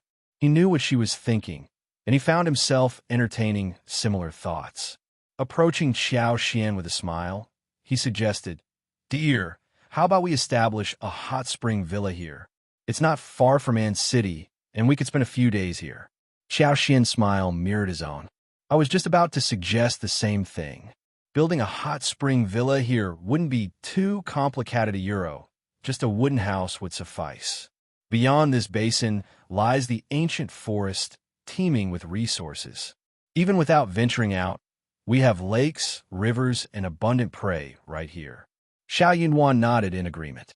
Come spring, when the weather warms up, well arranged for its construction. Excitedly, Xiao Xian added, "He'll design the villa to incorporate the hot spring directly." Perfect. Their eyes met, brimming with shared enthusiasm as they delved into planning. With nightfall approaching, preparations for dinner and lodging commenced. Zheng Sang, Wu Guan, and the others, well versed in the routine, required no instruction from Xiao Yunduan and Xiao Xian. Wu Guan led two individuals to scout for a suitable campsite, while Ai, Mian Mian, Qiao Qiao, and Lu Fu set about handling the prey. Some ventured to gather firewood, while others prepared a space for a bonfire and barbecue. Mian Mian and the others set to work downstream of the hot spring, where the warm water made it convenient to remove fur and wash the prey without fear of freezing hands. Today's catch of wild pheasants, hares, wild ducks, and grouse was swiftly cleaned in the soothing warmth of the water. Meanwhile, Ai attended to the deer he had hunted, slicing the meat into pieces and threading them onto tree skewers. Once skewered, they sprinkled a mixture of seasonings over the meats, allowing them to marinate and enhance their flavor for the upcoming roast. The abundance of trees on the hillside provided an ample supply of dead branches, easily gathered for firewood. Returning with their finds, the group wasted no time in starting fires. With nearly 20 people present, 2 fires were lit, ensuring everyone could partake in the cooking process. As the flames crackled and danced, each person took charge of roasting their own skewered meat. Mian Mian and Xiao Xiao, aware of Xiao Xin's preference for chicken wings, thoughtfully skewered 3 pairs for her. They also prepared marinated wild duck legs, wild chicken legs, and succulent skewers of deer suet. Knowing Xiao Xian and Xiao Yunduan might not finish them all, they ensured there was plenty to share with the group. Once the meat was roasted to perfection, Wu Guan and the others, who had ventured off to scout for a suitable campsite, returned. Their faces were alight with smiles, their excitement palpable. It was evident they had secured a favorable spot for the night. Thanks to Lord and Madam, Wu Guan began, we stumbled upon a cave atop a nearby hill. Upon inspection, we found it spacious and dry. Let's make camp there and light a fire at the entrance for warmth. His announcement elicited cheers of gratitude from the group. Indeed, thanks to Lord and Madam, we have a comfortable place to rest tonight. No worries at all.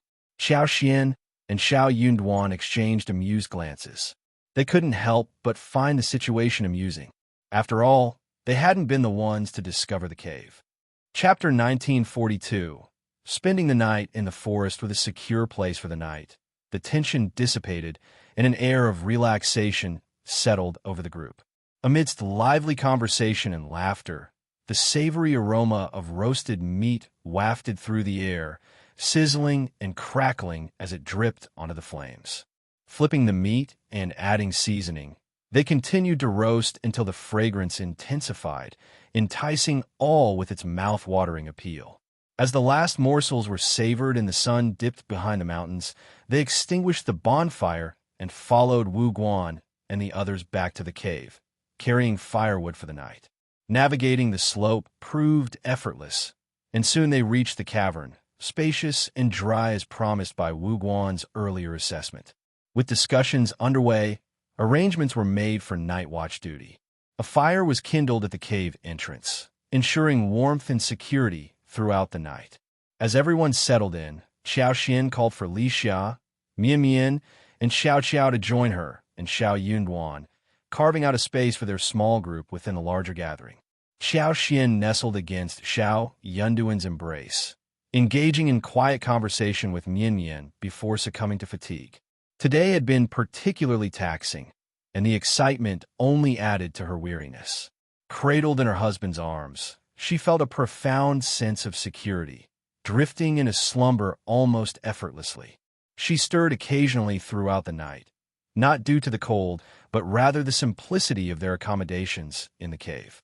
As dawn broke, Xiao Xian roused from her rest, greeted by the sight of the brightening sky. A smile graced her lips as she met Xiao Yunduan's gaze, exchanging silent understanding. "It's already dawn. So soon," she remarked. Xiao Yunduan returned her smile. "Indeed, unlike home, we can rise with the sun here."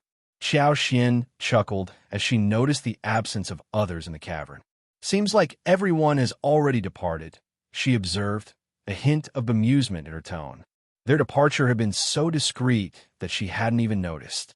Xiao Yunduan offered his hand to help Xiao Xian up, and as they exited the cave, she remarked with a smile, "I wonder if Anan slept well last night.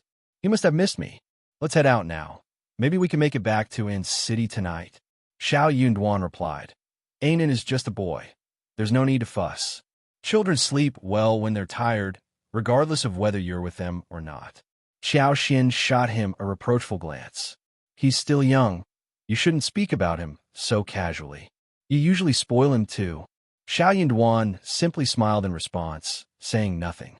As they approached the hot spring's edge, they spotted Mian Mian, Xiao Xiao, and the others laughing and playing in the water. It was their first encounter with the hot spring, and they seemed to be enjoying it immensely. Upon noticing Xiao Xian and Xiao Yunduan's arrival, they eagerly greeted them, ready to share their experiences. After a quick freshening up, Xiao Xian and the group headed to the spot where the bonfire had been roasted the night before. Not long after, Zhang Sang and the others returned one after another. The atmosphere was filled with jubilation as everyone recounted their gains from the expedition. The prey in this area proved to be exceptionally abundant and delectable. Despite the distant howls of wolves during the night, likely driven over the mountain to hunt, the lush vegetation still attracted numerous herbivores. Zhang Sang and his companions enjoyed a fruitful morning, resulting in a bountiful harvest of 10 deer, along with 20 to 30 pheasants, hares, wild ducks, and more. For breakfast, they roasted pheasants, wild rabbits, and other small game, savoring the fruits of their labor before preparing to depart. The deer they captured were notably robust, with one weighing in at 80 to 90 caddies, and 2 especially plump specimens tipping the scales at over 100 caddies each. Chapter 1943. Returning to the city, more than 10 individuals returned from their excursion, laden not only with the deer they had captured, but also with yesterday's harvest of Gastrodia elata and Ganoderma lucidum. Along the journey, they also managed to casually hunt a few wild rabbits and pheasants, returning with a bounty of game. The journey had been considerable, justifying the acquisition of such prey. Despite widespread envy, others could only resign themselves to this reality. By noon, the returning party reached the village where they had been staying.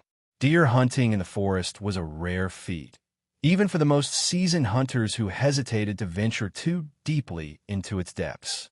The return of Xiao Xian, Xiao Yunduan, and their companions with such a remarkable haul left the entire village in awe. Almost the entirety of the village flocked to the land officer's residence to witness the spectacle.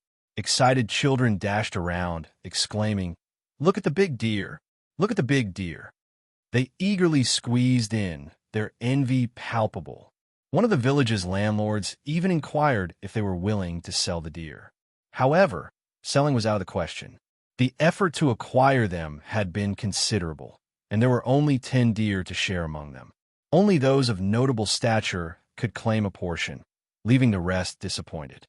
The landlord was eager to purchase a deer by any means possible, but faced with their refusal, could only reluctantly abandon the idea. Ordinarily, a landlord might resort to raising the price or employing threats, but Xiao Xian, Xiao Yunduan, and their companions seemed formidable and not easily swayed.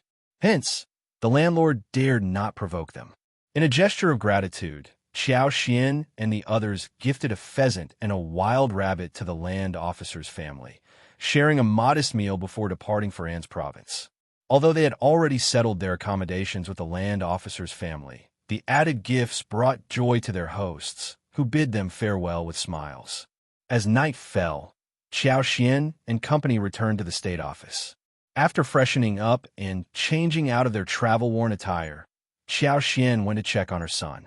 Children often seek reassurance from their mothers, particularly in the darkness of night. The little girl's muffled cries for mom prompted relief and happiness among Nanny and the others when Xiao Xian arrived. The little guy was so happy that he screamed and threw himself at Xiao Xian, almost falling off the bed. The nanny, Kaiyun, and the others eagerly reached out to embrace him. The little one showed no fear, only giggles. Xiao Xian chuckled, scooping the child into her arms and peppering his face with kisses. "How dare you? My sweetie, do you miss me?" The little girl giggled and snuggled closer to Xiao Xian, her laughter melting Xiao Xian's heart. As Xiao Yunduan approached, he beheld the tender scene of mother and daughter embracing and couldn't help but smile, his eyes soft with affection. The successful hunt brought joy to all. Servants from the east courtyard gathered excitedly, chatting and pointing as they marveled at the sight of the wild deer. Although they couldn't feast on it, the novelty alone was worth the spectacle. The comfort of the lavish bed and soft pillows ensured everyone enjoyed a restful night's sleep.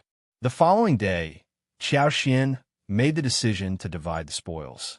She and Xiao Yunduan retained 3 deer, 2 pheasants, 2 wild rabbits, and 2 wild ducks for themselves. Meanwhile, Zheng Sang and Wu Guan divided 4 deer, along with 8 pheasants, wild rabbits, and wild ducks among them. Yi and the others received 1 deer, 1 pheasant, 1 wild rabbit, and 1 wild duck each, with the remainder distributed among Hang Xingshan, Sun Bai, and Sun Qian. Chapter 1944. Lord Xiao's luck. The outcome was deemed fair by all, with no disputes over the distribution. Lord and Madam received only a small portion, ensuring most of the spoils were shared among everyone else. There was little else to be said. Furthermore, the discovery of such a fruitful hunting ground meant they could return for more in the future. Xiao Xian and the others generously provided a portion to the servants, allowing each of them to enjoy a few bites. However, Li Xia, Song Shi, and the other stewards were excluded from this share. Instead, Deputy Prefect Jia, along with Li Xia and Song Shi, received 2 portions. Regrettably, none of the remaining scribes received any portion. With half of the spoils remaining, Xiao Xian and Xiao Yunduan were left with a manageable amount, aided by the cold weather allowing for preservation of the citrus, pheasants, rabbits, and wild ducks. The fresh and succulent venison was processed into meat paste and used to cook porridge, pleasing Anan as well. It had been quite some time since Xiao Xian had tasted such fresh venison. From roasted to stir-fried, grilled to stewed, the meat was prepared in various delectable ways, culminating in a splendid feast. On a whim, Lord Xiao decided to take his wife hunting, and it was only after they returned with a full load that news of their excursion spread throughout the city. Families in the area couldn't help but marvel at their luck.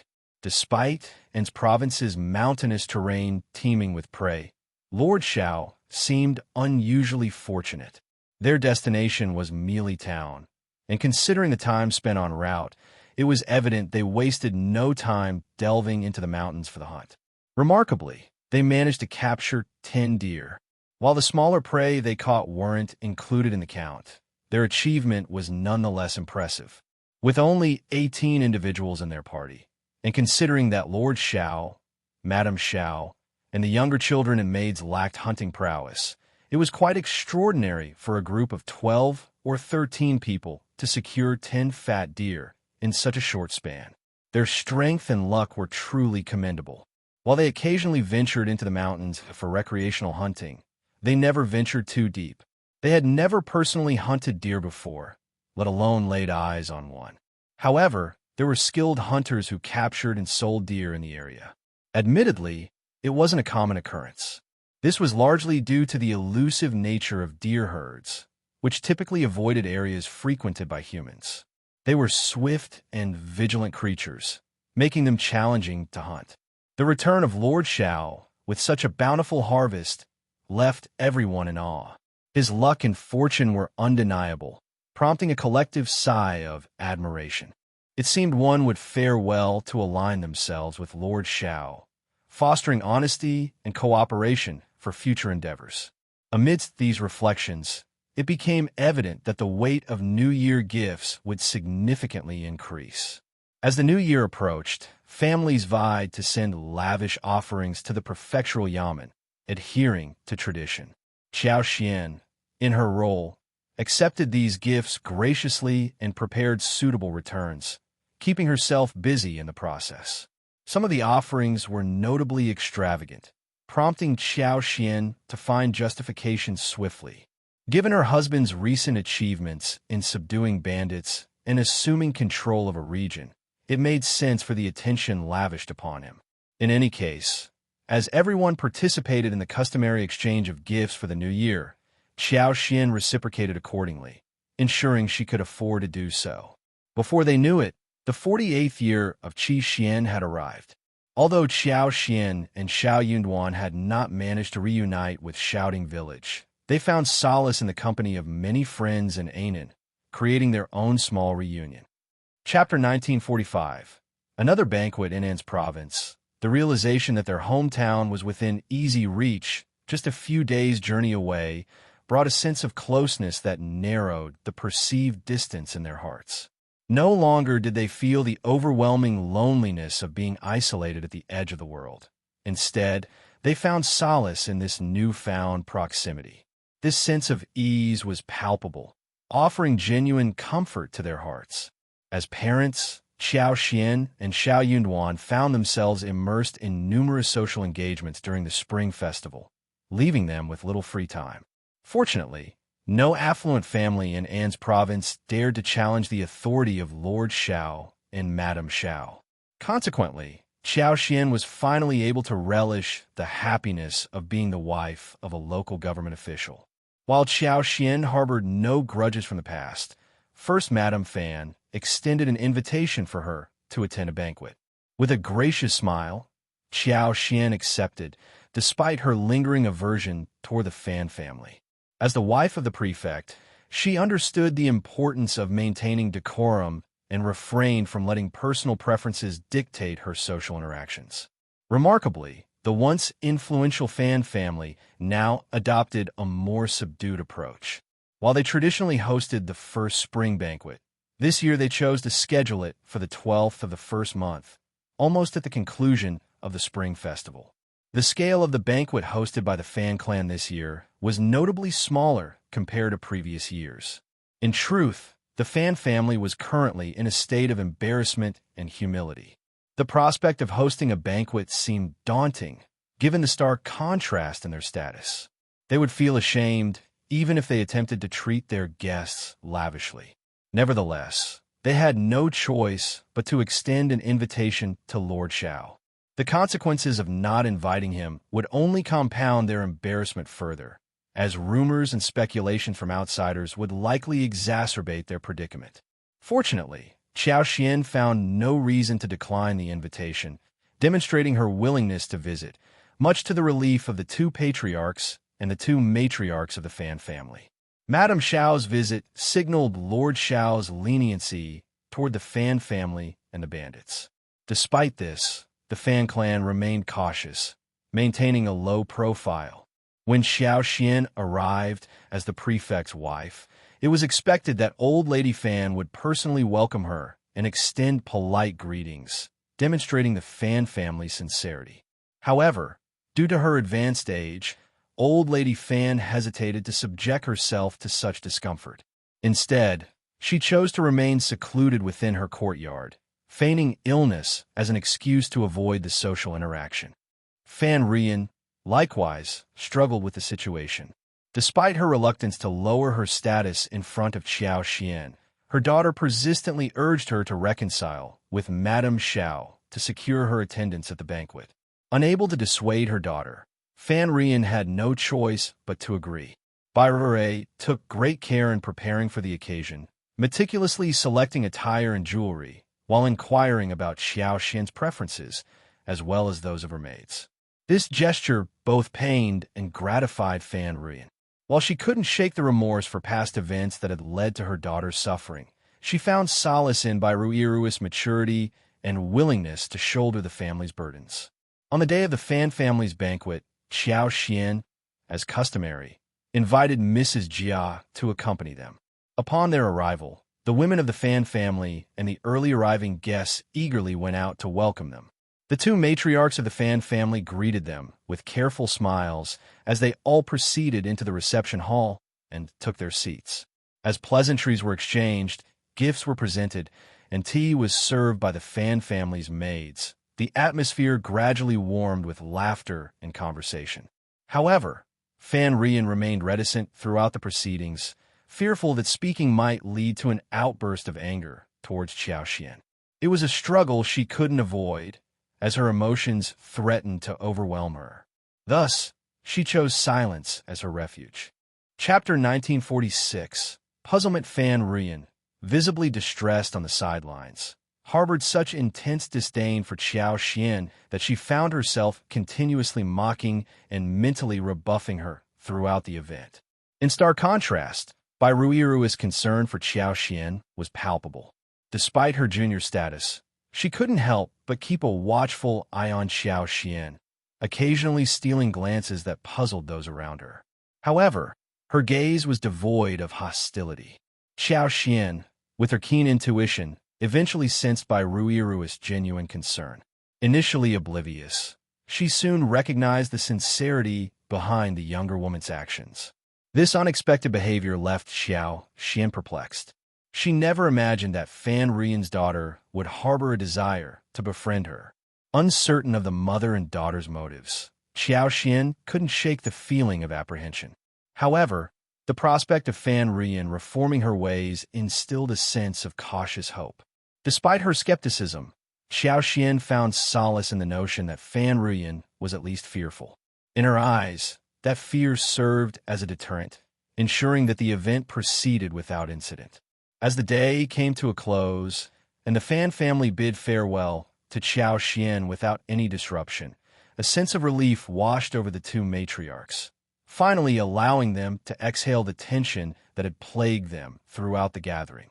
After bidding farewell to the guests, the two matriarchs finally allowed themselves to relax, feeling deeply exhausted yet satisfied with the successful outcome of the event. However, second Mrs. Fan didn't immediately retire to her courtyard for rest. Instead, she sought out her sister-in-law to discuss the day's events. She couldn't help but express her confusion, remarking, "Today was quite intriguing, wasn't it? Despite our sister-in-law refraining from causing trouble after being taught a lesson, I can't quite fathom Riru's behavior. In the past, she was always in cahoots with her mother, singing praises to Old Lady Fan. But today, she seized the opportunity to cozy up to Madame Xiao and shower her with flattery. It's as if the sun is rising from the west." Second Mrs. Fan continued, "And did you notice her attire? Normally, she prefers flashy and ostentatious outfits adorned with gold and silver embellishments. Yet today, she exuded a much more refined and elegant aura, especially with those striking snow-green embroidered chrysanthemums." First Madame Fan furrowed her brow, equally perplexed by Ruiru's sudden change in behavior. After pondering for a moment, she offered a tentative explanation. Perhaps this is just a phase of adolescence.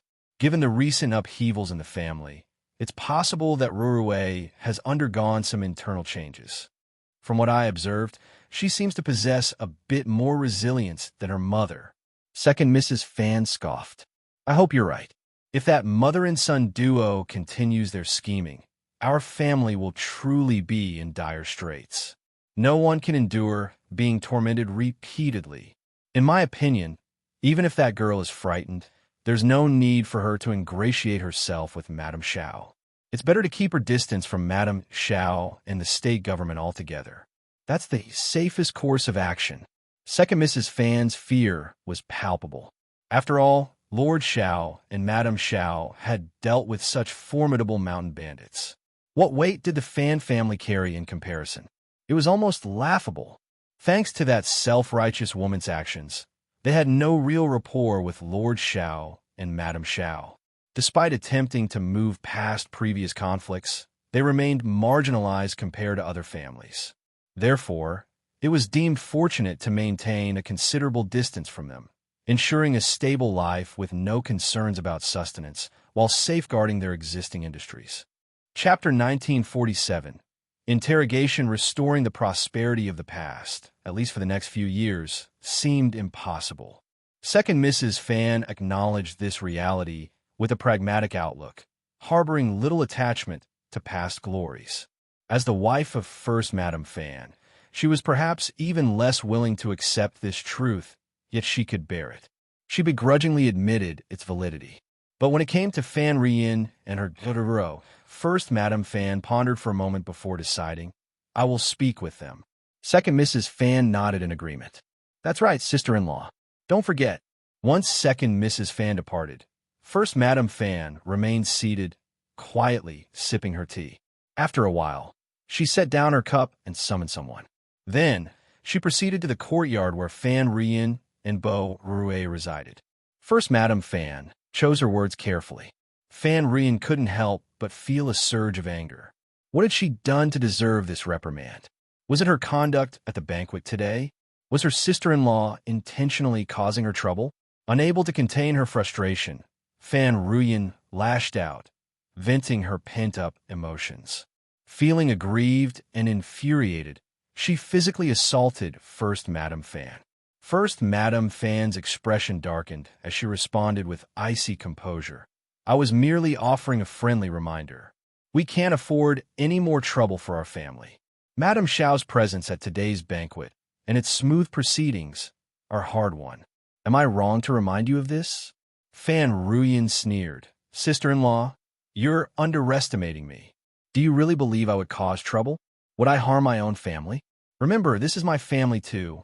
First Madame Fan initially refrained from addressing Fan Ruyin directly, focusing instead on the matter at hand. However, she couldn't ignore Fan Ruyin's insinuations. Nevertheless, she chose not to engage further.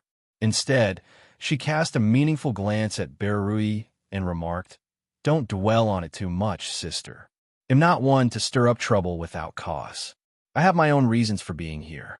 It's unusual for me to visit Madame Xiao when I have free time. Naturally, I'm curious. It's only natural for me to inquire more." Fan Ruyin, absorbed in her grievances towards Xiao Xian, failed to notice the subtleties of the exchange. Upon reflection, however, she began to see the validity of First Madame Fan's words. Bai Ruo'ei was taken aback, feeling a bit flustered by the sudden attention. However, she was not one to back down easily. Blushing slightly, she retorted, "Eldest aunt, what are you implying? Our family is hosting this event, so what's wrong with me speaking a few words? How can you suggest otherwise?" Fan Ruyin chimed in, "Exactly. Ruei is also contributing to the family. She's merely being courteous to Madame Xiao. Are you not satisfied with that?" First Madame Fan remained firm, stating, "There's no need for flattery. I've made my intentions clear. I am well aware of my actions. Ruei has always had a penchant for vibrant and elegant attire, and her choice of accessories is always eye-catching. Today, she appears particularly refined and graceful. I just wonder who she's dressing up for." Chapter 1948. Fooled by Rui's heart raced as she felt a surge of guilt wash over her. "Eldest aunt, why do you always have to criticize me for my choice of attire? Can't I wear something delicate and elegant like this dress?" First Madame Fan scoffed. "I never said that." With those words, she rose from her seat and departed, leaving Bai Rui muttering to herself. When she glanced up, she was startled to find her mother's unwavering gaze fixed upon her. She attempted a forced smile. Mathuro Fan Ruyin furrowed her brows, scrutinizing her daughter. "Be honest with me. What's troubling you today?" "Adiguro, Ruirue, I am your mother." Fan Ruyin's tone carried a hint of displeasure. "You can't deceive me. I know you harbor disdain for Ms. Qiao, so why pretend?" The sight of her own daughter fawning over Xiao Xian right in front of her left her deeply unsettled. If only she could turn back time and intervene before things escalated. Bai Rui slowly lowered her head, her delicate fingers fidgeting with her clothes nervously. Despite Fan Ruyin's persistent inquiries, Bai Rui stuck to her story, insisting she feared reprisal from Madame Xiao, and thus sought to curry favor with Harayuro. Though skeptical, Fan Ruyin found her daughter's distress genuine. No matter how hard she pressed, Bai Rui remained steadfast, on the verge of tears. Reluctantly, Fan Ruyin had no choice but to accept her explanation. She couldn't help but feel a pang of sympathy for Bai Rui. She chastised Harayuro. After all, the Fan family hadn't reached such dire straits yet. There was no need for a young girl like her to sacrifice herself. Her mother and grandmother would shield her. She couldn't afford to be so naive, and the Futuriyuro Bai Rui found solace in Fan Ruyin's embrace. Her voice sounded strained as she hummed, her eyes reflecting profound thoughts. No one could decipher her inner turmoil. As the prefect, Xiao Yunduan abstained from attending banquets, but he remained occupied throughout the spring festival. He busied himself with visits to esteemed families and hosting gatherings to honor erudite Confucian scholars from across the land. One such event was organized to welcome Jia Hemming and other officials, providing them solace amidst their duties. Jia Hemming, in his capacity as deputy prefect, reciprocated, extending the festivities for another day.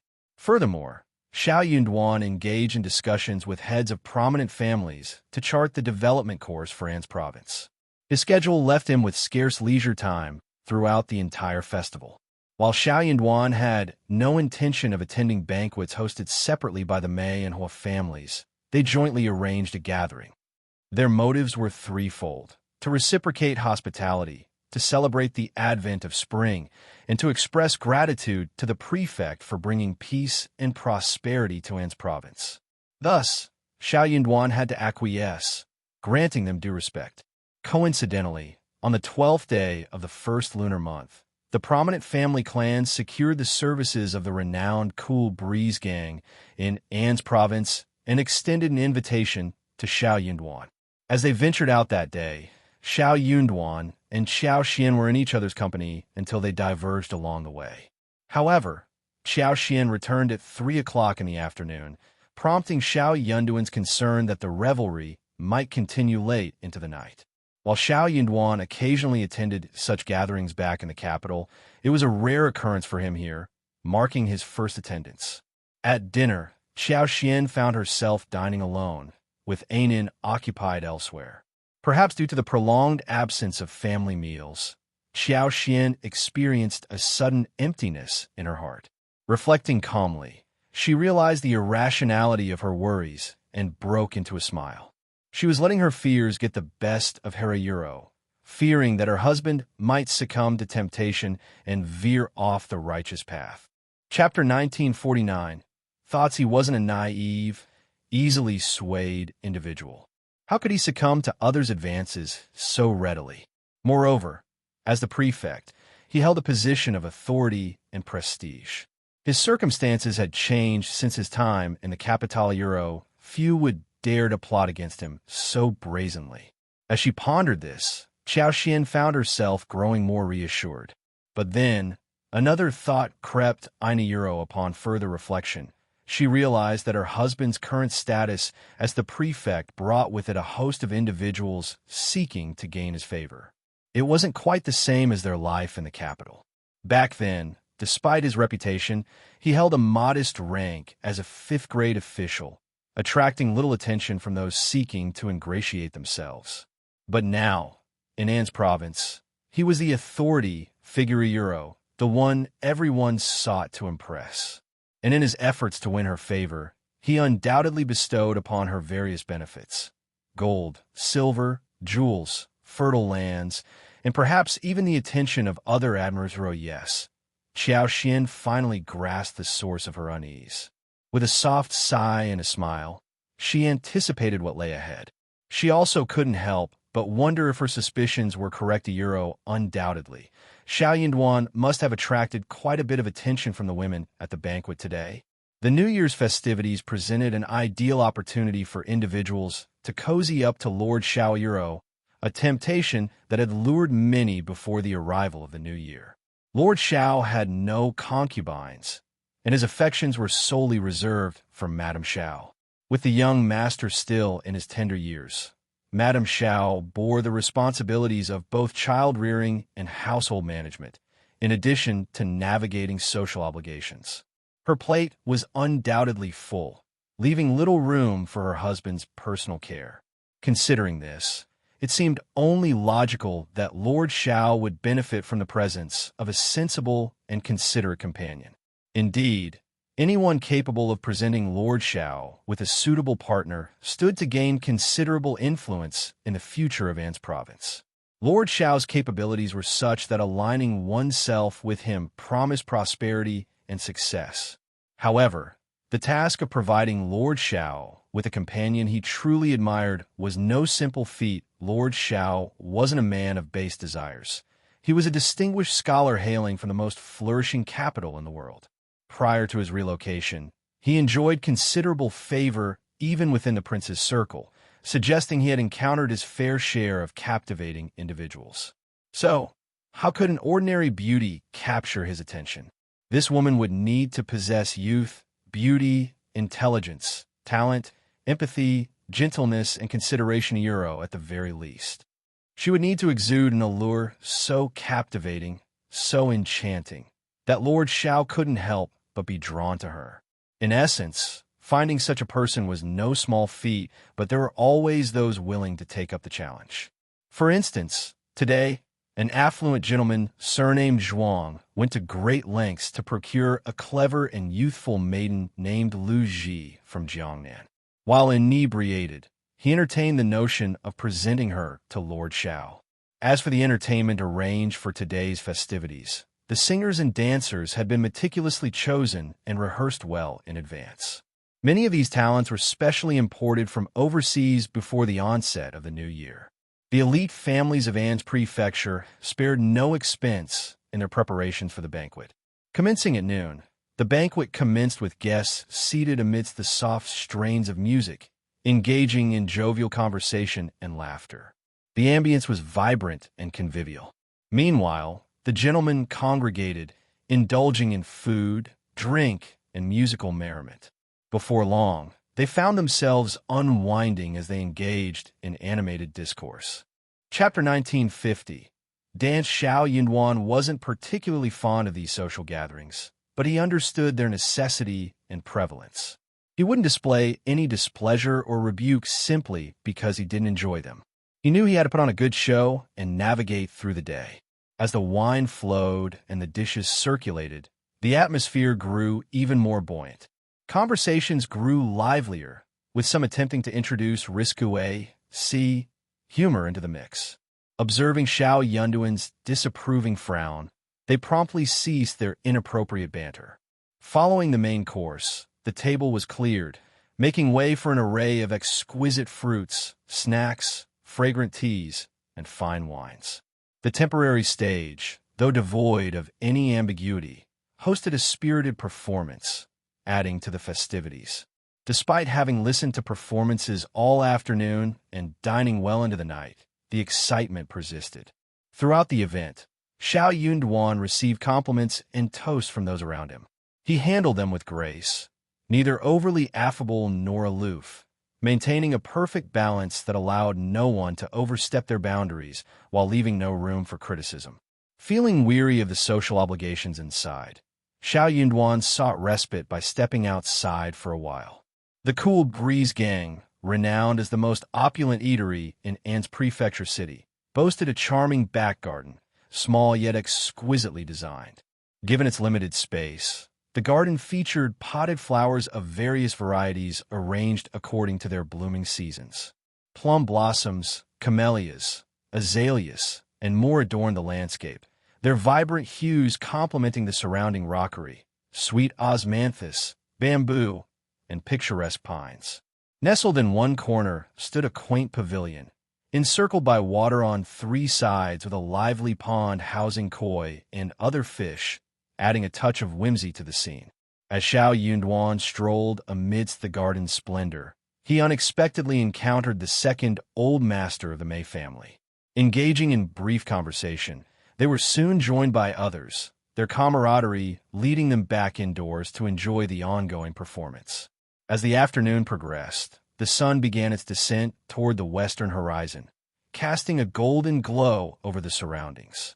Gathering once more, the guests accompanied Xiao Yunduan for a leisurely walk through the garden, exchanging laughter and conversation. With dusk approaching, they eventually returned indoors, ready to continue the festivities. The evening banquet presented a marked contrast to the daytime affairs. Arranged in a traditional manner, the seating was organized with a prominent central seat flanked by 2 rows on each side, leaving an open space in the middle. Adorning the center was an exquisite flower carpet, while sumptuous dishes were served with meticulous care. As the toasts began, the musicians in the corner struck up a melodious tune, heralding the arrival of a troupe of dancers clad in alluring attire. With towering elegance and snow-white complexions, they captivated the audience with their mesmerizing performance. Leading the ensemble was a veiled figure, her eyes gleaming like autumn water, her waist swaying with graceful fluidity as she sang with dulcet tones. The spectators were instantly enthralled, their eyes alight with admiration and whispered praises. In particular, the leader of the dancers drew the gaze of nearly everyone present, her beauty both enchanting and mysterious, beckoning with irresistible allure. The song she sang seemed to resonate with the very essence of nature, its gentle melody teasing at the heartstrings of all who listened. Each verse seemed to caress the soul, leaving behind a lingering warmth and a tantalizing itch that could not be ignored. And yet, the veil shrouding her features only served to heighten the anticipation, fueling desires to unveil her true visage. As the final notes echoed through the hall, the audience erupted into thunderous applause and cheers, their fervor such that they wished to shower the beauty with silver and gold, if only to catch a glimpse of her unveiled face. Chapter 1951. Miss Luigi. Nevertheless, nobody was naive. They all understood that this exquisite beauty had been specifically arranged for Lord Xiao. They seized the opportunity to revel in the performance, shamelessly stealing more than a few glances. After today, they knew they wouldn't have the chance again. Such a captivating figure, alluring dance moves, enchanting eyes, and mellifluous voice truly epitomized supreme-grade beauty. Those who laid eyes on her couldn't help but feel their pulses quicken and their hearts stir. Lord Xiao was no exception to Euro. He was a man, after all. It was only natural for him to desire such a treasure that had practically been delivered to his doorstep. Considering it would come at no cost to him, why wouldn't he desire it? To pass up such a blessing would be sheer folly. Consequently, everyone assumed that this beauty belonged to Xiao Yunduan, and they lavished praise upon her accordingly. Absolutely stunning. Such a song belongs only in the Euro. It's truly magnificent. And that Euro, it's beyond compare. I've never witnessed anything like it before. A beauty capable of toppling King Euro, such rarity. We owe it all to Lord Xiao. Indeed, it's all thanks to Lord Xiao. Without him, we wouldn't have had the pleasure of experiencing such a marvelous performance. That's right, A Euro, Xiao Yunwan heard everything and frowned slightly. He took it as a joke and did not say anything more. Unexpectedly, when the dance ended and everyone applauded, old Master Zhuang said with a smile, "Miss Lu Ji's song and dance is really amazing. If it weren't for Lord Xiao, there wouldn't be peace in An's prefecture. It's all thanks to Lord Xiao that we can enjoy the song and dance banquet here in peace. We should thank Lord Xiao for his kindness. Miss Lu Ji, why don't you toast Lord Xiao on our behalf?" Everyone cheered loudly, clapping and laughing. Yes, that's how it should be. Yes, it's all thanks to Lord Xiao. Miss Lu Ji, please have a toast to Lord Xiao. A few more toasts. True. Miss Lu Ji still had not taken off her veil, but she smiled at Xiao Yunduan with a charming smile. She raised her hand and walked toward Xiao Yunduan with the small white jade wine glass in her hand. The cloud-like dress brought with it a faint, elegant fragrance, making one feel relaxed and happy. As the captivating fragrance wafted through the air, many couldn't resist leaning in to catch a whiff, though they made sure not to betray their inner desires too overtly, lest they reveal their less than admirable intentions. Seating herself gracefully beside Xiao Yunduan, Lu Ji extended her glass to him, taking the opportunity to draw closer. Lord Uro, however, Xiao Yunduan deftly sidestepped her advance, gently pushing her back with a furrowed brow. I've had my fill of wine today, so it'll pass. Instead, why don't you grace us with another performance, Miss Lu Ji? I'm sure everyone here would love to see it. Though Xiao Yunduan would have preferred to excuse himself from the situation, he recognized the importance of maintaining cordial relations with the influential families of An's prefecture for the region's development. Regardless of the intentions behind the offer of such a beauty, he couldn't bring himself to accept it. He wouldn't even entertain the idea of touching her. Unaware of her upbringing or background, he could only perceive her as tainted. Chapter 1952. Decline. Lu Ji was momentarily stunned, feeling a wave of unease wash over her as she persisted in clinging to Xiao Yunduan.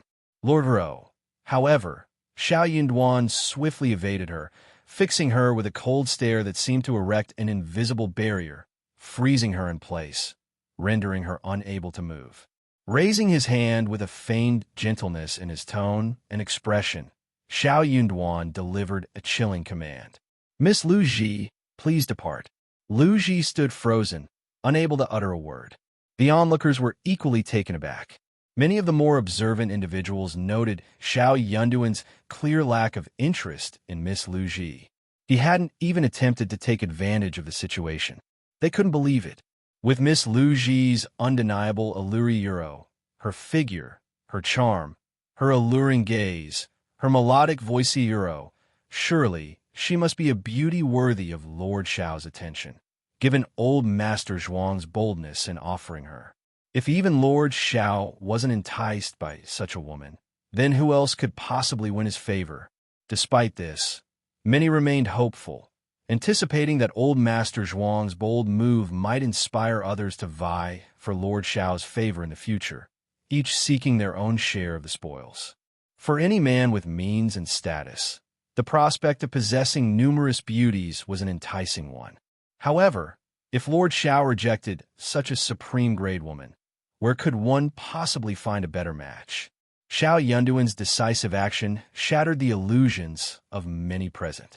While those less perceptive individuals who remained enchanted by Miss Lu Ji's allure initially expressed their delight upon hearing Xiao Yunduan's words, applauding and cheering for his decision, others praised his integrity and magnanimity. Xiao Yunduan's smile served as a tacit confirmation of their sentiments. Without hesitation, Qing Yin promptly escorted Miss Lu Ji away from Xiao Yunduan's vicinity. Though reluctant to relinquish the wine glass in her hand, Miss Lu Ji maintained a facade of compliance, suggesting, "How could I defy Lord Xiao's wishes? Perhaps you could enjoy this glass of wine first. Afterwards, I'll treat you and the esteemed gentleman to another round of song and dance." The crowd erupted into cheers at her offer. Yet before Miss Lu Ji could attempt to sidle up to Xiao Yunduan once more, Qing Yin swiftly intercepted, relieving her of the white jade wine glass with a genial smile. "Miss Lu Ji, please. The esteemed gentlemen are eagerly anticipating your performance." Embarrassed by the sudden turn of events, Miss Lu Ji glanced up at Xiao Yunduan with pleading eyes, but his impassive expression provided no solace. It was clear that Xiao Yunduan endorsed Qing Yan's directive. Observing Xiao Yunduan's apparent disinterest, Miss Lu Ji reluctantly swallowed her frustration. Deciphering the situation with practiced acumen, she opted to take a step back, offering Xiao Yunduan a placid smile before resuming her performance for the audience. Xiao Yunduan's aloof demeanor only served to stoke Miss Lu Ji's competitive spirit. Having heard that Lord Xiao had only one wife, who happened to hold the esteemed position of Primus, Miss Lu Ji's curiosity about him had been piqued. Now, witnessing Lord Xiao's undeniable charm firsthand, her interest intensified. She hadn't anticipated Lord Xiao's remarkable presence, nor had she anticipated the lascivious and repugnant behavior of the crass old masters. Yet, despite this, her resolve to captivate him remained unwavering. Chapter 1953. Conceded she exuded confidence in her beauty, intellect, and talents, proficient in music, chess, calligraphy, painting, and the art of song and dance alike. Such multifaceted abilities were a testament to her capabilities. She couldn't fathom the idea of being overlooked, particularly by someone of Lord Xiao's stature. The notion of capturing Lord Xiao's attention was exhilarating. She had a gut feeling that if she could sway him, he would become her protector, offering her the stability she yearned for in life. Miss Lu Ji remained undeterred by Xiao Yunduan's initial indifference. On the contrary, she intensified her efforts, pouring herself into her performances, occasionally casting affectionate glances toward Xiao Yunduan. Her displays garnered admiration from the inebriated old masters, eliciting boisterous applause and laughter. Meanwhile, Xiao Yunduan maintained his composed demeanor, silently enduring the spectacle. Such composure was necessary for a local official. As the performance concluded, before Miss Lu Ji or Old Master Zhuang could speak, Qing Yin interjected, "Miss Lu Ji, your performance was exceptional. Lord Xiao wishes to reward you with 100 taels of silver. Please come forward to receive your well-deserved reward." Receiving 100 taels of silver was no trifling matter. Yet Miss Lu Ji found herself grappling with the gravity of the situation. Wasn't this precisely what she had desired? "Thank you graciously for your generosity, Lord. Your esteemed regard overwhelms me. May I be permitted to remain and attend to your wine?" Lu Ji's voice was soft and reverent as she inclined her form towards Xiao Yunwan. Her slender frame exuded an air of graceful desperation, amplifying her plea. Her eyes, brimming with timid adoration, coupled with her tender tone, bespoke volumes of admiration. Such a display of charm would render any man vulnerable to her allure, imbuing him with a sense of pride and assurance. As the crowd erupted in cheers, laughter, and applause, Lu Ji's bashfulness swelled into fervent passion, propelling her towards Xiao Yunduan with a determined stride.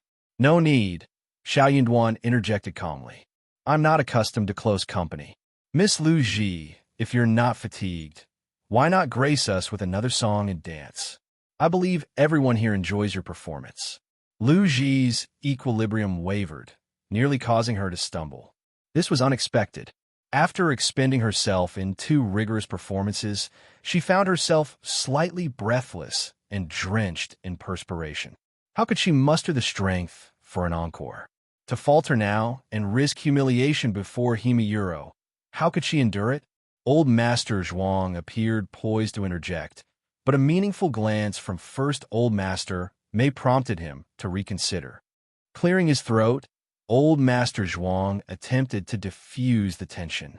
"Given Lord Xiao's preferences, Miss Lu Ji, perhaps it's best to graciously withdraw. There will be ample opportunities for performances in the future, huh?" Xiao Yunduan offered no rebuttal, seemingly disinclined to engage in debate. This wasn't the appropriate time for such discourse. As for whether Old Master Zhuang's remarks held any hidden implications, Xiao Yunduan remained indifferent. There was no need to read too deeply into it, as nobody held sway over him with mere words. Observing Xiao Yunduan's lack of objection, Lu Ji's enthusiasm surged. She offered another shy smile and a respectful bow before Xiao Yunduan, her gaze lingering momentarily before she gracefully took her leave. Perhaps Xiao Yunduan was simply uncomfortable with public displays of affection. Lu Ji had encountered such individuals before, so this behavior didn't strike her as unusual. With this thought in mind, Lu Ji's confidence swelled even further. Following Lu Ji's departure, the festivities continued with additional performances of song and dance. While these displays were commendable, showcasing a bevy of talented beauties, none quite matched the captivating allure of Lu Ji. Chapter 1954. Berating with this incident unfolding, the atmosphere among the attendees grew noticeably strained. Approximately an hour later, Xiao Yunduan announced his intention to depart, prompting the guests to take their leave in succession. The Mei family and the Hua family bid farewell to Xiao Yunduan and politely declined any further invitations. It was widely speculated that the Mei and Hua families harbored plans to surprise Lord Xiao in private.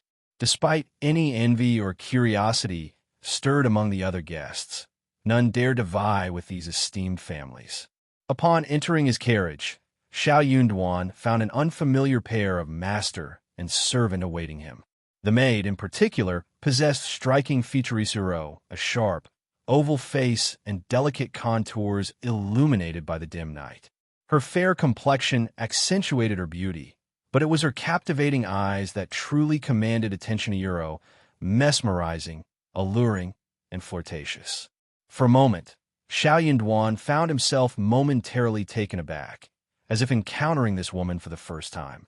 The woman suppressed a coy laugh behind her hand before speaking timidly. "My lord, I am Lu Ji. I hold you in great admiration and am willing to accompany and serve you. I offer myself as a humble servant and maid. with no regrets for the rest of my days. Please grant me this wish euro. Xiao Yunduin's expression darkened. Suddenly, it became clear why she seemed so familiar. Get off here. Lord, don't make me say it a second time. Not everyone can board my carriage if they want to. Who asked you to come up? How dare you? Lord, you're wise. I definitely didn't mean to offend you. I just euro. You have already offended me. Xiao Yunduan said coldly. You came up without my permission. That is an offense. Buta euro. If you refuse to disembark, shall I have someone assist you? Xiao Yunduin's stern words jolted Lu Ji, leaving her no room for further argument. She timidly grasped the maid's hand and hastily exited the carriage. As Lu Ji vacated her seat, Xiao Yunduan cast a disapproving glance in her direction, his brow furrowing in displeasure. With a decisive pivot, he descended from the carriage and ordered Qin Yin to fetch a horse. Mounting swiftly, he rode off, trailed by Sun Bai and his retinue. Meanwhile, Qin Yin commandeered the vacated carriage, positioning himself at the edge with a disdainful snort aimed at Lu Ji, before instructing the coachman to proceed. Internally flustered, Lu Ji found herself at a loss for words, her thoughts swirling chaotically. The maid, bewildered by the unfolding events, voiced her confusion. Miss, how could Lord Xiao treat you like this? You've done nothing but kinnesiro enough. Lu Ji interjected, her embarrassment threatening to overwhelm her. She turned away, seeking solace in the presence of Old Master Zhuang. Old Master Zhuang, too, appeared taken aback and apprehensive. Could this incident incur Lord Xiao's ire? Regardless of his concerns, his only course of action was to escort Lu Ji back promptly and relay the events to the second Old Master of the Mei family with haste. Lu Ji's exceptional beauty made her a rare find indeed. Even with ample resources, locating her wouldn't have been a simple task. Upon hearing the report, second Old Master Mei offered little response, allowing Old Master Zhuang to depart without much ado. However, once alone, his countenance soured considerably. The discovery of this coveted beauty proved to be a disappointment to Euro. She seemed utterly ineffectual. Later that evening, the three brothers convened in the study, their minds burdened with worry. Third Old Master Mei was the first to voice his frustration. What is Lord Xiao's objective? If he shuns female company, does he not desire a spouse and heirs? Why shun the company of a suitable mate? What harm could it possibly bring? I find it utterly confounding. Chapter 1955. Fate's second Old Master Mei let out a heavy sigh. Nothing is guaranteed. I had hoped that Lu Ji could sway him, or at least earn us a favorable mention. It would have saved us a lot of trouble. Eurosai. The two brothers commiserated with each other, their minds burdened with concerns and uncertainties. It's just unfortunate that the gift didn't appeal to him. What more can be done? Lamented one. Old Master Mei listened intently before offering his perspective. Simply because he rejected Lu Ji doesn't mean he's averse to others. Xiao Yunduan is first and foremost a scholar Euro, a formidable one at that. It's not uncommon for scholars to have reservations, particularly in matters of reputation and sensitivity. His rejection in public may be a reflection of such concerns. Third Old Master Mei chimed in, nodding in agreement. Indeed, scholars often conceal unsavory habits behind a facade of piety. It appears that Xiao Yunduan values his reputation greatly. Perhaps presenting him with a more discreet option would yield better results? Despite his doubts, Third Old Master may remain convinced of Lu Ji's irresistible allure. Surely, no man could resist such exquisite beauty. It would be a waste not to pursue her. Old Master Mei interjected, his tone firm. It's not prudent. Xiao Yunduan values his reputation highly. If he rejected Lu Ji, he may not accept her in private. We must explore other avenues to secure his favor. But where could I find another woman like Lu Ji? It doesn't have to be identical, Old Master Mei retorted disdainfully. Scholars are known to value serendipity. Our chance encounter is far more favorable than a direct presentation from others. Wouldn't you agree? The eyes of the other two Mei family elders gleamed with newfound hope. Elder brother, that's a brilliant notion. As Xiao Yunduan returned to his quarters in the backyard of the state office, he was greeted by Qiao Xian's welcoming smile. Caught off guard, Xiao Yunduan's gaze softened as he reached out to her. Why are you still awake? I was waiting for you, Qiao Xian replied, her smile unwavering. You smell of alcohol. Have you been indulging in drink all evening? Xiao Yunduan hesitated for a moment, feeling a pang of guilt at her inquiry. He was wary of the implications of the cosmetics scent on his clothing, fearing his wife's suspicions. With a forced smile, he responded, No, I was simply enjoying the entertainment. I'm going to freshen up now. My wife is expecting me in our chamber. Though innocent in his actions, he recognized the potential for misunderstandings. It was better to swiftly dispel any doubts to maintain domestic harmony. Xiao Xian nodded understandingly. Go ahead. Xiao Yunduan planted a kiss on her cheek before grinning. Wait for me. With that, he shuffled off. Xiao Xian wrinkled her nose and let out a small scoff. She had a keen sense of smell, easily detecting the lingering scent of cosmetics on her husband's clothes. Though somewhat awkward, she dismissed any lingering doubts. It was customary for such gatherings to feature dancers and courtesans, their presence accompanied by a cloud of perfume filling the air. However, Xiao Xian couldn't help but feel a twinge of disappointment. With her husband increasingly attending such events, her own happiness seemed destined to diminish. After a refreshing shower, Xiao Yunduan returned to their bedroom, feeling invigorated. Xiao Xian was lounging against the bed's headboard in her apricot-colored pajamas, her loose black hair cascading over her shoulders. The soft fabric draped loosely around her form, and in the gentle glow of the room, she exuded an air of delicate allure and languid charm. Chapter 1956. Is there beauty? As the faint sound of footsteps approached, Xiao Xian glanced up and exchanged a smile with her husband. Xiao Yunduan's eyes brimmed with tenderness.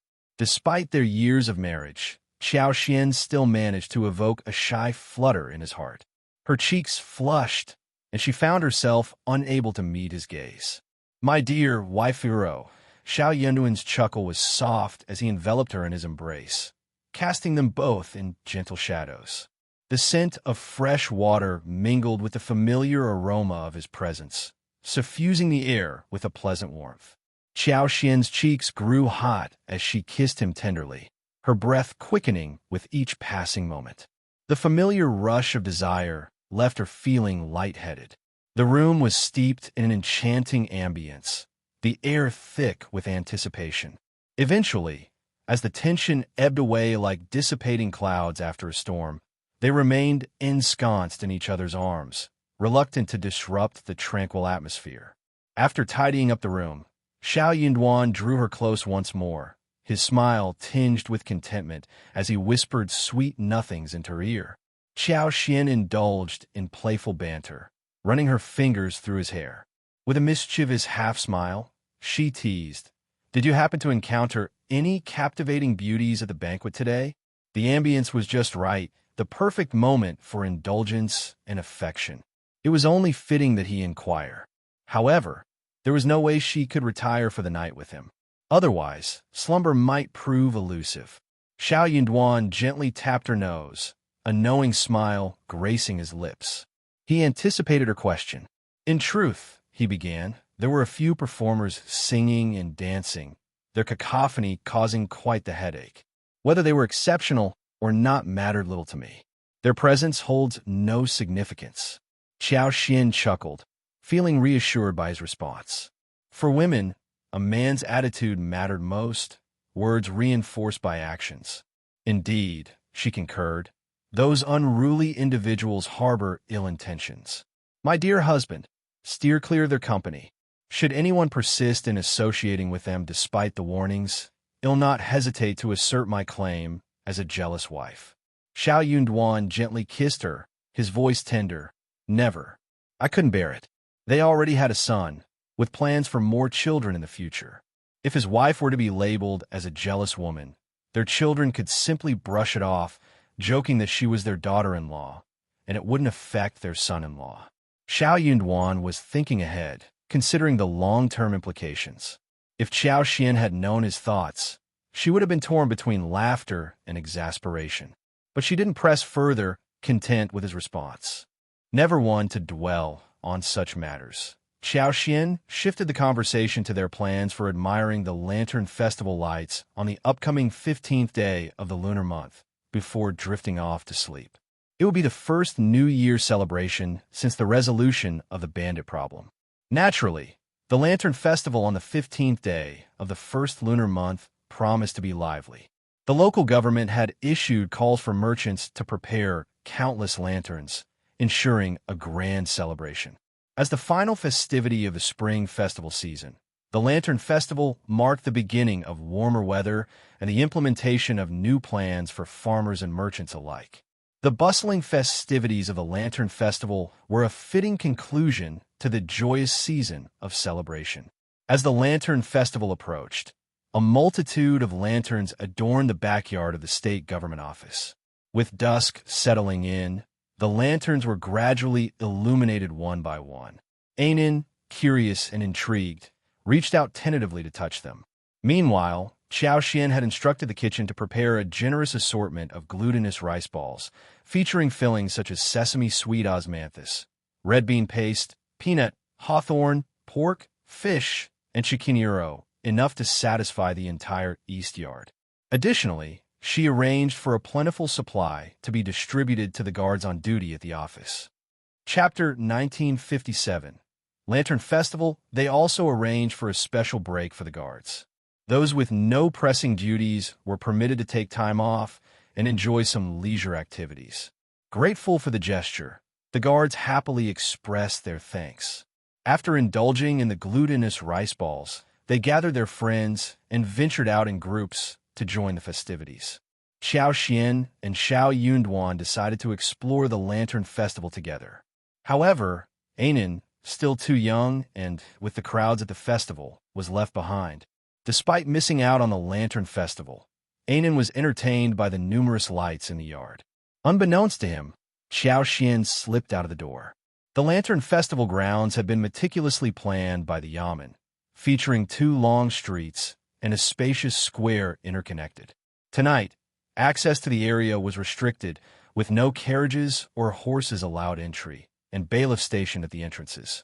Stepping off the wagon, Qiao Xian and Xiao Yunduan found themselves engulfed by a bustling throng of revelers. So many lights, such a lively atmosphere.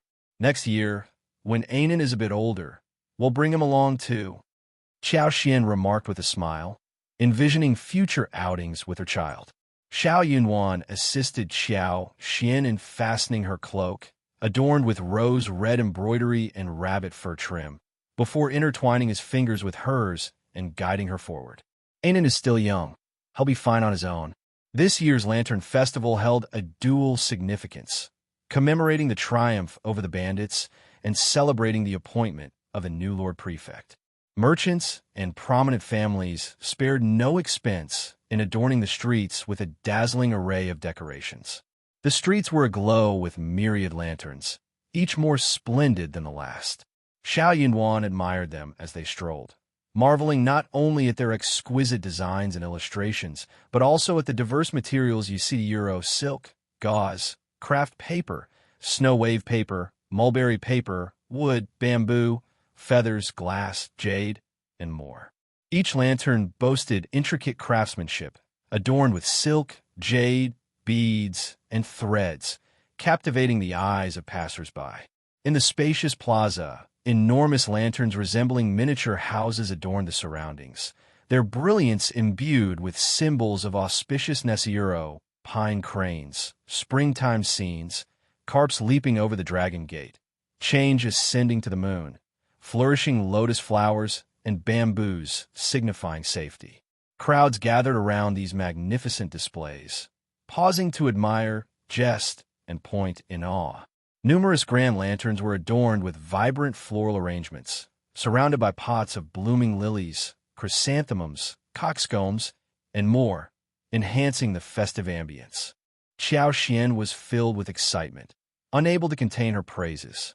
Yet, amidst her admiration, a tinge of regret lingered. It was a shame that such a picturesque scene couldn't be captured in photographs. If she wished to behold it again after today, she'd have to wait until the following year. Xiao Yunduan reserved a private room at a tea house overlooking the square. As they made their way toward it, intending to savor the scenery from the comfort of the tea house, they unexpectedly encountered Mrs. Jia and two other acquaintances, also immersed in lantern admiration.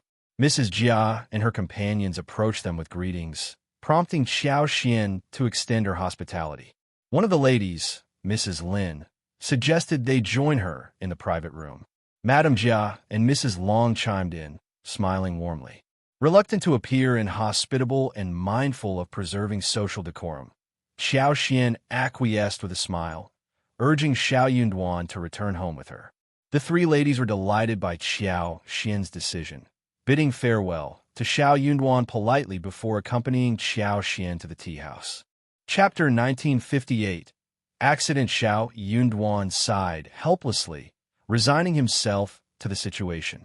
It was disappointing that he had taken his wife out to enjoy the lanterns, only for her to be whisked away by Mrs. Jia. Thankfully, they had spent most of the evening shopping. Otherwise, his disappointment would have been even greater. With Xiao Xian now occupied, Xiao Yunduan found himself reluctant to venture to the tea house alone. Feeling somewhat foolish sitting by himself amidst the bustling crowd, he decided to head back the way they came. Considering the scale of the Lantern Festival, the government had undoubtedly made extensive preparations. Bailiffs were stationed strategically, and city gate patrols remained vigilant. Xiao Xian was accompanied by Li Xia, Li Qiu, Mian Mian, and A Yi, while Xiao Yunduan had Sun Bai and his men ensuring his safety. However, Xiao Yunduan hadn't anticipated causing trouble while out shopping. As he navigated the bustling market, a sudden shove sent him off balance, causing him to collide with a woman. She let out a cry of surprise as the delicate glass lantern she held slipped from her grasp and shattered upon impact. Feeling somewhat embarrassed, Xiao Yunduan glanced around, grateful that his current disguise had kept his identity hidden. It wouldn't have looked good for the dignified lord of the prefect state to be seen causing such a mishap. Xiao Yunduan instructed Sun Bai, who was nearby, to handle the situation and compensate the girl for the broken lantern before leaving promptly. The girl's expression froze in disbelief. Lord Xiao hadn't even spared her a glance. Sun Bai, accustomed to handling matters efficiently, approached the girl. Having served in the Crown Prince's East Palace, he was well-versed in dealing with various situations. Observing the timing of the collision, occurring shortly after Madame Jia's departure, and the subsequent breakage of the girl's lantern, he couldn't help but find the circumstances suspicious. His gaze towards the girl grew more guarded. "Miss, how much is this glass lamp worth? I will compensate you accordingly." The girl forced a smile, insisting, "You can't blame that young gentleman just now. It was my own carelessness. I cannot accept compensation from you." "Miss, you're being too modest. Our master wouldn't want to owe anyone. It's better to accept compensation." Though she refused compensation now, there was no telling what complications might arise later. It was better to settle the matter promptly to avoid future disputes. The situation took a more serious turn due to Xiao Yunduan's status as the lord of the prefect. The girl attempted to refuse the compensation once again, but found herself unable to do so. To her surprise, she noticed that the individuals who had pushed her had not yet departed. They lingered nearby, pointing and laughing amongst themselves, seemingly discussing something. With a determined glare, the girl confronted them, angrily pointing them out. "You're the ones who pushed me just now, causing me to accidentally bump into that young gentleman and break the glass lamp. You should be responsible for compensating for it. Xiaoi, Xiaochun, don't let them leave. They need to pay." Her two maidservants swiftly obeyed, rushing over to confront the individuals and demand compensation. Tensions escalated rapidly, and the atmosphere grew charged with conflict. Chapter 1959. Misunderstanding. Amidst the escalating argument, Sun Bai, accompanied by his subordinate, found himself unable to depart immediately. Frowning inwardly, he couldn't help but cast a reproachful glance at the woman embroiled in the dispute. In his mind, Sun Bai couldn't comprehend why such a fuss was being made over a mere glass lamp. Regardless of its value, there was a limit to its worth. His lord was certainly not lacking in wealth. He could easily afford to compensate for it, no matter the cost. Sun Bai was certain that Xiao Yunduan wouldn't haggle or fuss over such a trivial matter. Why then was this woman causing such a scene?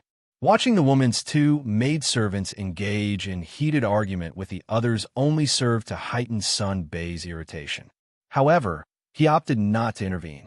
After all, it wasn't his place to mediate. Besides, taking sides would only complicate matters further. Deciding to observe from the sidelines and await a resolution, Sun Bai failed to realize the implications of his inaction. This was the Lantern Festival, a bustling event teeming with crowds. It was a magnet for onlookers eager to witness any spectacle. Before Sun Bai could discern the gravity of the situation, a throng had gathered around, drawn by the commotion. As the crowd swelled, the likelihood of encountering acquaintances increased exponentially.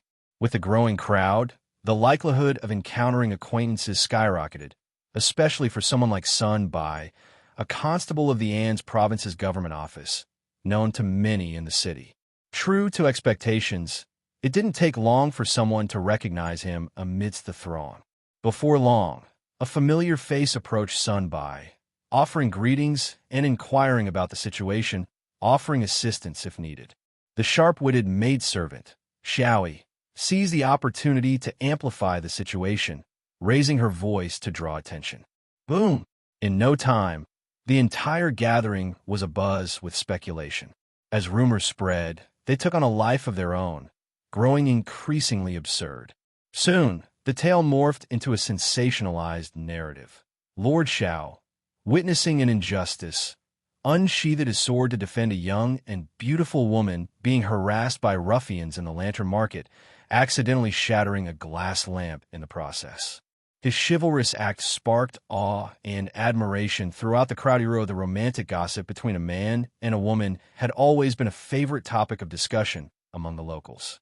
Even the slightest hint of a connection would set imaginations alight, sparking wild interpretations and rampant rumors. The intrigue was heightened by the fact that one party was a young and beautiful heiress from an obscure family, while the other was a rising star, the Lord Prefect. The tantalizing 8 trigrams between them fueled endless curiosity and speculation. As the crowd swelled that night, Sun Bai began to sense that something was amiss. Dismissing the instigators and compensating the girl with silver, he attempted to clarify the situation. However, some people were more inclined to believe their own fantasies than the truth. There were even those who cynically believed that Sun Bai's explanations were merely attempts to cover up the real story. As for Sun Bai's true intentions, well, that was a secret he couldn't divulge. Her speculation wasn't unfounded. It had a basis. After all, why would Constable Sun escort that girl home that night if there wasn't something between her and Lord Xiao? It seemed like the most logical conclusion. Upon hearing this later on, Sun Bai couldn't help but feel dejected. The girl had pleaded with him pitifully to accompany her home, citing fear of further harassment from the instigators. Faced with a vulnerable trio of women in the dead of night, Sun Bai found it impossible to refuse. Chapter 1960. Unexpected. If anything were to happen to that girl, it could potentially implicate Lord Xiao, making the situation difficult to explain. From Sun Bai's perspective, he had simply escorted her home, ensuring her safety with the presence of his subordinates and 2 acquaintances. He had believed it would be a straightforward task, but he hadn't anticipated the ensuing rumors. In reality, the moment the girl accidentally shattered the glass lamp on Xiao Yunduan, events spiraled out of his control. Both Xiao Yunduan and Sun Bai remained unaware of the rumors circulating about them. For Xiao Yunduan, it was a minor incident that he swiftly left behind, delegating to Sun Bai without further concern. As for Sun Bai, he too saw the night's events as uneventful and quickly moved on. With the demands of post-spring festival responsibilities looming, neither of them gave much thought to the incident thereafter. Thus, he found himself at a disadvantage. This was the unfolding narrative. Meanwhile, Xiao Xian and Mrs. Jia didn't linger long at the festival, as women typically didn't stay out late. By the time Xiao Xian returned home, Xiao Yunwan had already retired for the night, and Anan was sound asleep. The couple settled into their room, and the night passed without incident. With the conclusion of the spring festival, Xiao Yunwan was consumed with tasks like rice planting and road repairs, leaving little room for leisure. Given that the rice seeds had been provided by the government the previous year, Xiao Yunduan intended to continue his partnership with Yuezhing Xiao for this year's crop. However, no one could guarantee the same yield as last year. It was widely regarded as a stroke of luck, an anomaly in the Lord Prefect's favoriero. Xiao Xian recognized the importance of managing expectations moving forward. If the same level of prosperity from the previous year was expected again this year and beyond, disappointment and resentment among the people would inevitably arise. With this in mind, Xiao Xian decided against intervening in the rice production this year, including her own 60,000 mu of paddy fields. Upon returning from their hunting trip in Mealy Town, Xiao Yunduan and Xiao Xian had already conferred with Jia Hemming and others regarding the road repairs, and the project was now officially underway. The infrastructure of An's province had languished for numerous years, leaving the roads to various towns in dire need of repair. In the 3 towns near the capital city, the road conditions were relatively better. However, as one moved further away from the capital, the road conditions deteriorated significantly. The 2 towns furthest away faced substantial challenges in transporting rice seeds and collecting taxes on public grain every year. The state of those roads was a constant headache for authorities. Xiao Yunduan agreed with his wife's perspective. He realized that if they aimed to prosper, they needed to prioritize road construction. Inadequate transportation infrastructure would hamper the exchange of goods, hindering commoners from bringing out specialty products for sale. Their own family's experiences underscored this point. To achieve prosperity, they needed to engage in commerce. Engaging in commerce didn't necessarily mean everyone becoming a merchant. Their family could sell various products like tea leaves, silver fungus, medicinal herbs, mushrooms, and fruits for profit. However, the lack of a reliable road network made buying and selling incredibly inconvenient. Following the 15th, Xiao Yunduan dispatched a reliable scribe to enlist locals familiar with the terrain to survey and record the land, laying the groundwork for road construction.